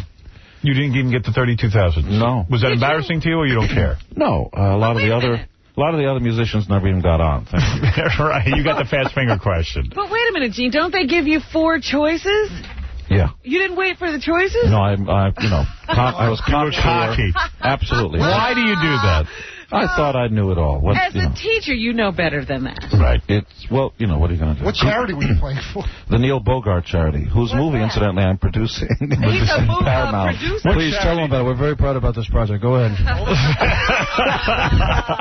Project. And listen, while you bitches were talking, I just made a KISS hat. That if you go to KissOnline.com, I'll sell it to you for the highest bidder. You just sewed it. I just sewed it. I just sewed a KISS logo. I got to tell you, whoever put on your makeup really did a great job. You're a powerful and attractive man. You look terrific. You look Thank just you. like me. Thank you. You know what? I'm glad you brought that up because I do look good. And if you want to look like me, Gene Simmons from KISS, go to KissOnline.com. And for $2 a hit, we'll give you 5 words at a time for advice on how you can put on this makeup like I did today. They'll teach you. Yes, for the right price. Right. Glenn, you're on the air with Gene Simmons of KISS. Hey, good morning, Howard, and thank you for taking my call, because I've tried to contact Gene Simmons quite a bit in the past. My mother had been telling me since I was able to even understand that Gene is my father. I live in Greenpoint where Peter Criss, the drummer, is that not correct, Gene? Yes. Peter Criss lives on Greenpoint Avenue? Yes, go ahead and give out the address. No, I won't. Sorry, Dad. Yeah, but you claim to be Gene. Gene, you must have a lot of kids running around claiming to be. No, but I'm thoroughly convinced there's a lot of evidence, of course, photographs with my mother and Gene together in intimate situations. How about wait. We can clear this up right away. How much money are you making every year? Well, right now I'm a very poor person, Dad. All right, you little prick. You don't have my genes. You obviously don't know how to make money, so come on. Who is Mom? Maybe I can refresh. Who is your mother? Well, her name is Betty. I mean, I don't know if I want to give out Betty White. Oh, yes. You know Betty what? White, you were with her. You had her? This could be my son. I did have sex with half the Golden Girls. You did. Which half? Mom and Betty White? The hot half. You know, Dad. Half of the Golden Girls. Yeah. You went out with the hottest too. Oh yeah. Rue McClanahan and Betty White. You know, Dad, I hold it as no fault to you that this has happened because, you know, I understand your lifestyle and I don't want anything from you monetarily. I would just like to meet you and give you a hug and say I love you. Well, Gene, you must have a lot of... You don't want to come to the family gathering? Gene, there's got to be a lot... I'm so overwhelmed. Gene, you just pulled out your wallet. It's stuffed with cash. I put it back in, babe. How much cash was in there? Like a day How much money do you carry on you? Seriously. Cash? Yeah, count the money you have in your wallet right now. You never saw a wallet like this. No, he carries $666, and he never spends it. He's always gotten free stuff. Oh, be quiet. Look at this. It's what is in this wallet? Okay. Let's count it up. Count it up, Gene. Wow. Well, here, you take the first bill. No, I wouldn't touch your money. I think you have to. What is that? Well, I don't know. It's KISS cash. Is that KISS cash? Let me see. We start with this one. This is Confederate money, I think. Let me see. This is... and with KISS cash, you can buy KISS Coke on the street. 6. What is this? This is a $100,000 bill? 12. No, you need more zeros than that. What are you doing? 14. Over there. He's got a condom in his wallet. There's 6 zeros. And then here's a $5,000 check. Oh, this is $1 million. What is this? No, that doesn't bounce. What is it? I don't know. I don't know what that is. He's like really? Gallagher now. What is that? He's got prop jokes. I'm not sure. How much money do you have on you? It's about counting the big one or not? Count the big one. Count the big one. Whoa. A lot of singles. Oh my goodness! Somebody. You know, when we were 5,621. Wow. Somebody escorted him out of the building. You know, back in the early days when we used to play clubs right here in Manhattan, right down the street, I just walked around with a coin dispenser, a coin changer. Really? Like an ice cream man. That's right. Now Let's go to Bob, who wants to talk. Bob, you're on the air. Yeah, good morning. Thanks for taking my call. Gene, you are not my father. Thank you. I'm sure of that. And I just wanted to say I was at your party last night, that Ivy Supersonic... You had a party last night? No, you know what? I went to dinner. I was about to tell you of a magazine I'm launching. A magazine? Yes, and the publisher, a guy named Alan Teller, who's a real nice guy, from Sterling McFadden, is going to give me my own magazine called, believe it or not, Gene Simmons' Tongue. I'm not making this up. Right. This will appear before Christmas. I think you are. I'll tell you. No. I think you should be. What could possibly be Swear in on my that children. Yeah, what is in the magazine? Well, hold on. So we went to dinner, a bunch of us, and then I was dropping off some of the guests, and we took the limo down and on the way in, they said, come into the club and just have a drink. I go, you know what? I don't drink. Right. I swallow, but I don't drink. Right. You're not into alcohol. No alcohol, no drugs, no, never have been. And no, just come on in for a second. When I walked in, there must have been 200 people in there who, the surprise routine. Surprise. And you had a surprise party? Yeah, I was surprised. For what? For my birthday's coming up this tongue Saturday. Gene Simmons' tongue, which will be landing in your lap in 2002. What is that? So what happened at the party last night? Oh, I mean, I didn't stay long. They were... Bob, you were there? Yeah, I was there. It was at the Cafe de Ville downtown. But you understand that Gene had no knowledge of it. Yeah, we were told it was a surprise party. Yeah. It was that, what's her name, that Ivy Supersonic hat designer. Right. I see. She makes hats for, Pamela and everybody. Have you ever banged her? No. No, never got around to her? No, not yet. No, but but You're working on it. Yeah. Am I supposed to tell you now about my magazine? Or Oh, go ahead. Oh, yeah, sure. Very important. Yeah. So this is legitimate. Yeah. This is real. This guy, Alan Teller, the Sterling McFadden Group, publishes the KISS magazines that KISS co-owns.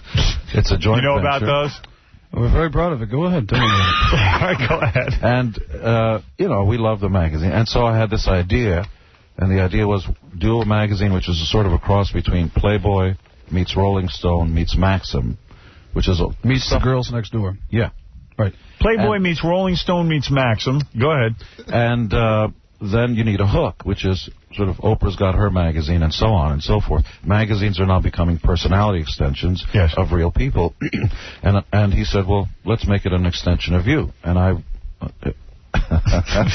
waiting for Gene Simmons to say something. Yeah, so am I. And this is legitimate. So help me God. And so you apparently got his attention. Go ahead. So the idea for the magazine is going to be, and it's real, it's going to appear in the stands before Christmas.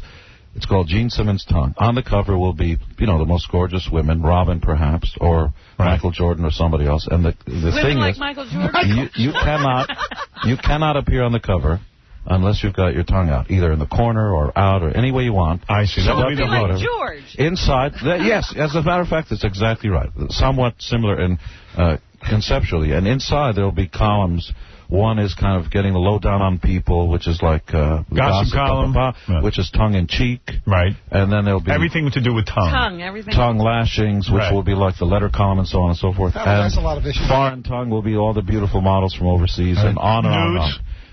Somewhat. We're going to do general newsstand distribution. And the fan letters in the beginning, which is my favorite section, called Kiss My Ass. Right. And this is an exciting project. Also, Gene Simmons will be hosting the Miss Nude USA pageant. For more information. Hosting? Oh. That's right. You're going to host the Miss Nude USA pageant. It's going to be broadcast, I believe, on HBO soon, although I just recently did host it this past weekend in Chicago, right outside of Chicago. Miss Nude USA, is that, are they nudists or is it strippers? Both. What happens is, outside of Chicago, there's a nudist colony year-round, and once a year, the most beautiful women fly in, some of them surgically enhanced, some not. Right. Gorgeous women from all sizes, all shapes, from all sides of the country. Why would you agree to host this, though? Seriously. Why? Yeah, I mean, Gene, why would I agree to host the Miss Nude USA contest? Listen, while you perks were talking, I just got a patent on the Kiss Bidet. I'd like to talk to you about. What is that? This Kiss Bidet is a toilet that cleanses your bowels with an authentic replica of Gene Simmons' tongue. It automatically comes out the push of a button. And it plays some of your favorite songs from Destroyer while you're doing it. So, how old are the women who are in the Miss Nude USA? 20s, I would say 20s. Right. Everybody's beautiful. The girls got along great. And what are the events? In other words, they walk out naked. The girls walk out naked. You've got 50,000 people from all over the Midwest. Right. Some people come in from the coast. Right. And they, you know, it's really out sort of in a cornfield. And there's this huge Olympic-sized swimming pool, and there are stands all over the place, and it's a gorgeous sunny day. And these girls come out, and they just walk out, and then they're evaluated, and then you pick a winner? Well, they do pole dance. Some of them are dancers, so they contest who are the best dancers. Huh. Some is like who's the best showgirl. Right. Many different titles. What did you say, Robin? I said many different titles. Yeah. So in other words, there's more than one winner. Oh yeah, no, there's like 20 winners. There's 20 winners out of 150 girls. I see. And almost everybody gets a prize. And Gene, do you host it naked or are you dressed? Not on stage. I wasn't naked. That would scare people. That would scare people? Absolutely. Does he wear the makeup when he... No, I went looking like the banker that I am. Right, you wear a nice suit and everything. No, I sort of went like this. I did what? Do you sing during the show? I never have in my life. Like here she is, Miss Nude USA, nothing like that? No, nothing like that. But, you know, the girls really, you know, when you're nude and gorgeous and wearing, you know, 7-inch pumps and come out to accept your gift and they call these girls, it really becomes a heartwarming piece because they start crying. Do they pay you for this or is this something you do for free? Yeah. Oh, they do? Oh, sure. And this will air on HBO? This will air, I mean, they paid me $200,000 to just walk out. Oh, really? Uh-huh. Oh, I would do that. Sure. You're not kidding. Is it the money or the girls? Did you have sex with some of the girls? All of them. No, come on, be honest. Did you have sex with some of the contestants? What no. do you think they won? Not even one? What did no. Really? No, I mean, we stayed the night and then boom, off. Who's we? Who are you with? I have an assistant whose name is Ted. Okay, let's have another. Okay, now I'm getting to the rumors. Go ahead, Gene. Let me have it. All right, wait a second. And you had sex last night, but who did you have sex with last night? A girl you met at the Nancy party? Reagan. Did you have sex with a girl you met at the party last night? What was... I don't remember. You don't? There may have been 2. There may have been 10. You don't even know what you did last night? Of course not. I've had sex with Sally Field. I've had sex with Farrah Fawcett. I've had sex with Craig Gass's deaf family. Wow. Oh, man. No kidding. True. All right, listen. Gene's biggest fan is on the phone. Let's wrap up with you, Gary. Hey, what's up, Howard? Hey. Guess what? What? You know my agent I had? Yes? I got rid of him. Why? Yeah, but wait a second. I want to hear about why you got rid of your agent, but what about Gene Simmons? James? What? Huh? Who's Gene Simmons? Who's Gene Simmons from Kiss? Everybody knows Gene Simmons. Everyone knows Gene Simmons, Gary. What's the matter with you? Get out of his country. Come on, you retard. It's Kiss. Come on, you retard. All right, Gary. Hold on. We'll talk to you about your agent in a minute. Well, Gene, I apologize for that. That was Gary the retard. There's still work to do, Gene. He doesn't know who you have to go after the retarded community. They don't understand what KISS means to the rest of the world. It's true. So anyway, aren't you going to ask me about the cutting the hair routine? Why did you cut your hair off? Thank you. You seriously, the last time you were here, you had a big ponytail and everything, and now you've cut all your hair off. Cut most of it off. Yes. Why? Well, I've been dating Ellen DeGeneres. I have been dating. Now, why did you cut your hair? We came back from the Japanese-Australian tour in May or thereabouts. Right. And as you know, we saw each other after that. Yeah. And then they gave me 2 offers to appear in movies, acting and stuff. So Who they is said, this they? Who is they? Until the contracts are done, you know how they are. Really? Yeah. You will not mention where you're going to be acting? Well, I can't until the contracts are done. But it's legitimate. You've already cut your hair. Well, I've acted in movies before. Yeah, it's a long time ago. That's right. Runaway and Wanted Dead or Alive. I love that movie with the mechanical spiders. That was great. You know who wrote that and directed that? It was one of his first films. Is Michael Crichton, who went on to write Jurassic Park, right? ER, the TV show. I love that movie. What's the name of that movie? Runaway. Runaway. I love that. Yeah, that was a cool movie. It was pretty good. And then you never did any movies after. No, I did. I did another one called Wanted Dead or Alive, right? Where I was the bad guy and Rutger Hauer was the good guy, and at the end they stick a grenade in my mouth. Larger. Call now. 1-800-518-3492. You know, the only thing... 1-800-518-3492. The thing I think that makes your ween grow is just having lots of sex. It somehow makes it... It doesn't grow. It was always that length. I don't know. Yeah, you can't make it... You got to work it out. It's like a muscle. It needs to be worked. Exactly. Right? Am I right or am I wrong? You get a lot of sex. Absolutely. Right. Does masturbation count? No. Oh, some reason that doesn't work. Some reason that doesn't do a thing. I need latitude. You need longitude and latitude. But that guy sounds like he must have taken the pill. He's very excited about that number. Oh, 1-800. Well, thanks to Vinny, he still monitors the Mariah Carey website. I guess she got right out of the funny farm, and she made a message. He got right on the Internet. Right on the Internet. Here we go. Okay, this is a message from my fans.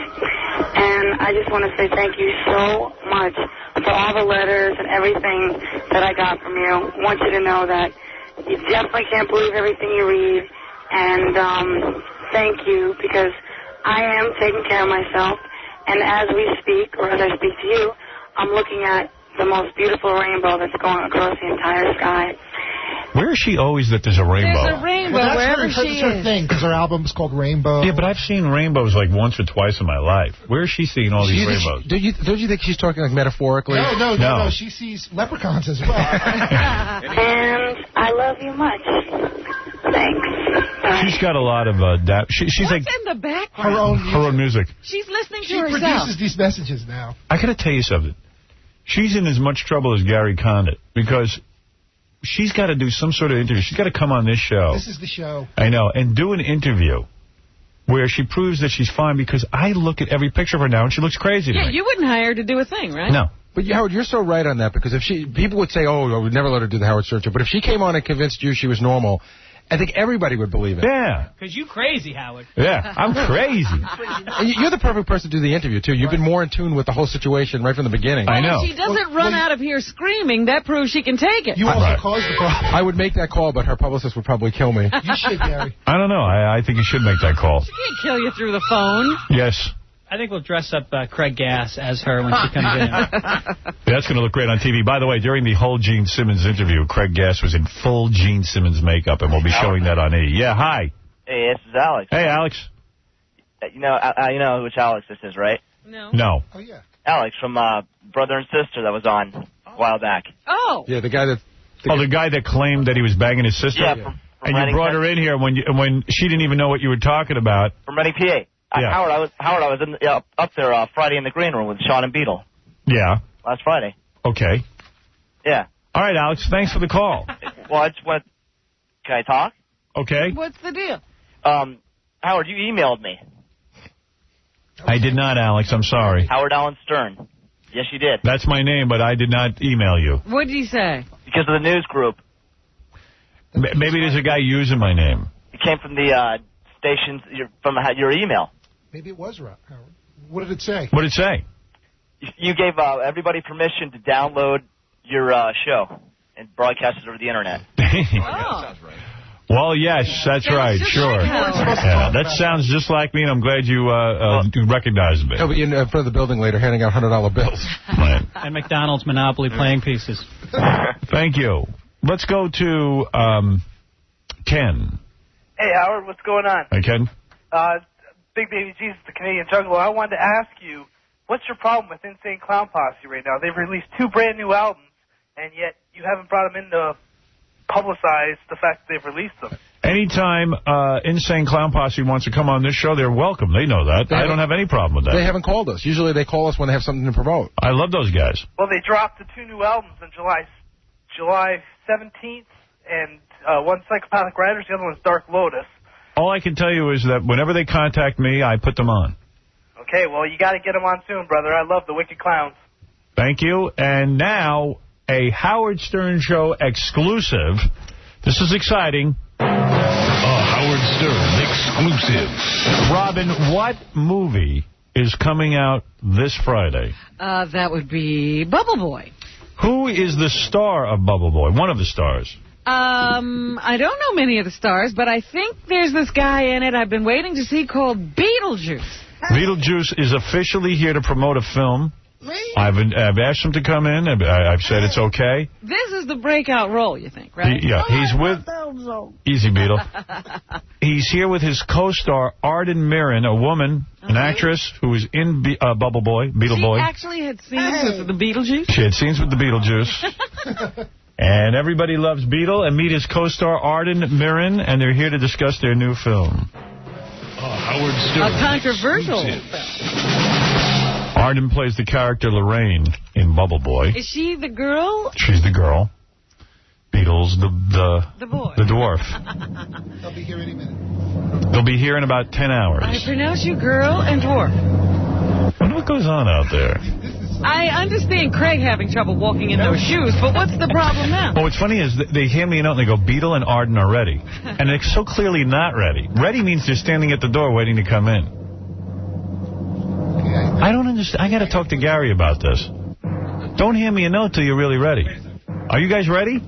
Beetle's coming down the hall, but you know what? Casey was in charge of Beetlejuice, and Gene Simmons before.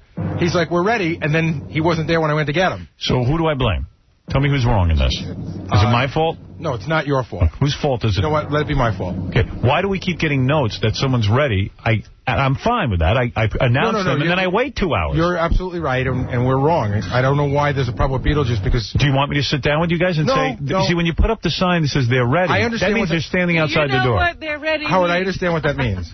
You understand what ready means? Yes. So who are you going to talk to about this? I'll talk to Casey about it. Casey. KC doesn't understand ready. Well, here's Beetlejuice, but I don't see his co-star. No, we're doing a lineup for the co-star, remember, Howard? Oh, okay.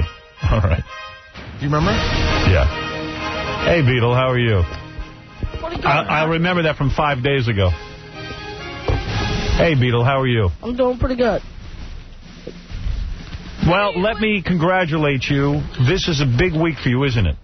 Yeah. It is. It is the week that your movie opens, Bubble Boy. Have you seen the movie? Yeah. Are you happy with it? Yeah, very happy. Yeah. Baby happy. Is everyone... has your life changed? I'm just shocked that Beetlejuice is a big star now and he's dressing down. He's playing himself right now. Beetle always dresses like himself. He never tries to be something he is. No, I'm dressed like a pimp, baby. A pimp? Okay. A real pimp. Beetle, I'm going to bring in 3 women right now. One of them worked with you, did scenes with you in the movie. I want to see if you can recognize her. Okay? Recognize her? Yeah, I had sex with her a long time ago. Let's see if you can recognize her. To that? One of these women's is Arden Mirren, your co-star. Yeah, that's who it is. All right, let's see if you can That's figure the one I had sex with. All right, let's see. You had sex with her, okay. Bring in the 3 women right now.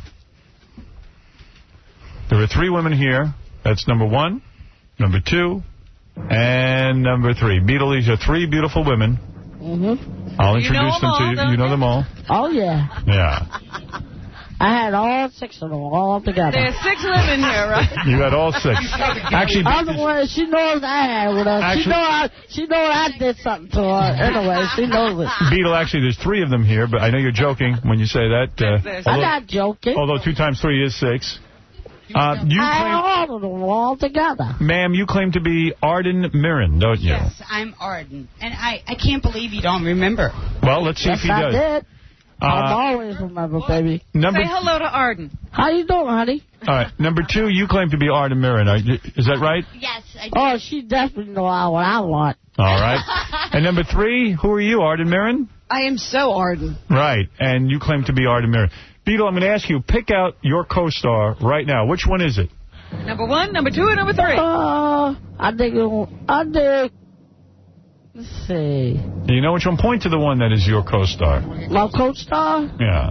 I think the one in the middle. Really? Well, you're right. He's right. Yeah. Changed his mind. He's one right. I had sex with. That's in the middle. That you had sex with that one? That's right.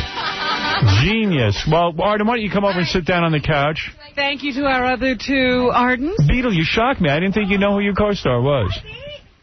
How you doing, baby? What's your I'm name? doing fine, baby. I'm Arden Marine. Arden That's Marine. right, baby. Like Marine, the eye stuff where you put in your eyes when your eyes are red? Yeah, That's right. like the Marines. We're like the Marines, exactly. Arden, you are an accomplished actress. You've been in several films, right? Yes, I have. What are some of the films you've been in? I was in Deconstructing Harry. Right. I was in What Women Want. I was. Now I'm coming out in Bubble Boy with Beetlejuice. With me. Yes. With me. With Beetlejuice. Did you study acting? I did. Where did you study? I studied it in Colorado College. I studied it. I studied it in Chicago. I did a lot of improv in Chicago. And Beetlejuice, where did you study acting? Me? I started in a room, brother. In a room. Beetle, studied with her. Having sex. Right. You studied while you were having sex? That's right. I didn't take that class. I think I should have signed up for that one. Arden, are you angry? I started with you, baby. Are you angry? I'm the man for it. Are you angry that you work... I taught you how to do things right. Thank you, why Beetle. are you interrupting Beetlejuice? Are you angry that Beetlejuice had no training and you had to train and yet you're in the same... And probably Beetle got paid more. Beetle, you got paid more than her, right? Yeah, sure. I trained her how to do everything, have sex every day. Hey. Beetle was actually the only person with an entourage on the entire set. He had the biggest entourage of everybody. He's a star. That's right, baby. You know what? Normally, you might be offended, but when there's such sheer talent as Beetlejuice, you sort of understand why. No training necessary. Arden, I'm curious. Right. We were also going to have the director in here. He couldn't be here with us today, but Bubble Boy is a big film. This is a big break for Beetlejuice. Sure. This is a Disney film. Yeah, yes, this is his second film, and we'll talk about the controversy of the movie in a minute with Beetlejuice. But I'm curious what the set was like with Beetlejuice. You say he has a big entourage. They warned you about working with Beetlejuice, didn't they? They did. The first day that I arrived, I saw Beetlejuice. He was getting his hair washed, and nice, Beetle. She was real naked when I wanted it. He was getting his She said, yeah, baby, come on in. I got something for you. Yeah, right. Well, sort of. What a fantasy. She said, I'm having sex with you, I'm having sex with you. So I went in, and I was sort of warned. All the women were pulled aside, and they were warned not to be too nice to Beetlejuice, that he would flash us. Really? Yeah. So I missed sort of the first month of getting to know him. It was only in month 2 that I sort of braved it. Beetle, you rascal. They had to warn the girls on the set that you would show them your penis. That's right. On the shoulder, that's her. Right. That's very sweet. Thank you, Beetle. I'm very offended, Beetle, because you've never shown it to me. No, don't say that. Because I'm a real man, baby. He would. So, Arden, who warned you? Like, they called each girl aside and said, listen, when you work with Beetle, don't get... so they warned you that Beetle would try to touch your breast. They warned us that he would flash us. It was the hair and makeup women, and also there was a PA who I think it was their special job to pull aside the new women. Right. And sort of warn us. And Beetle squeezed your chest? He did. We were filming a fight sequence, and sort of mayhem ensued, and Beetle took the opportunity to reach up, and he had full... And he squeezed it. He squeezed it big time, like the handful, like no accident. Beetle, was that written in the script that you grab your co-star's breasts? Yeah, she told me to, so I grabbed it. She said, oh, come on, baby, grab this. I don't actually remember it quite. I said, grab this arm, baby. Now, Arden, rather, you did not ask for that. No, I was just doing my part, and Beetle, he took the opportunity for the chaos to reach up and cop a feel, and he claimed that he was just picking my oranges. Now, one of the things I understand, Arden, you would know about this, when they make movies, there's something called continuity. Sure. You have to make sure that Beetle wears the same clothing in every scene, and that he actually, after they shoot the wide shot, for the close-ups, he's got to do the same thing over and over again. Yeah, that's pretty important to add it together right. And what happened there? They gave up on continuity with Beetlejuice? Well, Beetlejuice provided some of his own jewelry and wardrobe, and apparently he got a little angry at the wardrobe people because they sort of wrote his case. They wanted to hold his jewelry at night so that they would have continuity, and he refused to hand it over, and he would change medallions every day, change rings, and change... Beetle, you do your own thing. That's it. You're not going to be bossed around by any movie. Nah. He's a multitasker. I'm a straight-up man, brother. You're straight up. And you can't wear the same medallion every day. No. Oh, unless she's with me, yeah. You know what? I might start doing that. I'm going to start wearing medallions and refuse. She's with me now. I got to tell you, you're acting more like Marlon Brando every day. Hey, man, got what he got to do. All right. Right. Beetle and I? Beetle, you're dating? We're dating, yeah. You're dating. Wow. What about Mrs. Juice? You told me you were married for 55 years. Nah, I don't have to deal with that. When you met Beetle, he told you he was married. I'm dating you, honey. I want to marry you. That's why I picked you. Oh. He told you he was. Sweet. He told you he was married for 55 years. He said I admired his gigantic $sign ring. He said it was his wedding ring, and that he'd been married for 55 years. Beetle, what is that all about? Hey, it's something in common, something in private. So. All right. Can't argue with that. We talking in private, so you know. Will you give this beautiful actress a love child? Yeah. You will. Yeah. It's very sweet. You would have babies with her? Yeah, sure I will. Sure. How many babies? To be a father. Oh, anytime she wants. How many babies? Oh, you can tell her it's one. One baby. Just one there you go. time. How many do you need? That's it. That's right. Just the three of us. So working with Beetle was different in that even when he had to redo a scene or something like that. Now, what about his lines? Was he prepared on set? I mean, he was very professional, but sometimes when it was time for Beetlejuice's close-up, there would have to be people who would, there'd be people alongside saying a line, and then he would repeat it. And there was a moment when he actually had to, it was sort of a key moment, he had to hump somebody's leg, and he forgot and scream, whoop that ass. And he forgot to do it, so the guy had to, shake his leg at him and mutter, hump me, under right. That was a great time, huh, B? Hey, that was a comment right there. Right. There you go. That's right. A little bit of magic, huh? Hey, I got plenty of magic, baby. I think Walt Disney was proud. Magic in the seat, baby. Boy, the Disney company has changed. But he's replacing Mickey Mouse. You're like the biggest thing Disney's got, right? Oh, I could act like Mickey Mouse. You don't want to see that. Right. What does that look like? Well, so Beetle, you would say, listen, you're a professional actress. Beetle acted professionally on the set. Yes. Although he grabbed your breast when it wasn't written into the script. Well, he was just picking my oranges. Right. Were you offended? Did you go to the director and say, look, I can't have any of this? Well, nobody noticed when we were doing it. I was so horrified that I She's in love with me. That's why she did it. I was in love with him. I couldn't believe finally he'd grabbed my breast. Well, you've heard of, like, the Stanislavski method. This is the Beetle method. This is the Beetle method. He gets really into it. So when he grabbed it, you were shocked. And we were shooting. I burst into laughter. I was horrified and shocked, violated, and amused all at the same time. Right. And I ran off camera, and I realized that nobody had noticed. It was right in front of the lens. It may actually be in the movie.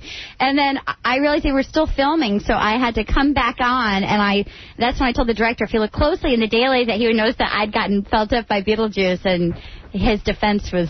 What about off the camera? Was there any more? Was Beetle trying to get into your trailer, or was he trying to get with you during the filming? No, Beetle was pretty cool. Beetle and I hung. I tried. He tried. Did you get her? Yeah. You had sex? I was in there with her. You did. You had sex with her? Yeah. How many times? Oh, like 3 or 4 times. 3 or 4 times? Why only 3 or 4 times? This is a beautiful woman. Yeah, I would. Was she in the room at the time? Yeah. Yeah. Wow. You don't Good for remember. me. You don't remember. So, you know, I don't understand then when we saw little tapes of Beetlejuice. Well, you didn't see it, but after me and her took a shower together. Oh, really?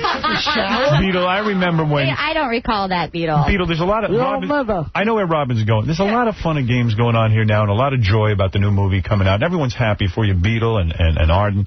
But I remember when you were on the set, we went down to film you. You were in tears. You were upset being out there. That's right. You know, what happened that day? Well, I got this paper right here. Go ahead. It just tell you everything. Really? Yeah, the paper will tell you? Let me see this piece. Let me see this document you've drawn up. Let me see. It tell you everything. All right. I will lie to you. Here's what it says. Beetlejuice is auctioning off his car on eBay. Go to jollydwarf.com for information. Right. Beetlejuice will be appearing at Jukebox in Syracuse, New York tonight from 10 to 1 a.m. See what a burgeoning career he has? jollydwarf.com. So hire Beetlejuice. The only thing I want to do is biting her. But Beetle, what I'm saying is, I remember when you were on the set, you were upset. You wanted to go home. You didn't cry. You didn't like No, I didn't cry. I didn't cry. I came up like a man. I didn't cry at all. No, you cried. I didn't cry. I only cried. I didn't cry once. You cried one time. You cried. No, I didn't. I saw tears. That was fake tears, honey. Fake acting tears. Zip robbing. Yeah. You cried like a little girl. You had it wrong, dude. Why were you upset, Beetle? You had it wrong. I don't know. Play the tape. You were a little girl. I talked to a guy Little girl. Ain't no little girls here. Do you remember the guy who played Flipper in the movie? Yes, Flipper? Oh, well, Flipper boy, that was a fake one. Yeah, he sat next to you in the car, and he said you cried because it was a fake one. Walkie-talkie. Did you like it? Was a fake one. No, they were. Well, anyway, regardless of that. Both eyes had walkie-talkies. You cried, Beetlejuice. That's Because of a No, that was before that when we was on the track, on the airplane. There's nothing wrong with crying, by the way. No, it was all fake tears, brother. Really? Because the Beetle never cries. I never cried. It's all fake tears. Well, Beetle, you said you wanted to go home. Yeah. Well, that was all fake. I made it all up. No, you said you missed your mother. I said I missed my mom, but I called her, but it was all fake. You missed the strip clubs in Jersey. You were. You did. No, I ain't said I missed club in Jersey. I said I missed you in club in Jersey. All right. Well, Beetle, I don't mean to rain on your parade, but I know it was tough filming for you. Yeah, you got a little depressed. And I got to tell you something. Isn't it worth I'm already depressed. Right. Isn't it worth, though, Beetle? Now you've got your movie. Your name is in lights on the marquee. Yeah. It's worth everything, isn't it? To be an actor is the greatest profession, isn't it? Right. It is. Are you ready to do another film? Hey, it's coming, yeah. Yeah. Well, let me tell you something. I heard something sweet. Actually, Arden can tell us more about it. Yeah, that's for her, yeah. First of all, how many scenes did you do with Beetle? I had about 3 scenes with Beetle, Right. But we were around the set every day. I see. And in working with Beetle the artist now we're talking about strictly, and Beetle, I don't mean to give away any of your secrets. Sorry. But you have a fight scene with Mini-Me in this movie. I heard that Beetle was very tender during the fight scene. I was actually touched by how sweet Beetle was. He is much larger than Vern. Is that right? Yeah, and they had to wrestle over a woman, and Beetle actually... I think he probably would have hurt Vern, and he didn't really fight back, and they kept egging him on to fight back, and I thought Beetle was gentle and intentionally, it seemed like intentionally didn't fight back. You are a much physically stronger man than Mini-Me and taller. Why didn't you want to hurt him? I don't want to hurt the guy. Right. I weigh over 180 pounds. What do I want to hurt the guy for? You're so sweet. Right. That's very touching, really. Yeah, Beetlejuice. Maybe I'll take you up on your offer. So, Mini-Me, you had to do fight scenes with him, but yet you held back during the fight scene. Right. That's what nice. I did. Wow. And they were shouting at him with a bullhorn, like, Beat, get him. And I saw that, you only sort of... I ain't going to hurt this little guy. What do I want to hurt this little guy for? Yeah, you're a big guy. I'm trying to take it easy on What do you weigh? What do you weigh? Me? Yeah. 115. 115. How much? He takes longitude to grow. Let me say something. When you saw that, is that when you fell in love with Beetlejuice? It's all coming out. Well, Beetle says he had sex with you. I believe Beetle over you. I got to go with Beetle. Beetle's my friend now for a long time. I believe him. I don't believe him. Has he ever lied to you? He's never lied to me once. He told me he directed the Titanic. What did he do? He directed the Titanic, and he's responsible for the Wayans Brothers crew that he wrote and directed the scary movie. Did you tell this beautiful actress that you directed the Titanic? That's right. And I did. And you told her you're responsible for the Wayans Brothers career? That's right. You made the move. I made the move, but they had to give it up. But that's when... Did you direct the Wayans Brothers in the Titanic? That's right. Yeah. And so, I loved their work. were you saying that to impress her, to win her over? Yeah. Yeah, you were. All right. Were you on the Titanic? Yeah. You were? Yeah. I didn't know that. It's based on his story. Wow. He was Jack. Boy, that's interesting. What, you never been on a dead bed before? Leonardo DiCaprio's going to play Beetlejuice in the Beetlejuice story. I've never been on a dead bed before now. Arden, I'll play it for live because I play fake. Yeah? Let me tell you, this is exciting. I am so excited for Beetlejuice. This is his big day. He has dated all the Hollywood actresses, including Sarah Michelle Gellar, Buffy the Vampire Slayer. Yeah. Oh, you don't want to know that. That's a little different right there. Who are you dating now, Beetlejuice? Huh? Who are you dating now? Well, I'm dating her for a week right now. Really? Arden, yeah. Only for a week. Arden, tell the truth. Do you have a boyfriend? No, not right now. You don't have a boyfriend. You're not going to say that you're dating Beetlejuice. Has anybody pressured you at the press junket to say you're dating Beetlejuice? I didn't want to say anything, but Disney's been putting the heat on. Beetlejuice, why no press junket? Is there a press junket? What is it? A press junket where all the reporters come and interview you and there's a hotel? Well, they interviewed me, but they were scared to come over. I have to say that Beetlejuice was of our set. I mean, whenever I would tell anybody who was in the movie, I would, list off all these people, and Susie Kurtz, Jake Gyllenhaal, and when I got to Beetlejuice, that was, people's eyes would light up. They couldn't believe I knew Beetlejuice. Right. Yeah. Beetle, will you do the Actors Studio show where they sit and interview you about Yeah. You will do that. I did it all. You do it all. I tell you, Beetle, this is so exciting. Straight up, dude. I'm going to go see the movie. And you would talk about your technique. Right. That's right. Now, Beetle, talk about the controversy. A lot of people are saying that Bubble Boy makes fun of people with immune deficiencies, the people who live in bubbles. Well, he lives in a bubble. Right. And what do you think of that? Are you making fun of them? No, I never make fun of him.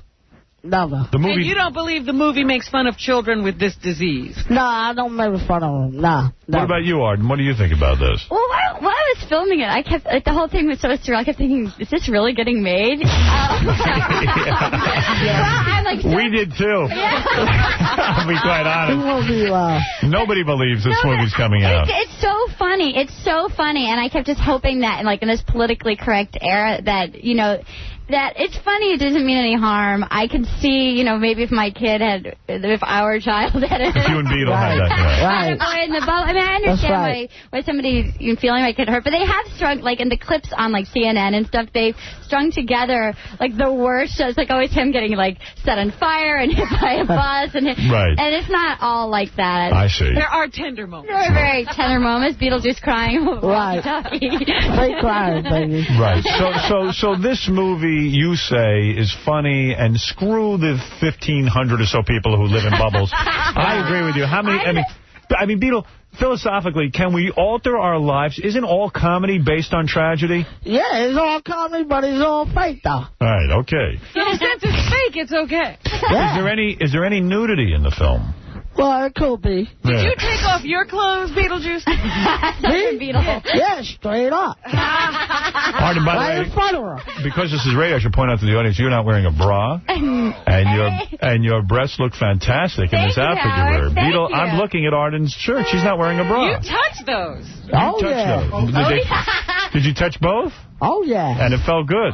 Oh, it felt I good. only recall just one hand coming up out of the darkness. It was in the middle of the night. It was like 4 a.m. we were shooting the scene. It was one hand just reached up. Right. But Beetle, you know you're not supposed to do that, right? It was just because it was acting. I don't know. Maybe I was happy to do it. Right. Well, Beetlejuice... Maybe I was getting hot. What else was I supposed to do? Well, Arden, you... It wasn't your fault she turned you on. Oh, she wasn't turning me on. It was good, though. I loved it. Arden, let me congratulate you. This is probably a big deal for you. In fact, you started out, you were an intern for the Conan O'Brien show, weren't you? I was an intern for them. I made Xeroxes.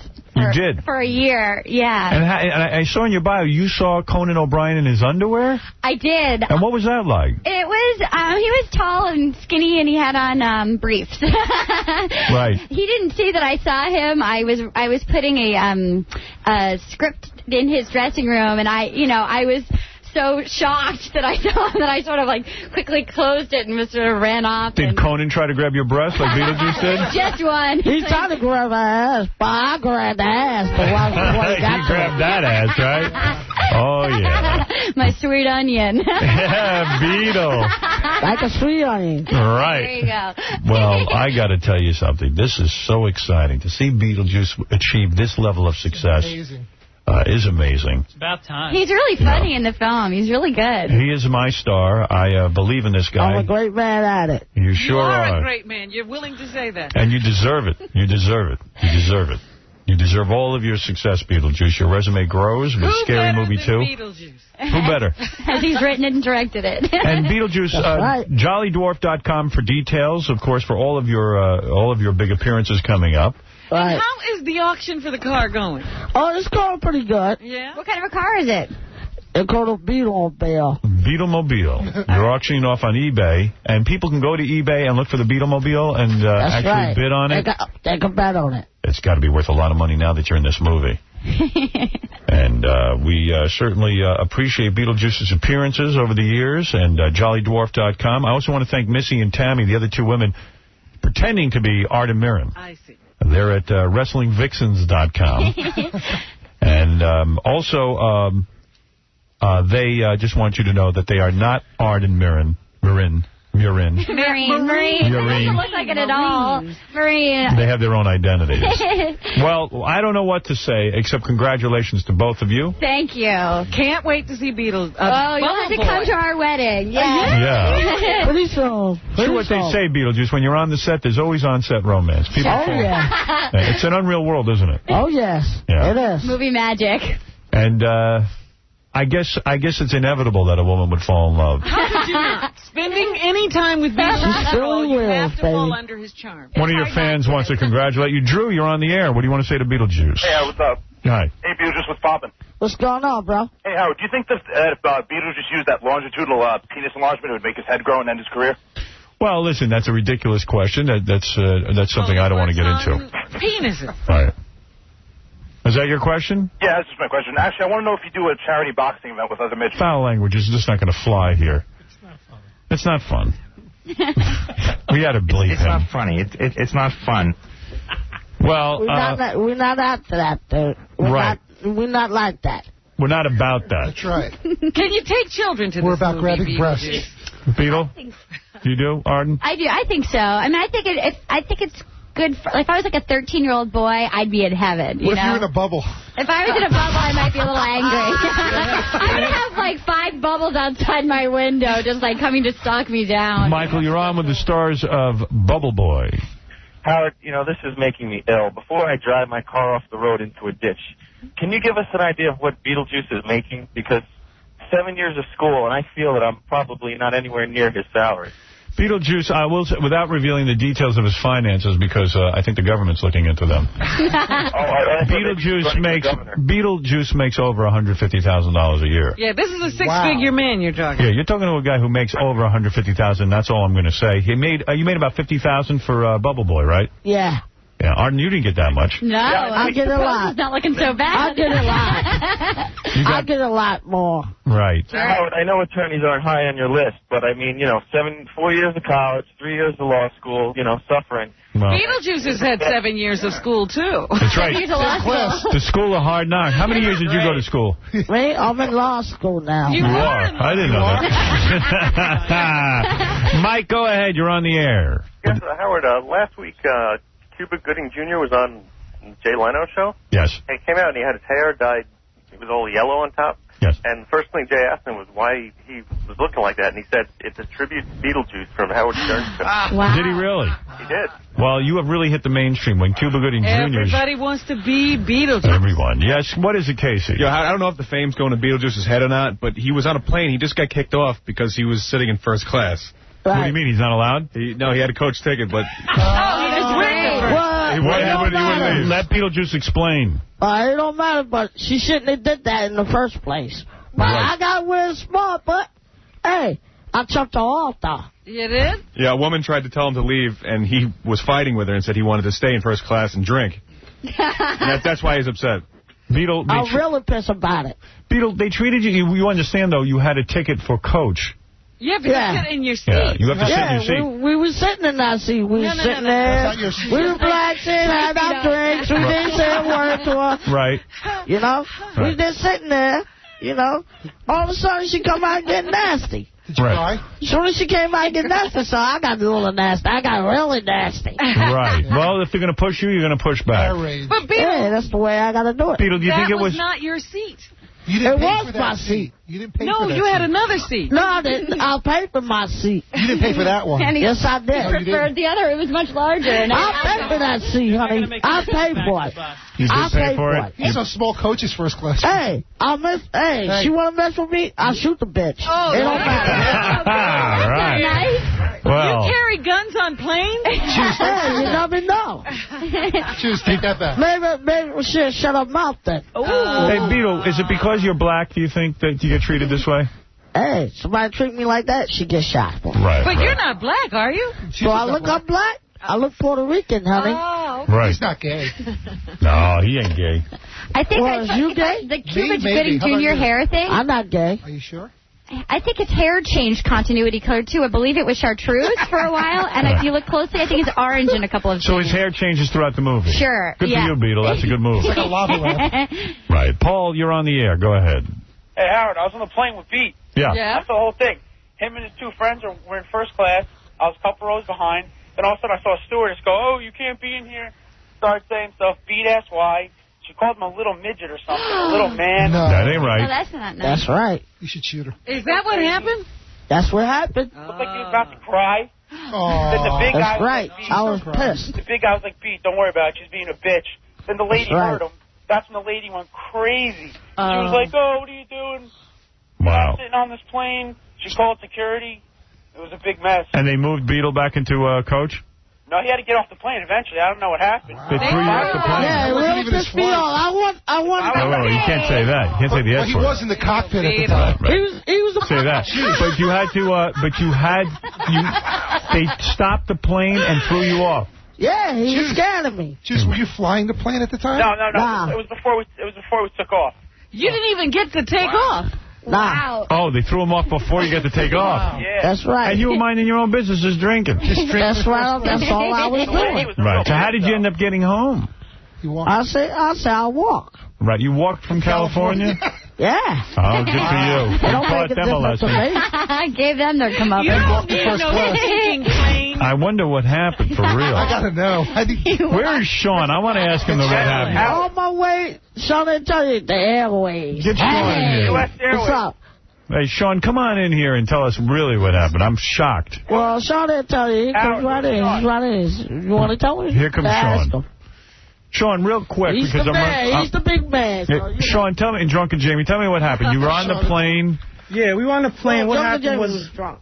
we were the last ones on the plane. Right. Everybody was packing their bags. We seen nobody was in first class. Right. We sat down in first class, and Jamie asked to get a drink, and the guy served us, right?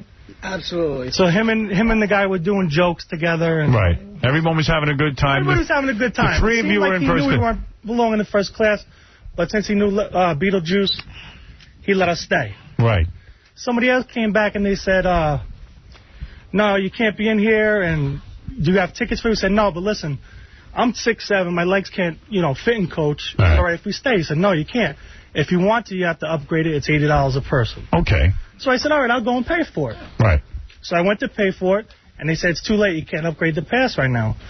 So I said to the guy, listen, can you just give us a break, let us stay? Can you say that's the law? So then he said, yeah, so the guy said, no, I'm really sorry, you can't. So the lady goes, didn't you hear what he said? Now just get in the back and do what you're told. Right. Go back there. And he was like, calm down, honey, I'm going. I got my bags underneath my seat. Right. I got to grab them. And I was like, come on, Lester, this lady's a real bitch. Right. But I was walking away. I didn't call her a bitch. I said, this lady's a bitch. You were explaining to Beetlejuice who a bitch was. I was protecting him. Right. And she said, what'd you say? And I said, you heard me. She goes, now you're not getting on this plane. The cops came, we had to get off the plane. Oh, Beetle, you're a huge star. No, I did. I told the cop, you want some of me? No, the cop was very nice. No, the cop was very nice to us. The cop was on our nice. side.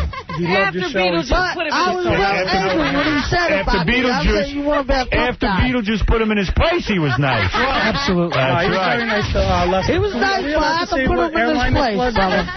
By the way, I noticed you're breaking He didn't respect me, so I have to put him in his place. I know you're breaking the Beetlejuice persona. You're calling him Lester. Are we going to stop dropping? We're going to drop the name Beetlejuice and go with Lester now that he's this big? Well, hey, you can call me Lester Jr., but hey, I'm the big guy. Lester Jr.? I know him as Lester. He lives with me, so I'm used to calling him. Shall we start calling him Lester? Is he beyond the Beetlejuice name? Is or do we get Beetlejuice or Lester? Oh, if you want Lester, you can call me Lester Jr. Because Lester Jr. get pissed. What's your father? Let me ask you something, Lester Jr. Lester Jr. Let me ask you something, Lester Jr.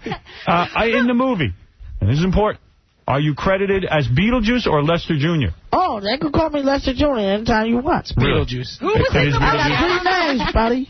Beetlejuice, Lester Jr. That's right, I got 3 names. It's actually Lester Beetlejuice Green. Yeah, but I got 3 names. Okay, what are your 3 names? Go ahead. Go ahead. I had Lester Jr. That's 1. Lester Green. That's 2. And Lester Half Jr. Lester Half Jr. Right. Is that true? Yeah. I've been in Puerto Rico for a long time, buddy. Lester Jr. Are you half Puerto Rican? Yeah, I'm half Puerto Rican. Which half? Lester Jr. Lester Green. That's right. And Lester Jr. and a half. No, Half Jr. Half Jr. Half Jr. Wow. I thought you were Irish, Les. You like Irish? Well, Puerto Rican I'm Irish. You never know. All right. Well, listen. This is a great day. I just want to clear up. The woman didn't call Beetlejuice. I'm half Irish. No, she did not. I have a question for Sean. She did disrespect him. I don't know, because I started walking towards the back to put my luggage in. She calls her a bitch. Well, let me tell you, you're great at helping, Lester. I see you handle the situation beautifully. Yeah, I got us kicked off the plane. How did you eventually get home? We took a next flight. They gave us tickets for a next flight. Were you in first class? No, not first class. Right. You know what it is, Howard? People don't understand the magnitude of his superior, celebrityism, and some people don't know him, so they don't give him any respect. But we're here to, gain that respect. Drunken Jamie, you make a good point. I don't think people understand. They don't understand how huge he is. Why wouldn't you just buy? Beetlejuice is a big star. Why wouldn't you just buy first class tickets? Exactly. Well, it wasn't us. It was the club that was paying for the tickets. Well, you should demand and we don't demand first class because. Well, let me say something. Let me wrap it up the right way so that everybody. Yeah. Beetlejuice, first and foremost, congratulations to you. You started out on this show. No one knew your name, and now this is a very big day for you. You have 3 names. Thanks to you, Howard. Look, you got co-stars and everything. I knew you when you had 1 name. I had 3 names. You have 3 names now? You got 4 names. 4 names. What are they? Go ahead. 4 names. What are the 4 names? Give me the 4 names, if you would. 4 names? Yeah. You can go. I already just told you the 4 names. You told me 3. It's 4 names. What is the 4th? The 4th name? Well. Mariah Carey? No. What is it? Beetlejuice. George Bush. George Bush. George Bush. It's like a George Bush name. All right. Go to jollydwarf.com. Will there be a listing of all Beetlejuice appearances? Yeah, all Beetlejuice appearances. All you got to do is click on the news. Okay, and is there Bubble Boy information as well? Yes, there is. Now, wait a minute. We heard the last time Beetlejuice was here, he was thinking of retiring. Is that true? It might be, but if I wanted to, I don't have to, but I got to keep going. Unless I have to have a chance. Joyce, give us the answer, and I'm not gonna ask Sean. I'm not gonna ask Drunken Jamie. You ain't got to ask Sean. No, I'm not gonna ask. I'm gonna ask you. I'm gonna go to the man directly. All right. Will you be retiring within a year? Could be. Could be. If you retire, will you stop everything? Will you do movies if you retire? Me, I'll still doing the movies. You still will do movies. Right. If you retire, will you still come on this show? Yeah. You will. If you retire, will you still make club appearances? That's right. All right. That's all I want to know. What I really want to say, Howard, wow. His real name is Lester Moonves. Right. Les Moonves, and nobody realizes No, that. I'm a smooth guy. You know that. Right. But wait a minute, Beetlejuice. Will you still do parties? Yeah. If you retire. And most importantly, will you continue your stem cell research? Yeah. You will. All right. I always do my research. Well, let me just thank all the guys, Drunken Jamie, Sean, for managing Beatles' career. You've done a brilliant job. Both you guys you are tops, because this guy has, you know what? You might be the greatest managers of all time, because look at what you've He's like done. Colonel Tom Parker. you started with nothing, and look what you've done. Exactly. What are his quotes Now, on when the they write a check for him, is it to Lester or to Beetlejuice? It's to me. Lester Green, care of Booze Jolly Dwarf, the name of the company. But it's the company name, so you know. Yeah, they have Your a whole whole company. You have 5 names. I have 5 names, baby. Why not Lester Half Jr.? Why not write the check to him? Yeah, right? I miss Half Jr. I want to be Mrs. Lester Half Jr. Beetle, you know you remind me of today, Dean Martin. He used to sit on the couch of the Tonight Show, and you've got a beer in your hand. Oh, yeah, that's why they call me Dean Martin. That's why. That's You have 7 names. Yeah, you fashioned your whole career after Dean Martin. Well, good for you. Anyway, listen, I also... When will we have Beetlejuice, the TV show? Oh, come on. Listen, I got to wrap this It'll be there pretty soon. Everyone's having fun. See Arden Marine. Arden Marine in Bubble Boy, opening this Friday in theaters everywhere. Of course, Beetlejuice is in it. And thank you, Sean. Thank you, Drunken Jamie. Thank you, Beetlejuice, thank you. And go to jollydwarf.com for all the information. Thank you. And Howard, yes. I just say one thing. They're going to be making Beetlejuice action figures. Oh, really? Oh, they are? From Bubble Boy? No. That's right. Just Give me Beetlejuice It's your business? No, a toy company. Yeah. He wants to open up. He's opening up a toy company. I will buy that. And it's a talking Beetlejuice doll. Wow. Oh, my God. And it'll be in stores in December. Oh, I can't wait. Beetlejuice is going to be a doll? Yeah, that's right. I made it all up, baby.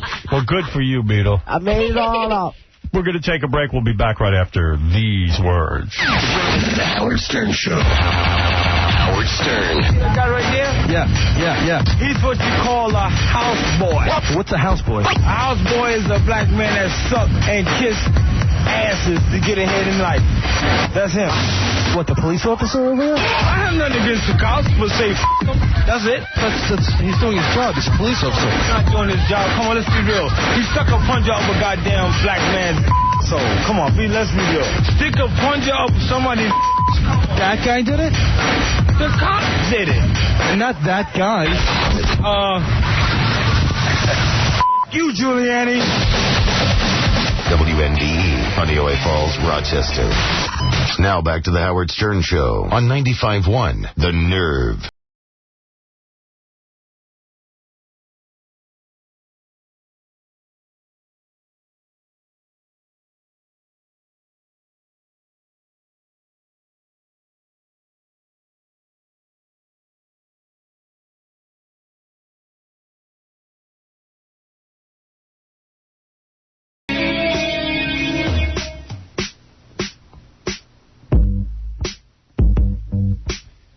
Actually, we're a couple of minutes away from meeting Kevin Smith and Afro Man, who are a part of the movie, big part of the movie. Silent, Bob, and Jay. Strike Back. Strike Back. It's a big movie for Kevin coming out. Seen a lot of trailers and commercials for it. A lot of things. Yeah, they're really promoting this.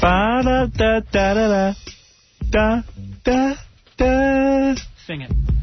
Yeah, would you please sing it? Love that song. Jay and Silent Bob, it's, well, Kevin will be in to tell you more about the movie, but it's got a huge cast. Most of the dudes from American Pie 2 are in it. Really? Yeah, Ben Affleck's in it. He's in American Pie 2? And that other dope that hangs around with Ben Affleck. What's that guy's name from Good Will Hunting? Matt Damon. Matt Damon. You know who's Matt funny? Damon. You know who else is really good in it? Jason Biggs. Jason Biggs, Matt Damon, Ben Matt Affleck, Damon. Chris Rock's supposed to be the funniest in it, right? He is really funny. Well, how's anybody else going to be funny when Chris Rock is around? Shannon Elizabeth is in it. Shannon Elizabeth, yes. She's so funny you don't even know her. She's way funny. Actually, nude scenes. It seems like that's going to be her thing. No, she thinks she's an actress now. But what's funny is in the movie she plays an actress who thinks she can act, right? Yeah. But can't. Well, no, she's like almost like a member of Charlie's Angels, but she can't act, so it works for what they need in the movie. And what's that guy's name? The guy that's in every single movie, Will Ferrell. He's in that too. He's in it too. Yeah. Talented guy. Very. Jay and Silent Bob strike back from Kevin Smith. Can't wait to see it. Opening this Friday. Now back to the Howard Stern Show on 95.1 The Nerve. Roll another blunt. Yeah.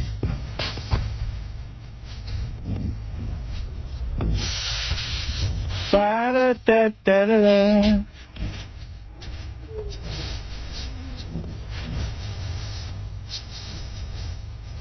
Afro Man will be here in a couple of minutes, too. Yeah, black it the F out.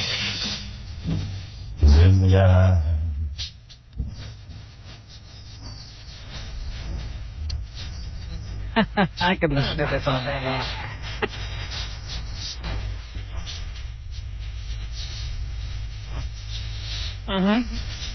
Say it. Yeah. Wait to hear this guy's story. He's got a story? Oh, yeah.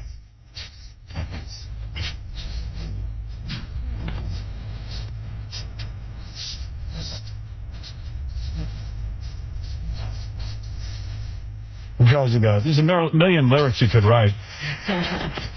Oh, yeah. Robin wasn't gonna do anal, but then she got high. Something like that. I was gonna pay my child support, but then I got high. No, you wasn't. You know who Afro Man is? Aquaman? Afro Man. Afro Man. He's that guy who sings a song about getting high? Man, I don't know Afro Man. You ever gotten in trouble for getting high? For trouble for getting high? Yeah, I got locked up for smoking weed. That's f***ed up, yo, man. That's f***ed up, yo. Weed. You know what I'm saying? But I don't know. It was only weed. Going to jail for weed. All right, it's time to play first because this is all about the new Kevin Smith movie. Here is Kevin Smith, the director of Silent Jay and Bob. I guess he would be the director and the writer. And just director, writer, producer, to play Winfred's Money. Hello, Look sir. at this. How are you? Look at this. How are you? You must need money if you're playing Winfred's Money. Well, I could use it. Hopefully we'll have a good weekend, but just in case, I'll fall back on this 10 grand. Well, congratulations on the movie coming out. Thank you very much. What is the box office gross going to be? Prediction. I say opening weekend between 10 and 15. I'd be happy with that. Oh. 10 and $15 million. I'd be happy with that. Where will you spend all that money? Hopefully on a weight loss program. Tell you the guys. You know what? I saw in the commercials you got very heavy. I did. I got a little hefty. Did you do that for the movie, or? Yeah. Yeah. Sure. Absolutely. Yeah. I put it. It's just for the role. It is.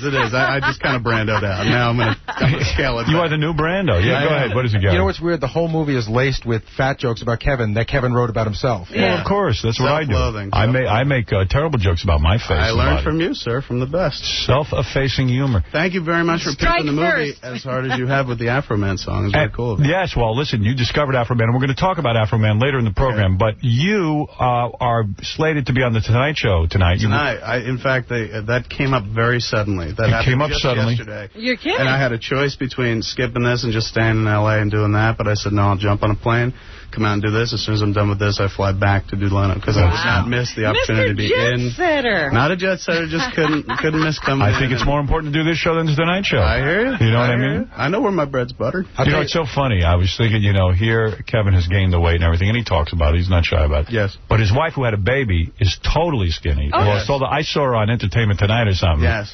Can we bring her in later? Bring her in later because I have to look at her. Fat guy made good.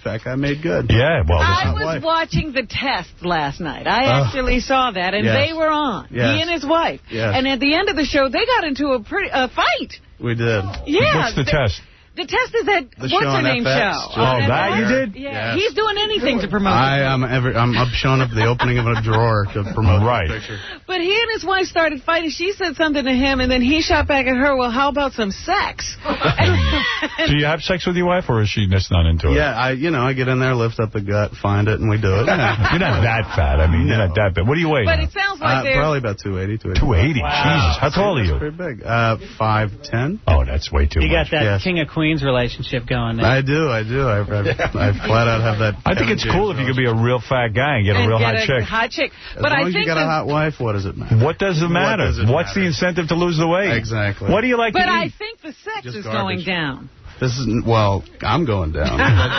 What do you eat? Bad food? You eat like? Yeah, and it's been a very sedentary year. I've been sitting in an editing room for the last 3 years. And you've been outspoken about other directors and movies and all kinds of things. I saw your whole fight with Tim Burton, which was not even really a fight. It's not real. Planet of the Apes. You feel that he lifted the ending of the movie from a comic? I made a comment to a guy I know, Lou Luminek, works in the New York Post, and I said, did you see the movie? He said, yeah. I said, see the ending? He said, yeah. I said, look at this. And I showed him an image from a comic book we had done, a Jay and Silent Bob comic book. And it was the same image, Abraham Lincoln with the ape head on it. Well, it's funny you say that. I mean, I've said this to Tim when he was on my show, and I like Tim. He's a great guy, great director. But the movie Mars Attacks, yes. If you remember the end of the movie, Slim Whitman music is what kills the aliens. Yes. Fred and I wrote a bit when we went to NBC called Slim Whitman and the Attack of the Aliens from Mars. It's word for word. Really? Everything we did. So I think we're onto something here. I don't know. I said to Tim, whoever wrote that movie, I don't know if Tim wrote it or who wrote it. Tim didn't write it. I said, whoever wrote it. He didn't write Planet of the Apes. It's a direct lift from a bit we did. I didn't sue anyone, but... Right. And I joked about it, and then, you say something to the press, and I'm like, I felt ripped off, and I'm contemplating legal action, and they printed as Kevin Smith felt ripped off, and he's contemplating legal action. And then they call up Tim for a comment, and Tim just went nuts. All right, yeah, he really went nuts. Yeah, what did you say? He said, anyone that knows me knows I don't read comic books, which would explain that, man. That's really funny. Everyone reads comic books. Oh, especially him. And then he said the second quote was, I would especially never read anything written by Kevin Smith. That wasn't nice. It wasn't nice, but I dug it. I'm going to put that on the jacket of a book one day as a review blurb. Yeah, why not? At least he acknowledges you. Yeah, exactly. Okay, Joey, what's up? Yo, Coward, I saw Kevin Smith's movie on Friday, and it was so freaking funny. Well, there you go. That's very cool. Well, that's good word of mouth. You need the buzz. I do. On the phone. Buzz. Yeah. I see all these movies nonstop. Yep. Dogma, Chasing Amy, Clerks, and Mallrats. They're all hilarious. He's a great director. Now, did you pay money or you saw it for free? Yeah, really. Of course I pay. All right. But it didn't go toward our box office because we haven't officially opened yet. That's right. So go see it again, sir, on Friday. That's my father, Howard. Any sneak preview money doesn't count. No, it goes. The sneak preview that they did last Saturday went toward the others, the other Dimension. Oh, dear. Yeah. Really? Oh, that's awful. How are you, Robin? Yeah. You look nice. Are you ready to play Win Fred's money? I'm absolutely ready to play. Do you think you can beat Fred? No. You do not? No. Well, why Fred's did you smart. volunteer to do this? Who gets the money? We thought it would be funny. Well, let me tell you what you're playing for. Okay. Win Fred's money is brought to you by cbs.sportsline.com. That's how we got this $10,000 prize. 10 G's? Yeah. That's right. You're playing for $10,000. I have to give it to charity? Hell no. Really? You keep it. We don't make those kind of rules. I'm taking it. They are the home of the $1 million office pool challenge, as you know. Log on today for your chance to win $1 million guaranteed. Kevin Smith and Jay Muse and Jay and Silent Bob Strike Back, opening this Friday in theaters everywhere. Fred, go put yourself in the isolation tank. I have to move out of it then. You move out of it. Hi, Kevin Smith, the director. I love celebrity Win Fred's money. Is this I don't know if this counts. Edition. I'm hardly a celebrity. So oh, yes, you are. This is more right like now. D-list Win Fred's money. For this show, it's... Here we go. To us, you are a celebrity. Thank God. That's why I come back. Fred is settling in. Fred can't hear a word we're saying, which is good, because that makes the game fair. He doesn't hear us. I think he knows the doesn't answers hear you going when in. you hear it. Wait a minute. We could have him in the room and he wouldn't hear. I think Right. this is like quiz show. I love watching it's it. rigged. You think it's all rigged? Oh, absolutely. Fred's lost twice, so it isn't that rigged, yeah. Well, I think you guys are throwing it on purpose so as not to get investigated. You know what I'm always meant to ask you? When you did that cartoon for ABC, and you got, I know you were angry about it. Yes, not anymore. But when you did the press junket, ABC prepared you with answers of stuff to say? Was that the story? No. No? All right, I have that wrong? Yes. All right. Here we go. Let's play Win Fred's money. Well, there goes that. That was a great I was going to say, where was that going? I heard that. All right, I'm going to ask you 7 questions. Yes. You can go back. If you, I love it when you lift up your glasses. I can see your eyes. If you want to pass on some of these questions, you can. Okay. But that eats up more time. Yes.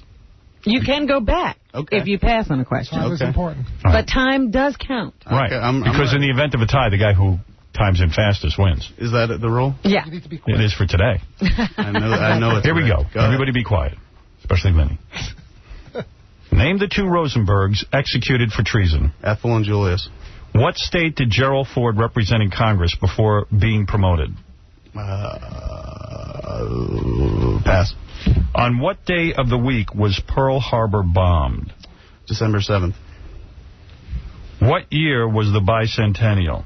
1976. Haile Selassie was ousted as the ruler of what nation in 1974? Say again? Haile Selassie was ousted as the ruler of what nation in 1974? Pass. What was the nickname of the Nazi general Erwin Rommel? Come on. Desert Fox. No, that's wrong. Established in 1953, NASA stands for what? National Aeronautics Space Administration. Okay, do you want to go back to your past Yes. questions? You do. What state did Gerald Ford represent in Congress before being promoted? California. Okay, and Haile... All right, a minute's up. How many was that? All right, you did pretty good. Yeah, you got 4 right. Those are pretty tough ones. But it took you a minute. I was hoping for some softballs. Well, there was one. You should take off a second or two because you were slow on one question. All right, fine, I'll take a second off. I don't care. But listen, he said December 7th. What day of the week was Pearl Harbor bombed? We have the answer is Sunday. Okay, yes. We say day of the week. It's not date, it's day of the week. Yeah, day of the week. All right, so that December counts as a wrong 7th one. would not be the answer. Oh, that was really that's a trick misleading. question. That's You a think trick so? question. Yeah. Well, you got to listen, Kevin. You got to listen to this. Really? That's, as a director, you know how important I listening didn't know is. I'd be... Most directors don't listen. Not at all. No. All right, wait a second, Kevin. Yes. Here's how you did. Name the two Rosenbergs executed for treason. You said it right. Julius and Ethel. Yes. Gerald Ford represented Michigan. Darn. I knew that. Oh, be quiet, Benny. Sure you did, man. I did. I wrote it down. Well, What day of the week was Pearl Harbor bombed is Sunday. Michigan. Okay, so you got that one. What year was the bicentennial? 1976. Right. Got that. Haile Selassie was from Ethiopia. Okay. Desert Fox, you got right. The nickname of the Nazi general Erwin Rommel. Nice. Even though you thought it was wrong. And you can see, you said the NASA, National Aeronautics and Space Administration. Yeah. So you did good. All right, sit down on the couch now. I take these off. And we'll see how Fred does. Fred will probably ace this. Yeah, Fred will kick your ass. Come on out, Freddie. Put on some headphones. Kevin Smith is a director of the new movie. This is the closest I've ever been to you. Jay and Silent Bob Strikes Back. Fred, this is Celebrity Win Fred's Money. Right. Are you nervous, Fred? Because this is a famous director. Absolutely. Hardly. Fred, you were listening, weren't you? No, he can't hear a thing in that. Okay. $10,000 of Fred's money brought to you by CBS.Sportsline.com, home of the $1 Million Office Pool Challenge. Are you ready, Fred? Let's go for it. Okay. Name the two Rosenbergs executed for treason. Ethel and Julius. What state did Gerald Ford represent in Congress before being promoted? Michigan. On what day of the week was Pearl Harbor bombed? Sunday. What year was the bicentennial? 1996. Haile Selassie was ousted as the ruler of what nation? Ethiopia. What was the nickname of the Nazi general Erwin Rommel? The Desert Fox. Established in 1953, NASA stands for what? National Aeronautics and Space Administration. All right, let's stop it. You've answered all the questions. You got 1 wrong. You got 6 right in 30 seconds. Kevin Smith got 4 right in a minute. Fred won. What was the one I got wrong? The one you got wrong is the bicentennial. Yeah, you just did the math wrong. Oh. 1776. 1786. 1990. No, 1976. Whatever. I still can't get it. 1976. You only got 1 wrong. There you go. Kevin, is he amazing or what? He is. He is amazing. He protected his 10,000. Thank God, because we'll never get another 10,000. Well, Kevin, you gave it a good try. You did better than I would have done. Really? Yeah, I'm an idiot. He has the answers. That's why he seems so smart. Yes. Right. Kevin, where is your beautiful wife? Let's look at her. She's in the hallway. We could bring her in. And don't you think we should meet Afro Man? I mean, you discovered him. You're the one who really deserves... How did he do that? I'm going to get the whole story. Absolutely. So here comes 2 people now. This is Kevin Smith's beautiful wife. Yes. Which proves that... yes, he's married to Afro Man. Just And also Afro Man, who is the talk of the town. Yes, he's all over the place. They're playing that song like mad. Playing the song like mad. In fact, I heard that MTV is finally going to air the video. Start airing the video. I was told they're going to air it 10 times this week, which apparently is a lot now. What were the edits? Being that they don't show any. Yeah, what were they complaining about? Don't know. Not sure. Hey, good. Everyone from the movie's here. Oh, there's Jay. Look at your wife. She's pretty nice, isn't she? Yeah, she's real nice. There's Jay Muse, of course, who's in the movie. An Afro Man, who I saw in a restaurant the other night. There we go. Was he dressed just this way? Afro Man was dressed like that, except he wore a shirt that said Afro Man. Oh, dear. Afro Man, great to see you, of course. Are you thrilled with your success? You've got to be. Yeah. It's exciting. It's overwhelming. Do you get high a lot? Do you smoke a lot of weed? No, I can't no more. I got too many things to do. You got too much going on. It's getting in the way of your smoking weed. Yeah, I couldn't say I'm a Mr. Howard Stern. So. Tell me about this great song, Because I Got High. I mean, when did you write this? How many years ago? What's that? 2000 years ago? Wow, you look good for your age. You know what? You do get high, don't you, brother? And you do have an afro, by the way. Yeah. A lot of brothers don't have the afro hairstyle anymore, but you've gone with it and named yourself Afro Man. Right, because I didn't want to reflect everybody. I was just talking about myself. Right. Where is Afro Man from? Everywhere. Africa. Are you from where are you from? Chicago? I was born in L.A. I live in Mississippi now. Oh, you live in Mississippi. Are you going to move back to L.A. now that the career is happening? No. No. You don't want anything to do with L.A. I don't want to get robbed. Yeah. What? Tell me your history, though. You were in L.A. Right. Your career was going nowhere. Right. You put out a bunch of songs. Nobody cared. Nobody cared. Right. How long were you in the music business before you just gave it up? Years. Yeah, like and then what did he do? And did you go to record companies and play them the stuff? Yeah, but if you walk up to a dude and hand him a tape, I was trying to get the yellow brick road, like, hey, maybe I can slip a tape in this dude's pocket, or but that wasn't working. I meet 100 guys a day who are trying to get their record in the hands of some record company guy, and you know that most of the tapes kind of suck. A lot of guys don't have anything going on, so you kind of hand a guy a tape. I don't even think they listen. Right. Is that what happened? Yeah, because, see, he might like it himself, but he got to determine whether the nation or the people like it, because he's not going to buy an album. He's trying to sell it. So a big hit song like this, Because I Got High. But wait a minute, you're telling me he got out of the music business? Yeah. And what did he do? Well, wait a second. I'm going to get to that. But a big hit song like this, Because I Got High, was passed on by a lot of people.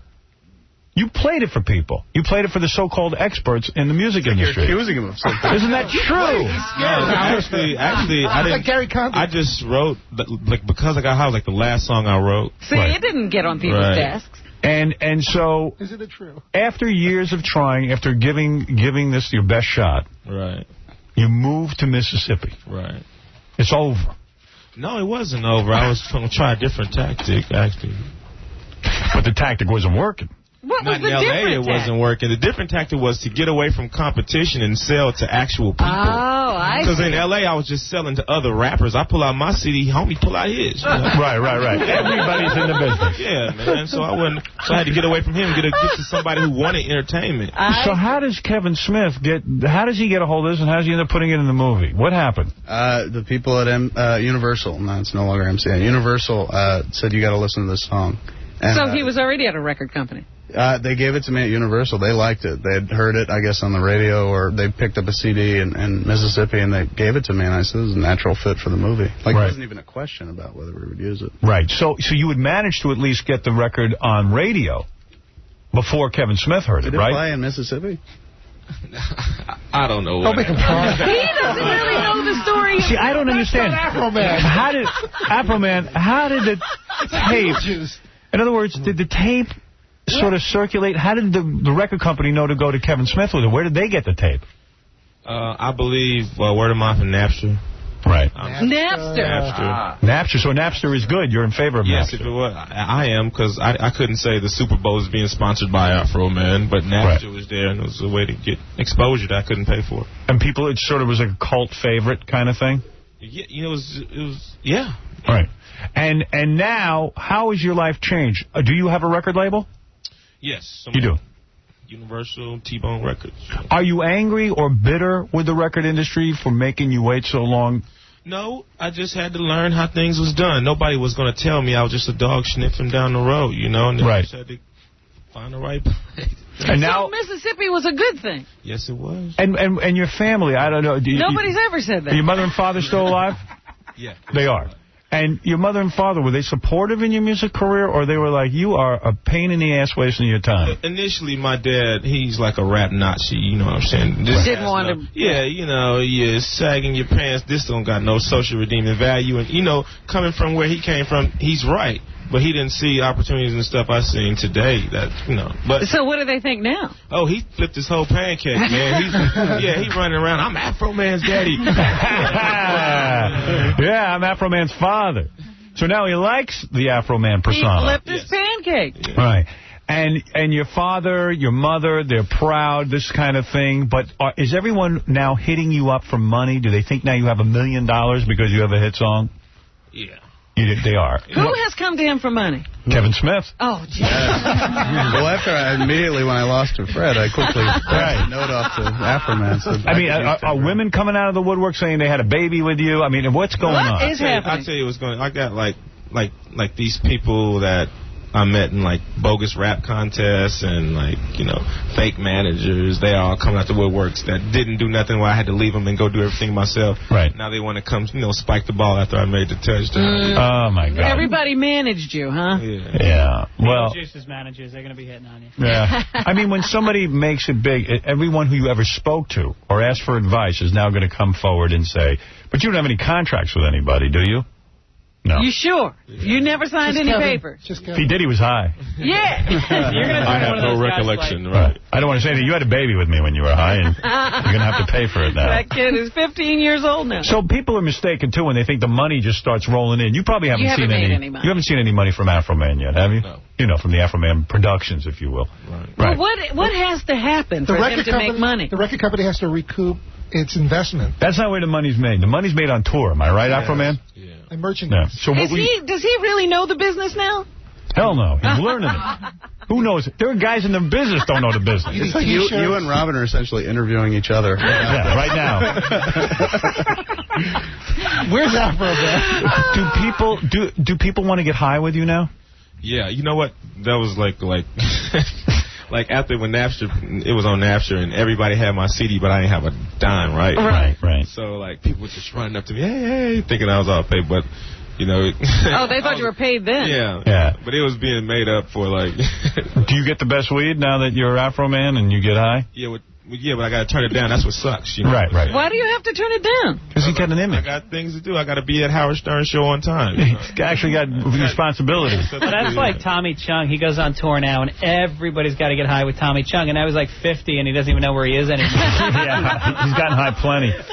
So did you have a regular job, so to speak, all these years? Yeah. What were you doing? I was working at the airport. At the airport, doing what? Were you taking bags or something? Loading, you know, like when you put your luggage on that little belt that goes down that little curtain. I can't find my luggage. I was down there in the little curtain. Really? You were the guy. Loading refrigerators. You were the guy that stood behind the curtain and loaded the luggage onto the... You didn't even get to go on the runway. I'm missing my golf clubs because he got high. Yeah. All that lost luggage. Now we know why. You know why. That's right. Now you know why. Because he got high. Because he got high. Did you give up that job?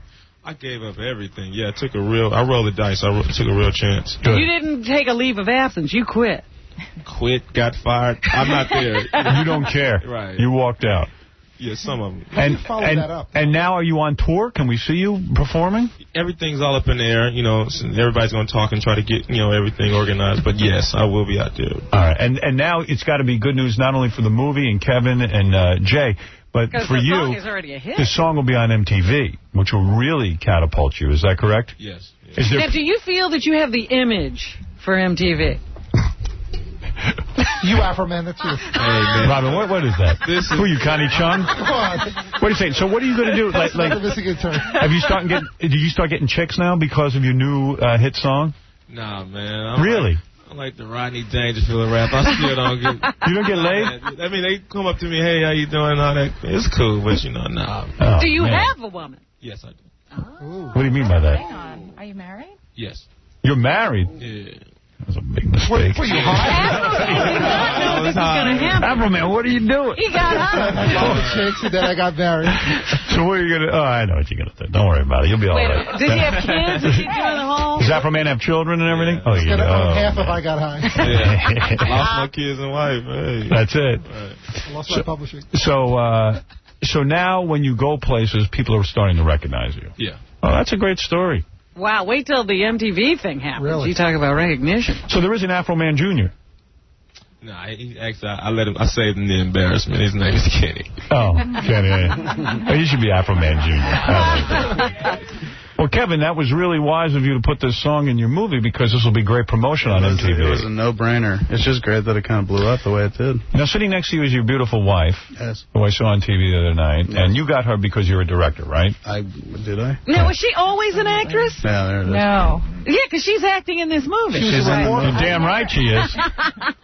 I've never acted before in my life, so this is a whole new experience for me. Why are you not giving sex to Kevin as much? Is it because he's heavy? Hey, man, Afro Man wants to know. And that's what they started assessing, that I get sex. Why? I have no idea. It's the Stern Show. Wasn't there a fight on TV? Yeah, on TV. Kevin said, how about some sex? Robin watched the test and thought it was real life. Are you still attracted? Are you still attracted to Kevin with his weight gain? You are. Absolutely. You had a baby, and yet you're skinny as a pin. I did have a One would think Kevin had the baby. Kevin had the baby. Or Kevin's about to have the baby. Right. You know, it's great to get up this early in the morning and come in.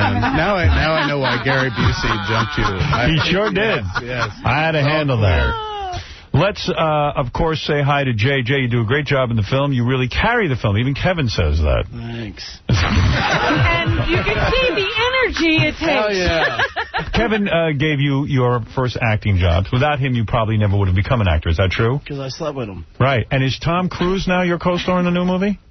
Isn't that someone told me that you're going to be in a movie with Tom Cruise? No. That's not true? Where are you getting your information these days? From Robin. Is that like a rumor? That's awesome. Really? You're like, hey, let's go. Yeah. Eric, you're on the air. Robin, where the hell did you hear that? I read that, I thought. I think Maybe I'm dreaming. Hello? Robin, Afro Man's had it with you. Eric, go ahead. I just realized where she was. She's hollering Hey, here I am. He thought I was Afro. He thought I was Robin. I was like, he must be mimicking her voice. He kept looking at me.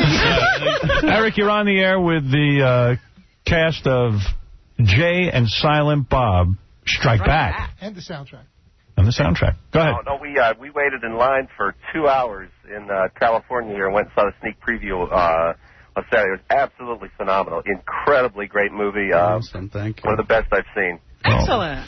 All we need is $10 or $15 million gross this weekend. Everyone's happy. Everyone be absolutely happy. That's it. So let's go to Froggy. Froggy, you're on the air. Who's Froggy? Hey, Kevin, it's Froggy. I dropped off a package at your comic book store. Did you get it? When did you drop it off? Oh, I don't know.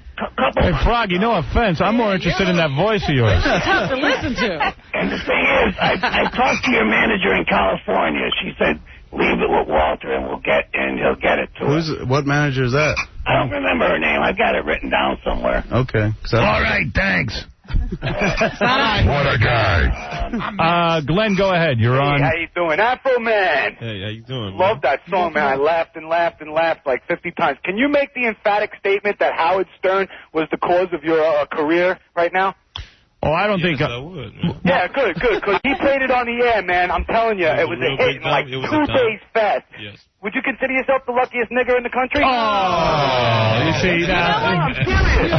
This is why you stay in Mississippi. Yeah, you know what? You better not go to L.A., Afro Man. I apologize for that comment, but... Answer.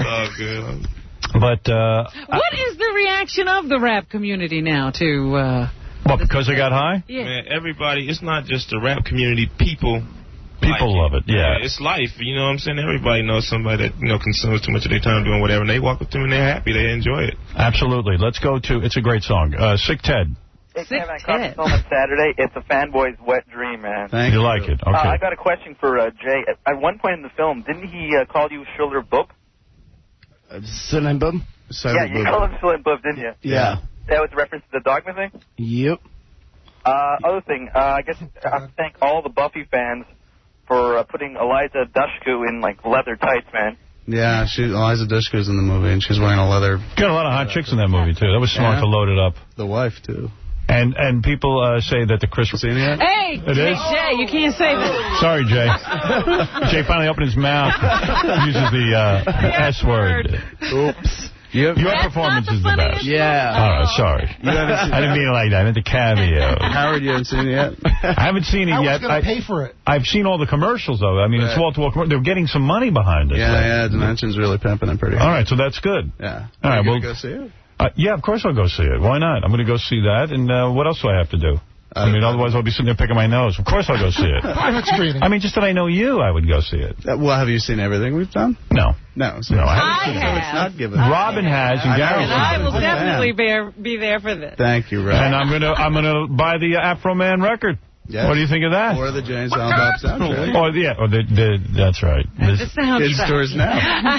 See Kevin Smith and Jay Muse in Jay and Silent Bob Strikes Back, and of course on the soundtrack is Afro Man. I've even been doing songs. I started writing a song about myself. Afro Man, you have inspired him. You want to hear it? Rapping now.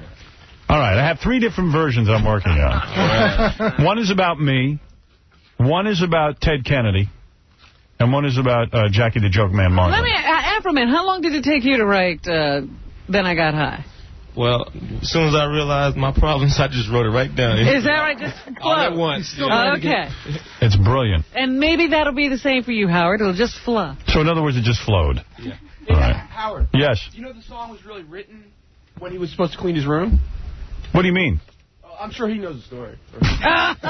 Do you remember that? What do you mean you're supposed to clean your room? Isn't it true? He was going to clean his room one night. Clean my room, man. And then he got high because a friend came over to bring pot, and he totally forgot to do it. And then he was about to go to sleep. He was like, you know what? I'll write a song about this. Yeah, Thank God. What room would he have to clean? You're a married man.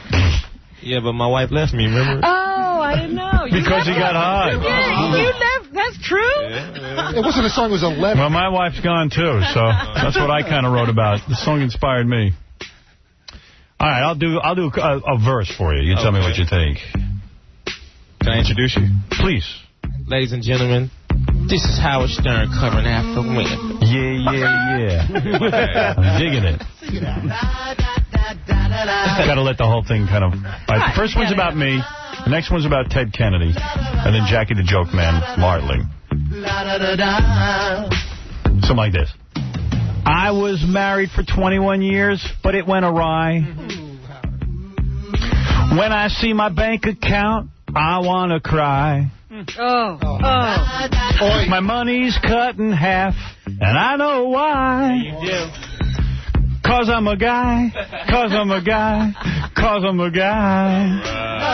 All right. Era, I'm Ted Kennedy, and I drink and drive. Yeah. You like that? I was trying to teach Mary Jo Kopechne to scuba dive. Oh, I don't believe that. I was gonna run for president, but the bitch died. Oh. 'Cause I drink and drive, I drink and drive, I drink and drive. All right, listen to this one. Try this one out. I was Jackie the Joke Man, but then I got high. This is true. I had 5 houses and lots of dough, but then I got high. Yeah. Governor's Comedy Club is empty, and you know why? Why, man? 'Cause I'm a greedy guy. I'm a greedy guy. I'm a greedy guy. All right, whatever. Yeah. You see, it's so much funny. It works in so many ways. I mean, it's so much fun to write to this song. Yeah. It makes you think you can do something. Well, did you ever think you'd write an anthem? Oh, this is a big song. I predict it's going to get bigger. This is the one I gave up on. Like, I used to always try to make songs for the radio. Right. This is the one saying, I ain't going to never be on the radio. I ain't going to never have no fans. I'm going to write one song for me. And oh, man. Isn't it weird like that? Too. Yeah. I've heard guys like in Led Zeppelin say that they talk about, they put out this song, that one, and the one they write in 3 seconds and it's a throwaway becomes the big hit. That they don't think is any good at all. A lot of pressure now to write another one, huh? No. Really? Is it going to sound the same like this one? A lot of people do the same thing. But listen, August 28th, man, go get the album, listen to it. This is just a sausage on the toothpick, man. Sausage on the Got it. So the toothpick is... Whatever. My money's on you. My money's on the toothpick. Hey, Kevin Smith, Jay Muse, Jane, Silent Bob, Strike Back. Jay, good luck in your co-starring role with Tom Cruise. Maybe this will make it happen. happen. Yeah. He got a good song, man. Do you? Yeah, where's my song? Why don't you play my song? Oh, you on the soundtrack? You on the soundtrack? Yeah. Unfortunately, you can't play it on the radio without... Why, is it dirty? Oh, it needs bleeping. Because you make everything dirty. You're a foul mouth. Dirty. Yeah, you're a dirty dog. Where you living? You still living in Jersey? No. Where you live? Well, I'm staying in L.A. right now. Really? Look at you, all Hollywood. You really going showbiz on Maybe he lives with You know what? He did go show. Did you fix your teeth? Let me see. Give me a smile.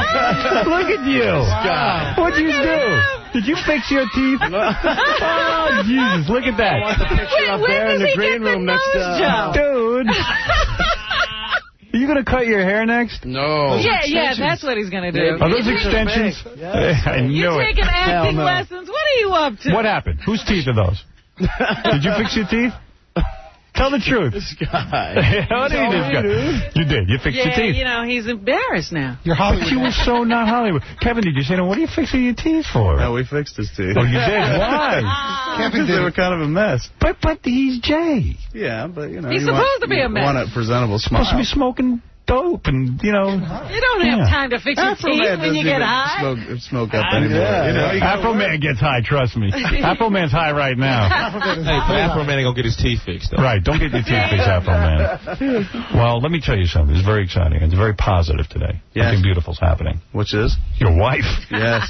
And I wish you luck with the movie. You know I do. Thank you. I brought you a bag of comic books as well. Oh, you did? Oh, well. DC. I'm writing Green Arrow over at DC Comics. Is that right? Are you really? Yes. And I know I send stuff and you never get it, so I figure I just bring it when I get I will read every one I have of a those. big old bag for it right here. Because I have the mind of a 3-year-old. Yeah, oh yeah. I love comic books so much. Are you excited about the new Spider-Man movie? Absolutely. Did you see the trailer? Yes, it looked good. Yeah, it's phenomenal. So you're happy about that? Very, very much. So those shots of him swinging are just genius. Yeah, and I always hoped that they'd use your script for the new Superman, but that never happened. Never happened. What the hell. Anyway, Afro Man, thanks for coming in. I wish you a lot of luck, and we'll be back right after these words. Smoking weed, drinking beers. Time to kick back, drink some beers, and smoke some weed. WNDE, Ponderosa Falls, Rochester. Now back to the Howard Stern Show on 95.1 The Nerve. You guys, it's Kenny. He's been arrested for prostitution in New York. For what? For giving Howard Stern a Hummer. Ooh, what's a Hummer? I don't know. Let me tell you something. What an exciting show. By the way, sitting in today, Greg Fitzsimmons, who's going to be at the Improv in Irvine, California, August 24th through August 26th. Go to gregfitzsimmons.com. Greg, always good to have you here. Always a pleasure, Howard. Greg is considered the top comic in the world right now. Number one. Is that right? Do you have a certificate or something? No, he burned it. And then it turned out Beetlejuice was number one. Also, the vice president in charge of late-night programming East Coast, Vinny Favali, is here. I'll be appearing in my office later. Vinny is so funny. Actually, he's the vice president of Mariah Carey Messages. But he spends more time on that. Terry, hi, you're on the air. What can I do for you? Hi, Howard. How are you? All right. Okay. Hey, I want to talk to you about a conversation you guys were having yesterday about the way you wipe your butt. I'm so glad you're bringing this up. Go ahead. Hey, Howard, I do it, too. Can I say something? I want to clarify something. We sat in here yesterday and we were talking about, with Mr. Toilet Paper, we were talking about wiping our butts. Right. And I said, in other words, from my back to my front. Top of the crowd. And everyone said to me, oh, my God, you're an idiot. You never learned how to wipe properly, this and that and the other thing. They said you're the only one that does it. Well, let me tell you something. So I go home. You and this guy. I go home, I run into Ralph. I said, Ralph, you got to hear this. He goes, I wipe the same way you do. Wait a second. I'm talking to Stuttering John this morning. And he says to me, by the way, I didn't understand the conversation. I wipe the same way you do. Wait a minute. Yesterday he didn't. Yeah, no, I went home last night. I'm talking to Doug Ostrowski, and he says he wipes the same way I do as well. Well, so why am I wrong? Nobody wanted to admit it, Howard. I'm proud to say I do it the same way. It's also not just the reverse wipe. It's the no-look offense that you use. What do you mean? It's a no-peek, right? You let it drop. I don't look at the paper. So anyway, Vinny clearly not aware. Yeah. So anyway, so my point is... That's the normal way. So I went home yesterday. Wait, what's the normal way? The way Howard does it. Yeah, not for girls. No. Girls go the other way. Well, no, see, but Howard, I'm a female and I do it your way, too. They say that's dangerous. Yeah, I thought it was a guy. You sure? But let me say something. I guess I was never taught the proper way either. Well, I got to tell you something. Yesterday I went home around 2 o'clock. The urge hit. So you decided to study yourself. So I said, let me go. I was so excited about going to the bathroom because I said, I'm going to try this new way of wiping since I'm such a freak. And I don't do it right. Well, I got to tell you something. You couldn't do it. No way. I mean, everything was completely a big mess. No, it's horrible. Yeah. It's so awkward. I've tried it too because everyone's told me you do it the wrong way. You just don't know how to do it. You're not familiar. But Robin, honey. But it's odd. It's odd, Robin. Flying into the back. No. Well, where do you want it to fly? Down into the bowl. It's not going down. Mine goes down. When you shovel snow, you shovel to the curb. Right. He's right. When you shovel snow, you go like this. You don't go backwards. You then pick it up and lift it. By the way, don't listen to Vinny. You don't shovel it into the curb. By the way, I am telling you, I think more people wipe like I do. No, I think so, too. I just didn't realize it when we were talking about it. The thing with women is women have different apparatus than us, so they have to be careful so they don't get infections. Hold it. But you know what? I stop it before I get to the front, you know? Right. You always wipe from clean to dirty. Right. From clean to dirty. They're both dirty, though, Robin. That's right. The you have part to the dirty part. You start You're at the top. They're both dirty. No. You start high up. Yeah, you start higher. Almost where the flashlight goes. And then... What? When What's he talking about? I don't know. He's trying to be funny. No, I started missing Vinny, but I don't know why. No, clean to dirty, clean to dirty. Always remember that. You are going clean and dirty this way, Robin. No, you're not. Matt, you're on the air. This ain't Matt. Yeah, Matt. This ain't Matt. Just pretend you're Matt. Okay. Matt, you're on the air. I have a little bit of hair. What is that, Matt?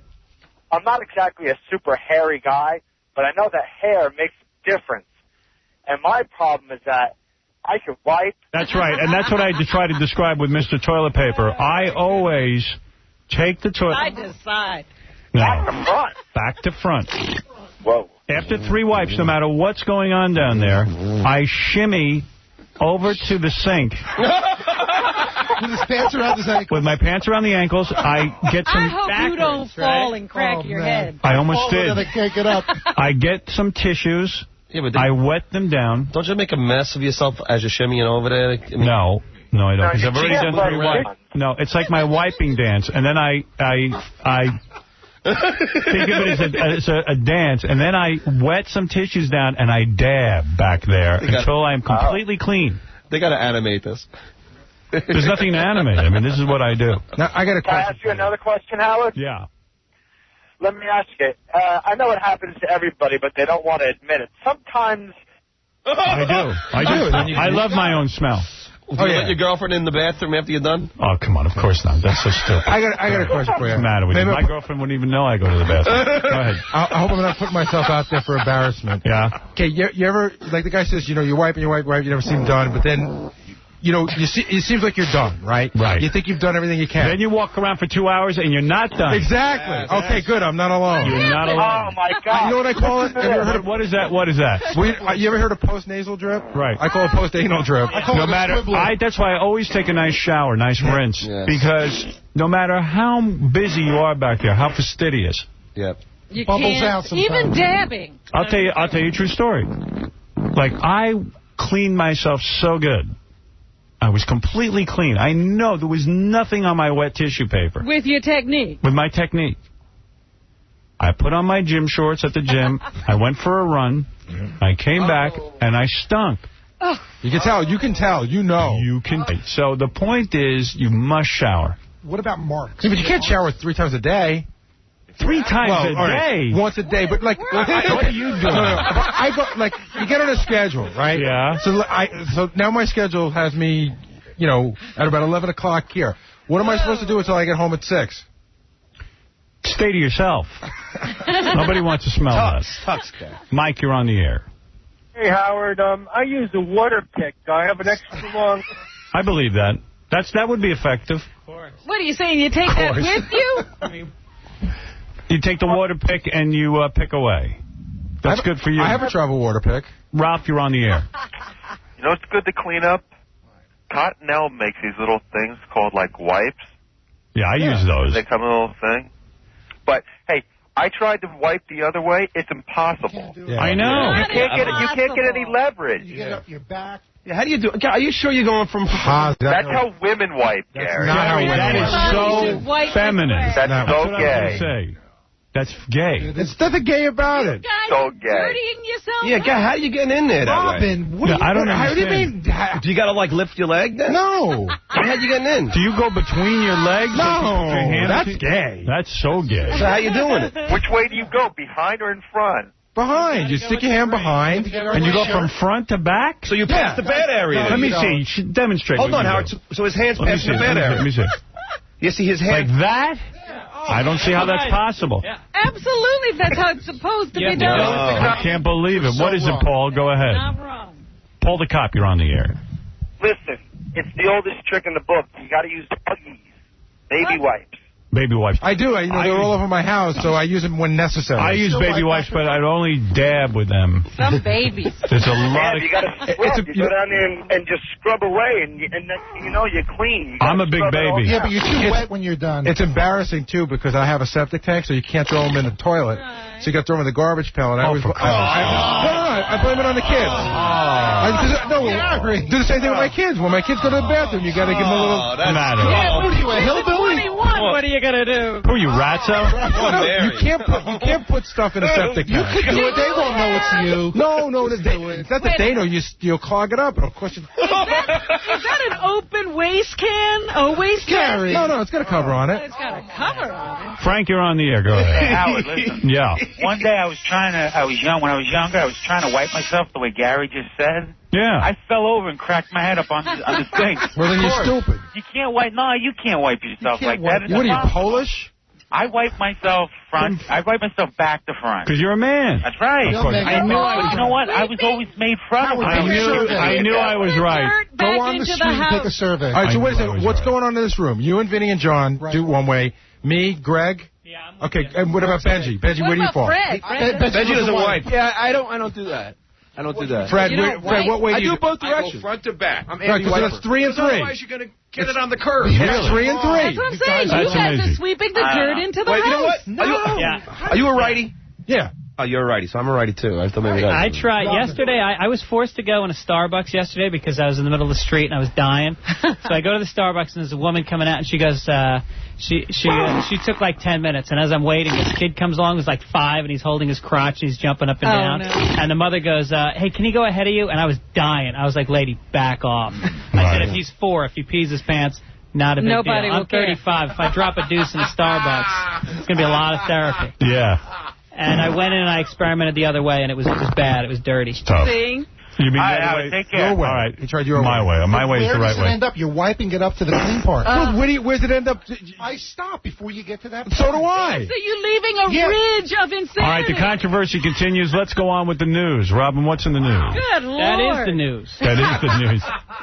Gary, how is it up in Connecticut? Because you know that big disaster. Powerball Lotto is up to $200 million. If the Powerball Lotto is in Connecticut up to $200 million, that means every moron from the tri-state area is going to be driving into Connecticut. Right. You know what? And you're not going to win. They said your chances are 1 in 80 million. So somebody's got to win. But somebody always does win. You know what happened? I went yesterday. I went to get gas. I looked at the paper, and it said, the local paper said, Powerball up to $175 million. So like, all right, I'll go buy one. I had to go to the grocery store anyway. The line's around the block. Yeah. You know. Right. I forget the rate they're selling them at, but Gary's right. Last night it was $175 million. They've been selling so many, it's up to $200 million today. And it's the only time you see diversity in that town. I'll tell you, that line. You know, they won't let them on the beaches, but they can get into the store. What's weird is, like in Greenwich, where it's lily white. You know, Greenwich, and there's a bunch of areas up there. Well, there's Darien. You could be an Aryan from Darien. That's a real white. Westport is real white. So all of a sudden, you go to the stores when there's $180 million on the table. $200 million. You got the goddamn United Nations. You know what's going on? Greenwich. People are heading for Z Hills. The guys that... last week it was $145 million and nobody won. So it's been for a couple of weeks now this has been happening. I'll tell you exactly who's online. The guys that cut your lawn that you never talk to are now online and I have to talk to them. I'll tell you who's online. Every loser who can't even hold a job. That's who plays the lottery. Gary, did you buy a ticket? No. You just look at them and you think that if you committed this much time and energy to a job, you might actually get somewhere in life. You stand on line on a job line. Yeah, you know, the town passed a law in 1999. They do have the ability to stop the sale of Powerball tickets if they want at any time. Really? Right? Yeah, but that law expired June 30th. I think the law in Connecticut is that if you're just black or Hispanic, they can stop you from buying the tickets. I'm reading here, though, that one customer alone bought $7,000 worth of tickets. Wow. And he makes $14,000 a year. Yeah, right. That's half his salary. What? It's crazy. What else is going on? I don't know. Is that it? I was just so impressed with that story, I never read another thing. It's a better chance than investing in the stock market now. No, Linda Tripp is now begging for money. Well, of Linda course. Tripp is the woman who leaked to everybody that Monica Lewinsky and Bill Clinton were having an affair. Who would ever hire Linda Tripp for a job now? I mean, this woman is such a freak. She doesn't have any clue. And she's belly aching that the Clinton administration fired her just before they left office. I mean, you know, she went and squealed on Monica Lewinsky's private conversation with her. She taped Monica Lewinsky. Who would want a troublemaker like that working in for their company? Well, she assumed that the Republican Party, which was who she was really shilling for, would protect her and come to her aid, but they haven't. No, they're afraid of her, too, because she'll turn on them. Yeah, she'll get upset with somebody there. Hire her as a correspondent for the show. For our show. We wire her. And what do we do with her? Just send her into different politicians' offices, see what she can come You up haven't with. thought this through. No, you really ought to think about this. Nobody's telling Linda Tripp anything. You don't want her hanging around here, I'm telling you. Bad news. You never know who shows up. That's right. So anyway, she has sent out a letter to a lot of Republicans saying, you know, she wants the support of her friends because she can't get a job, she can't pay her rent, she has a child in college who's, you know, is expecting her to help pay for her education, and she can't meet all of these responsibilities as well as the $2 million she has in legal bills. And so she's looking for a job and some help, I suppose. You know who looks like Linda Tripp? Vinnie Favale. Oh, a little bit, I'm telling you. Before or after she had the work? I think I'm hot. After the work. We got to take a break. We'll be back with more news right after these words. You're listening to a man with pretty feet, Howard Stern.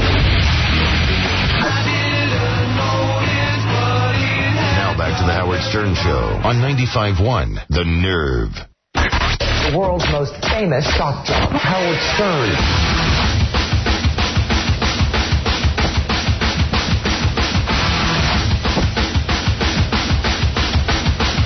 Now, Vinny said to me during the commercials, has enough time passed that we can discuss the ending of the Planet of the Apes? I said, I think so. I think anyone who's going to have seen it has pretty much seen it, and if they haven't, they don't care all that much. And then I thought about it. I go, why do I even want to discuss the ending to the Planet of the Apes? I mean, everybody has their theory on it. I mean, but I said Robin gave me her theory, and I just accepted it, because I had no idea what it meant. She's off, though. What do you think? You're off, Vinny. I thought about what you said. Well, let Vinny talk. Okay. Go ahead. So, what's the guy, the monkey's name? Thaddeus? Thaddeus. Obviously, figured out a way to get the ship to work again and went back further in time than Wallenberg. Right. But my contention is he went back so far, probably to the dawn of time, because he had a blueprint of the entire history of the world. Remember the beginning of the movie? You had the press conference. Okay, go ahead. Okay. So basically, there was no Abraham Lincoln ever. In this new world, the apes were like the humans. They had taken everything. They had created the world and dominated it. Because that society was too perfect, you know, with the Cub ape reporter and the DJ, you know, saying, oh, we got a helicopter coming in. So why is there an Abraham Lincoln statue? Because they followed the blueprint. They said, hey, this worked, you know, this is good. And that was a descendant of... no, that makes you know what it is? sense. You can argue about all you want. The ending of a movie should be clear. Well, it's there some movies that are discussed. Oh, yeah. That was Howard, if you watch the first 5 movies, in Escape from Planet of the Apes. Loser. Escape from Planet of the Apes. They do, you know, resurrect the ship that was on the water, and they do fly back to Earth. So it's kind of like... At what point in time? Yeah. Oh, well, they just came back to modern day. No. These guys had to go back. No, I know that. But I'm saying it's kind of, you know, like, you know, the original And the series. sequel would be great. It's like a Gladiator. He's not going to do a sequel. They'll have to get somebody else. Get someone else. You know, have them go back to the Gladiator times. Kevin Smith will do it. Right. Kevin Smith did it. All right. Thank you. We've accomplished nothing. We accomplished nothing. Go ahead, Then Robin. he's off. What else is in the news? You're wrong. Back to front. Anyway, this was a very tragic story that I saw the other day, and I couldn't talk about it then. I'm ready to talk about it now. Girl just starting her life. She's a New Jersey girl. She gets accepted at the University of Arizona or Arizona State, and she's ready to begin classes. They put her on a plane, send her out there. She moves into her dorm, walks out, gets hit by a car, and is killed. Her roommate gets a 4.0. Oh, stop it. Really? What? So what happened? No, she was killed her first day at college. Go ahead. That's the end of the story. It's like Planet of the Apes. There's no ending to that. You want to discuss? I wanted to get back up and live. No, it was a hit-and-run thing, and it was just They should go back in time because there's a blueprint. There's a blueprint. If they go back You'll before find that... the professor was Abraham Lincoln. I just think, how tragic. Young girl starting out her life. That's horrible. She tries to cross. They got another one of those 6-lane streets, which they should never make. It would have been worse trying to get a job with a degree from University of Arizona. Oh, you're horrible. Don't look ahead that far. Yeah, you're terrible. Let's go to Joseph. You're on the air. Howard, how you doing, my man? Hi, Robin. Hi. I watched the E! Show last night, and I loved it. That stripper was hot. Yeah, Jonathan? Let me remind everyone, tonight is part 3 of that. Now, what happens in part 3? Yeah, there's a third part, and Jonathan, of course, the kid who looks 14, some think 11. 12. He looks like 12, yeah. See, everybody argues about this, too. The first episode, we set him up with a girl who freaked out. The second episode, which this guy's talking about, was when the stripper came in. She was totally hot. Yeah, and I think tonight's episode is where we show you their sex. Oh, really? Yeah. See, I'll be tuned in. That's how you end So, yeah, that's how we keep you hooked. Now, that's an ending. It ain't like Planet of the Apes. The ending is not ambiguous. Oh, my goodness. Sorry. What? You put the puck in the net. That's what you do at the end of the episode. Right. I just happened to see this article. sausage on the toothpick. Howard thumbs his nose at Madame Tussauds. Yeah, I meant to do that on the air. I'll do it tomorrow. Oh. But they just have a big picture of your nose. First of all, it's a picture of me walking down the street with my hat on. I know it. It's not a good picture. New York Post hates me. I've accepted that. The New York Post, I've done something to them. Everything's a joke at your expense. They never use a good picture of me. It's not funny. It's not fun. Anyway. It's all right. I don't care. They try to make me grotesque. I don't know what I did to the New York Post, except, of course, be successful where they're not. They don't make money. We do. Yeah, they keep going out of business and having to be saved. Yeah. Anyway, there's a guy out in, I think this is out in California, Ukrainian guy. They're looking for him because he has wiped out his entire family. And they thought he had run off with his 3-year-old, and they were really worried, and they were, like, looking for the guy. They said, we're most concerned about the 3-year-old. We're hoping he's still alive. They found this abandoned car with a picture of the 3-year-old and something scribbled in Ukrainian. It took them a while to get the note deciphered, but it led them to the body of the 3-year-old. He had killed his 3-year-old son as well. And they still haven't found him. And they think the 3-year-old was killed like the others. He was bloody and cut up, so they figure he was stabbed just like the rest of the members. He killed the 3-year-old. They were hoping they'd find him alive. Yeah, they thought the 3-year-old might be alive, but the 3-year-old's body was found. There's now a $10,000 reward for the killer who was already accused of fatally stabbing 5 other relatives. So if you know where that guy is, you can make some money. This was a story out of New Jersey again. A guy, he guessed they were having trouble in their marriage. This guy was married, Mitchell Anderson. He went home the other day, and his wife had packed his clothes and was throwing him out. But he decided, well, to heck with that. He took a bat, a claw hammer, and a pair of scissors, and he did her in. He waited until she finished packing them. Yeah, he was completely packed. Then he wrapped her in a sheet, threw her body out the window, ran downstairs, put it in the back seat of a car, and took off. He wound up in a high-speed chase with police in North Carolina because he was driving erratically. Now, why you would drive erratically when you have a body in the back of your car, I can't figure out. Is he Ukrainian? But anyway, the police spot him. They try to pull him over, so he speeds up. Going 90 miles an hour, he decides to bail out of the car. That doesn't ever work out. So now he's in the hospital, paralyzed, and charged with murder. Wow. So Not the way to end a marriage. Any happy stories? God, you're such a doubter. Sorry. It's a comedy show. Hello. The kid who was killed in the hospital in the MRI machine. Even Howard left. Howard's listening. They said it something you should learn to do. It was the fault of many people, Howard. It wasn't just one person's fault when this little kid who had survived brain surgery was killed in the MRI machine. They say they just didn't have a clear policy on how to introduce oxygen in the time that you're having an MRI. So they are now going to look at all of those policies and fix them, but it was just a group of errors all happening at one time. That kid was killed when an oxygen tank was sucked into the MRI machine by the powerful magnet. Truly, you're on the air. Hey, how you doing, man? Listen, I came up with a hypothetical list of the top 5 hottest celebrity lesbian couples. Oh. Would you like to hear it? Sounds like you're up to some important work. This is a new list. Nobody had ever thought of this. Your show is a constant fountain of knowledge, and I'd like to give back a little knowledge to the show. Thank you. Go ahead. And by the way, if you recognize this guy's voice, it's Gary Condit. Really? Yeah. Go ahead, Gary. Okay. Number 5, Janet Jackson and Halle Berry. Number 4, Rebecca Romaine Stamos and Jamie Bergman, someone who you know well. Number 3, Faith Hill and Britney Spears. Number 2, Carmen Electra and Pam Anderson. Number 1, Pam Anderson and Heather Locklear. Now, I also have the top 5 ugliest celebrity lesbian couples. Go ahead. These are imaginary couples that you're making up. Hypothetically. Go ahead. Number 5, Janice from The Sopranos and Barbara Streisand. Go ahead. Number 4, Dr. Ruth and Judge Judy. Dr. Ruth and Judge Judy. That's nasty. Go ahead. It gets worse, dude. Number 3, Whoopi Goldberg and Rosie O'Donnell. Nice. Number 2, Oprah and Star Jones. Oprah Wheezy from the Jeffersons. Oprah This is his list. Sorry. Go ahead.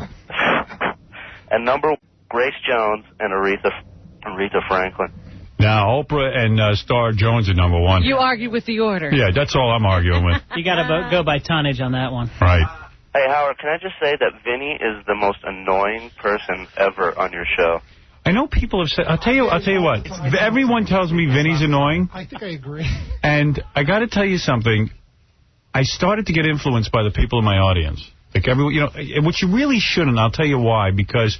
Look, on the show Big Brother, they voted off the most important guy. Whenever someone got interesting, they'd vote him off. Right. Sometimes annoying equals interesting. And the other day, I was listening to a tape of the show. It was something I had to go listen to a playback on. And Vinny was on. And I heard him. He made a couple of comments during it. And yes, he's annoying, but he's funny or interesting. And that's why Vinny earns the seat here. I was watching the E! Show the other night. He managed to annoy Ringo. Yeah, I thought that was great. Oh, that was wonderful. Yeah, I thought that was great. Yeah, that was really funny. It's like it was funny to watch Ringo getting annoyed by this inconsequential gnat. Yeah, Ringo's a pretty laid-back guy. To annoy him is pretty incredible. Yeah. What is he the vice president of again? Listen to this title. Vice President, Late Night Programming, East Coast. So even that there's another title, Howard. But what's funny about that is that on the East Coast, the only late-night programs are Letterman's and My Saturday Night Show. So he's in charge of 2 shows. Hey, Howard? The whole country. Yeah. I think there's another title. What is it? It's another East Coast title, and it has to do with something with development for King World. Vinny can tell you. No, that's not formalized. That's just me helping them out as things come up. He should have a title, Vice President of Downloading. That's all right. All you do is download. Thank you. I want to just get to the rest of the news. Robin, go ahead. Richard Hatch, remember him, Vinny? Yep. He was the guy who won on the first Survivor. Well, he's in another problem here. He was charged on Tuesday with domestic assault in a dispute involving a former partner. We got a problem. Rhode Island police say that Christopher Bend. Bend? Well, you call him Bend. I call him Ben. He says his client pushed the unnamed man after he attempted to force his way into Hatch's home. Hatch has pleaded innocent and has been released on $1,000 personal recognizance. Didn't I tell you they should keep cameras on those people at all times? Don't stop after the Survivor Island is over. You remember 2 days after he returned from Survivor Island, he was arrested for child abuse. No. And, you know, eventually that all went away. But now they're saying there's some kind of domestic dispute with a former boyfriend. Well, the gay guy on Big Brother is even better. Going on over there. What else is in the news, Robin? There's another person who has accused Lizzie Grubman of calling him white trash and sort of supporting the theory that she intentionally mowed down 16 people with her SUV. However, the bouncer who originally accused her, he's sort of backing off his claim that he thought it was intentional because the insurance might not pay up. So the Lizzie Grubman thing is still going on. We'll have to wait to see if she's charged. A city marshal, was killed when he tried to evict some people the other day. He went over to some house in Brooklyn to evict this couple for lack of payment of rent. He wound up burned and beaten. And now I guess they're going to charge the two people in the apartment. They're both accusing each other of offing that guy. It's called rent control in this city. Jesse Helms is thinking of retiring. He has been in the Senate for 29 years. And he has not been raising money this year, and he has sort of had some health problems. He actually has to go around the city in a little cart, I think, because he has trouble getting around the Senate at his age. He's 79 years old. So after years and years of... Isn't he older than that? No. Holding that conservative line... Oh, that's the other guy. You're right, Strom Thurmond. Right. 92. He is going to retire. They expect him to make that announcement today. Bryant Gumbel has finally completed the divorce with his longtime wife.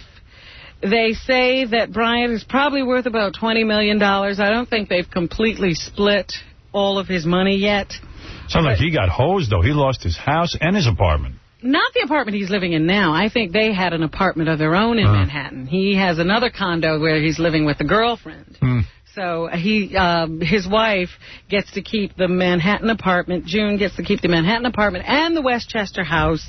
And Bryant will probably have to give her some more money as well. So he said he was very happy as he rushed out of the courtroom yesterday. He's happy. Yeah, and everybody says, what, is he crazy? You don't run out of the court after a divorce and say you're very happy. You know what? Leave the guy alone. He just lost half his money. Right. I mean, half his money from waking up early in the morning.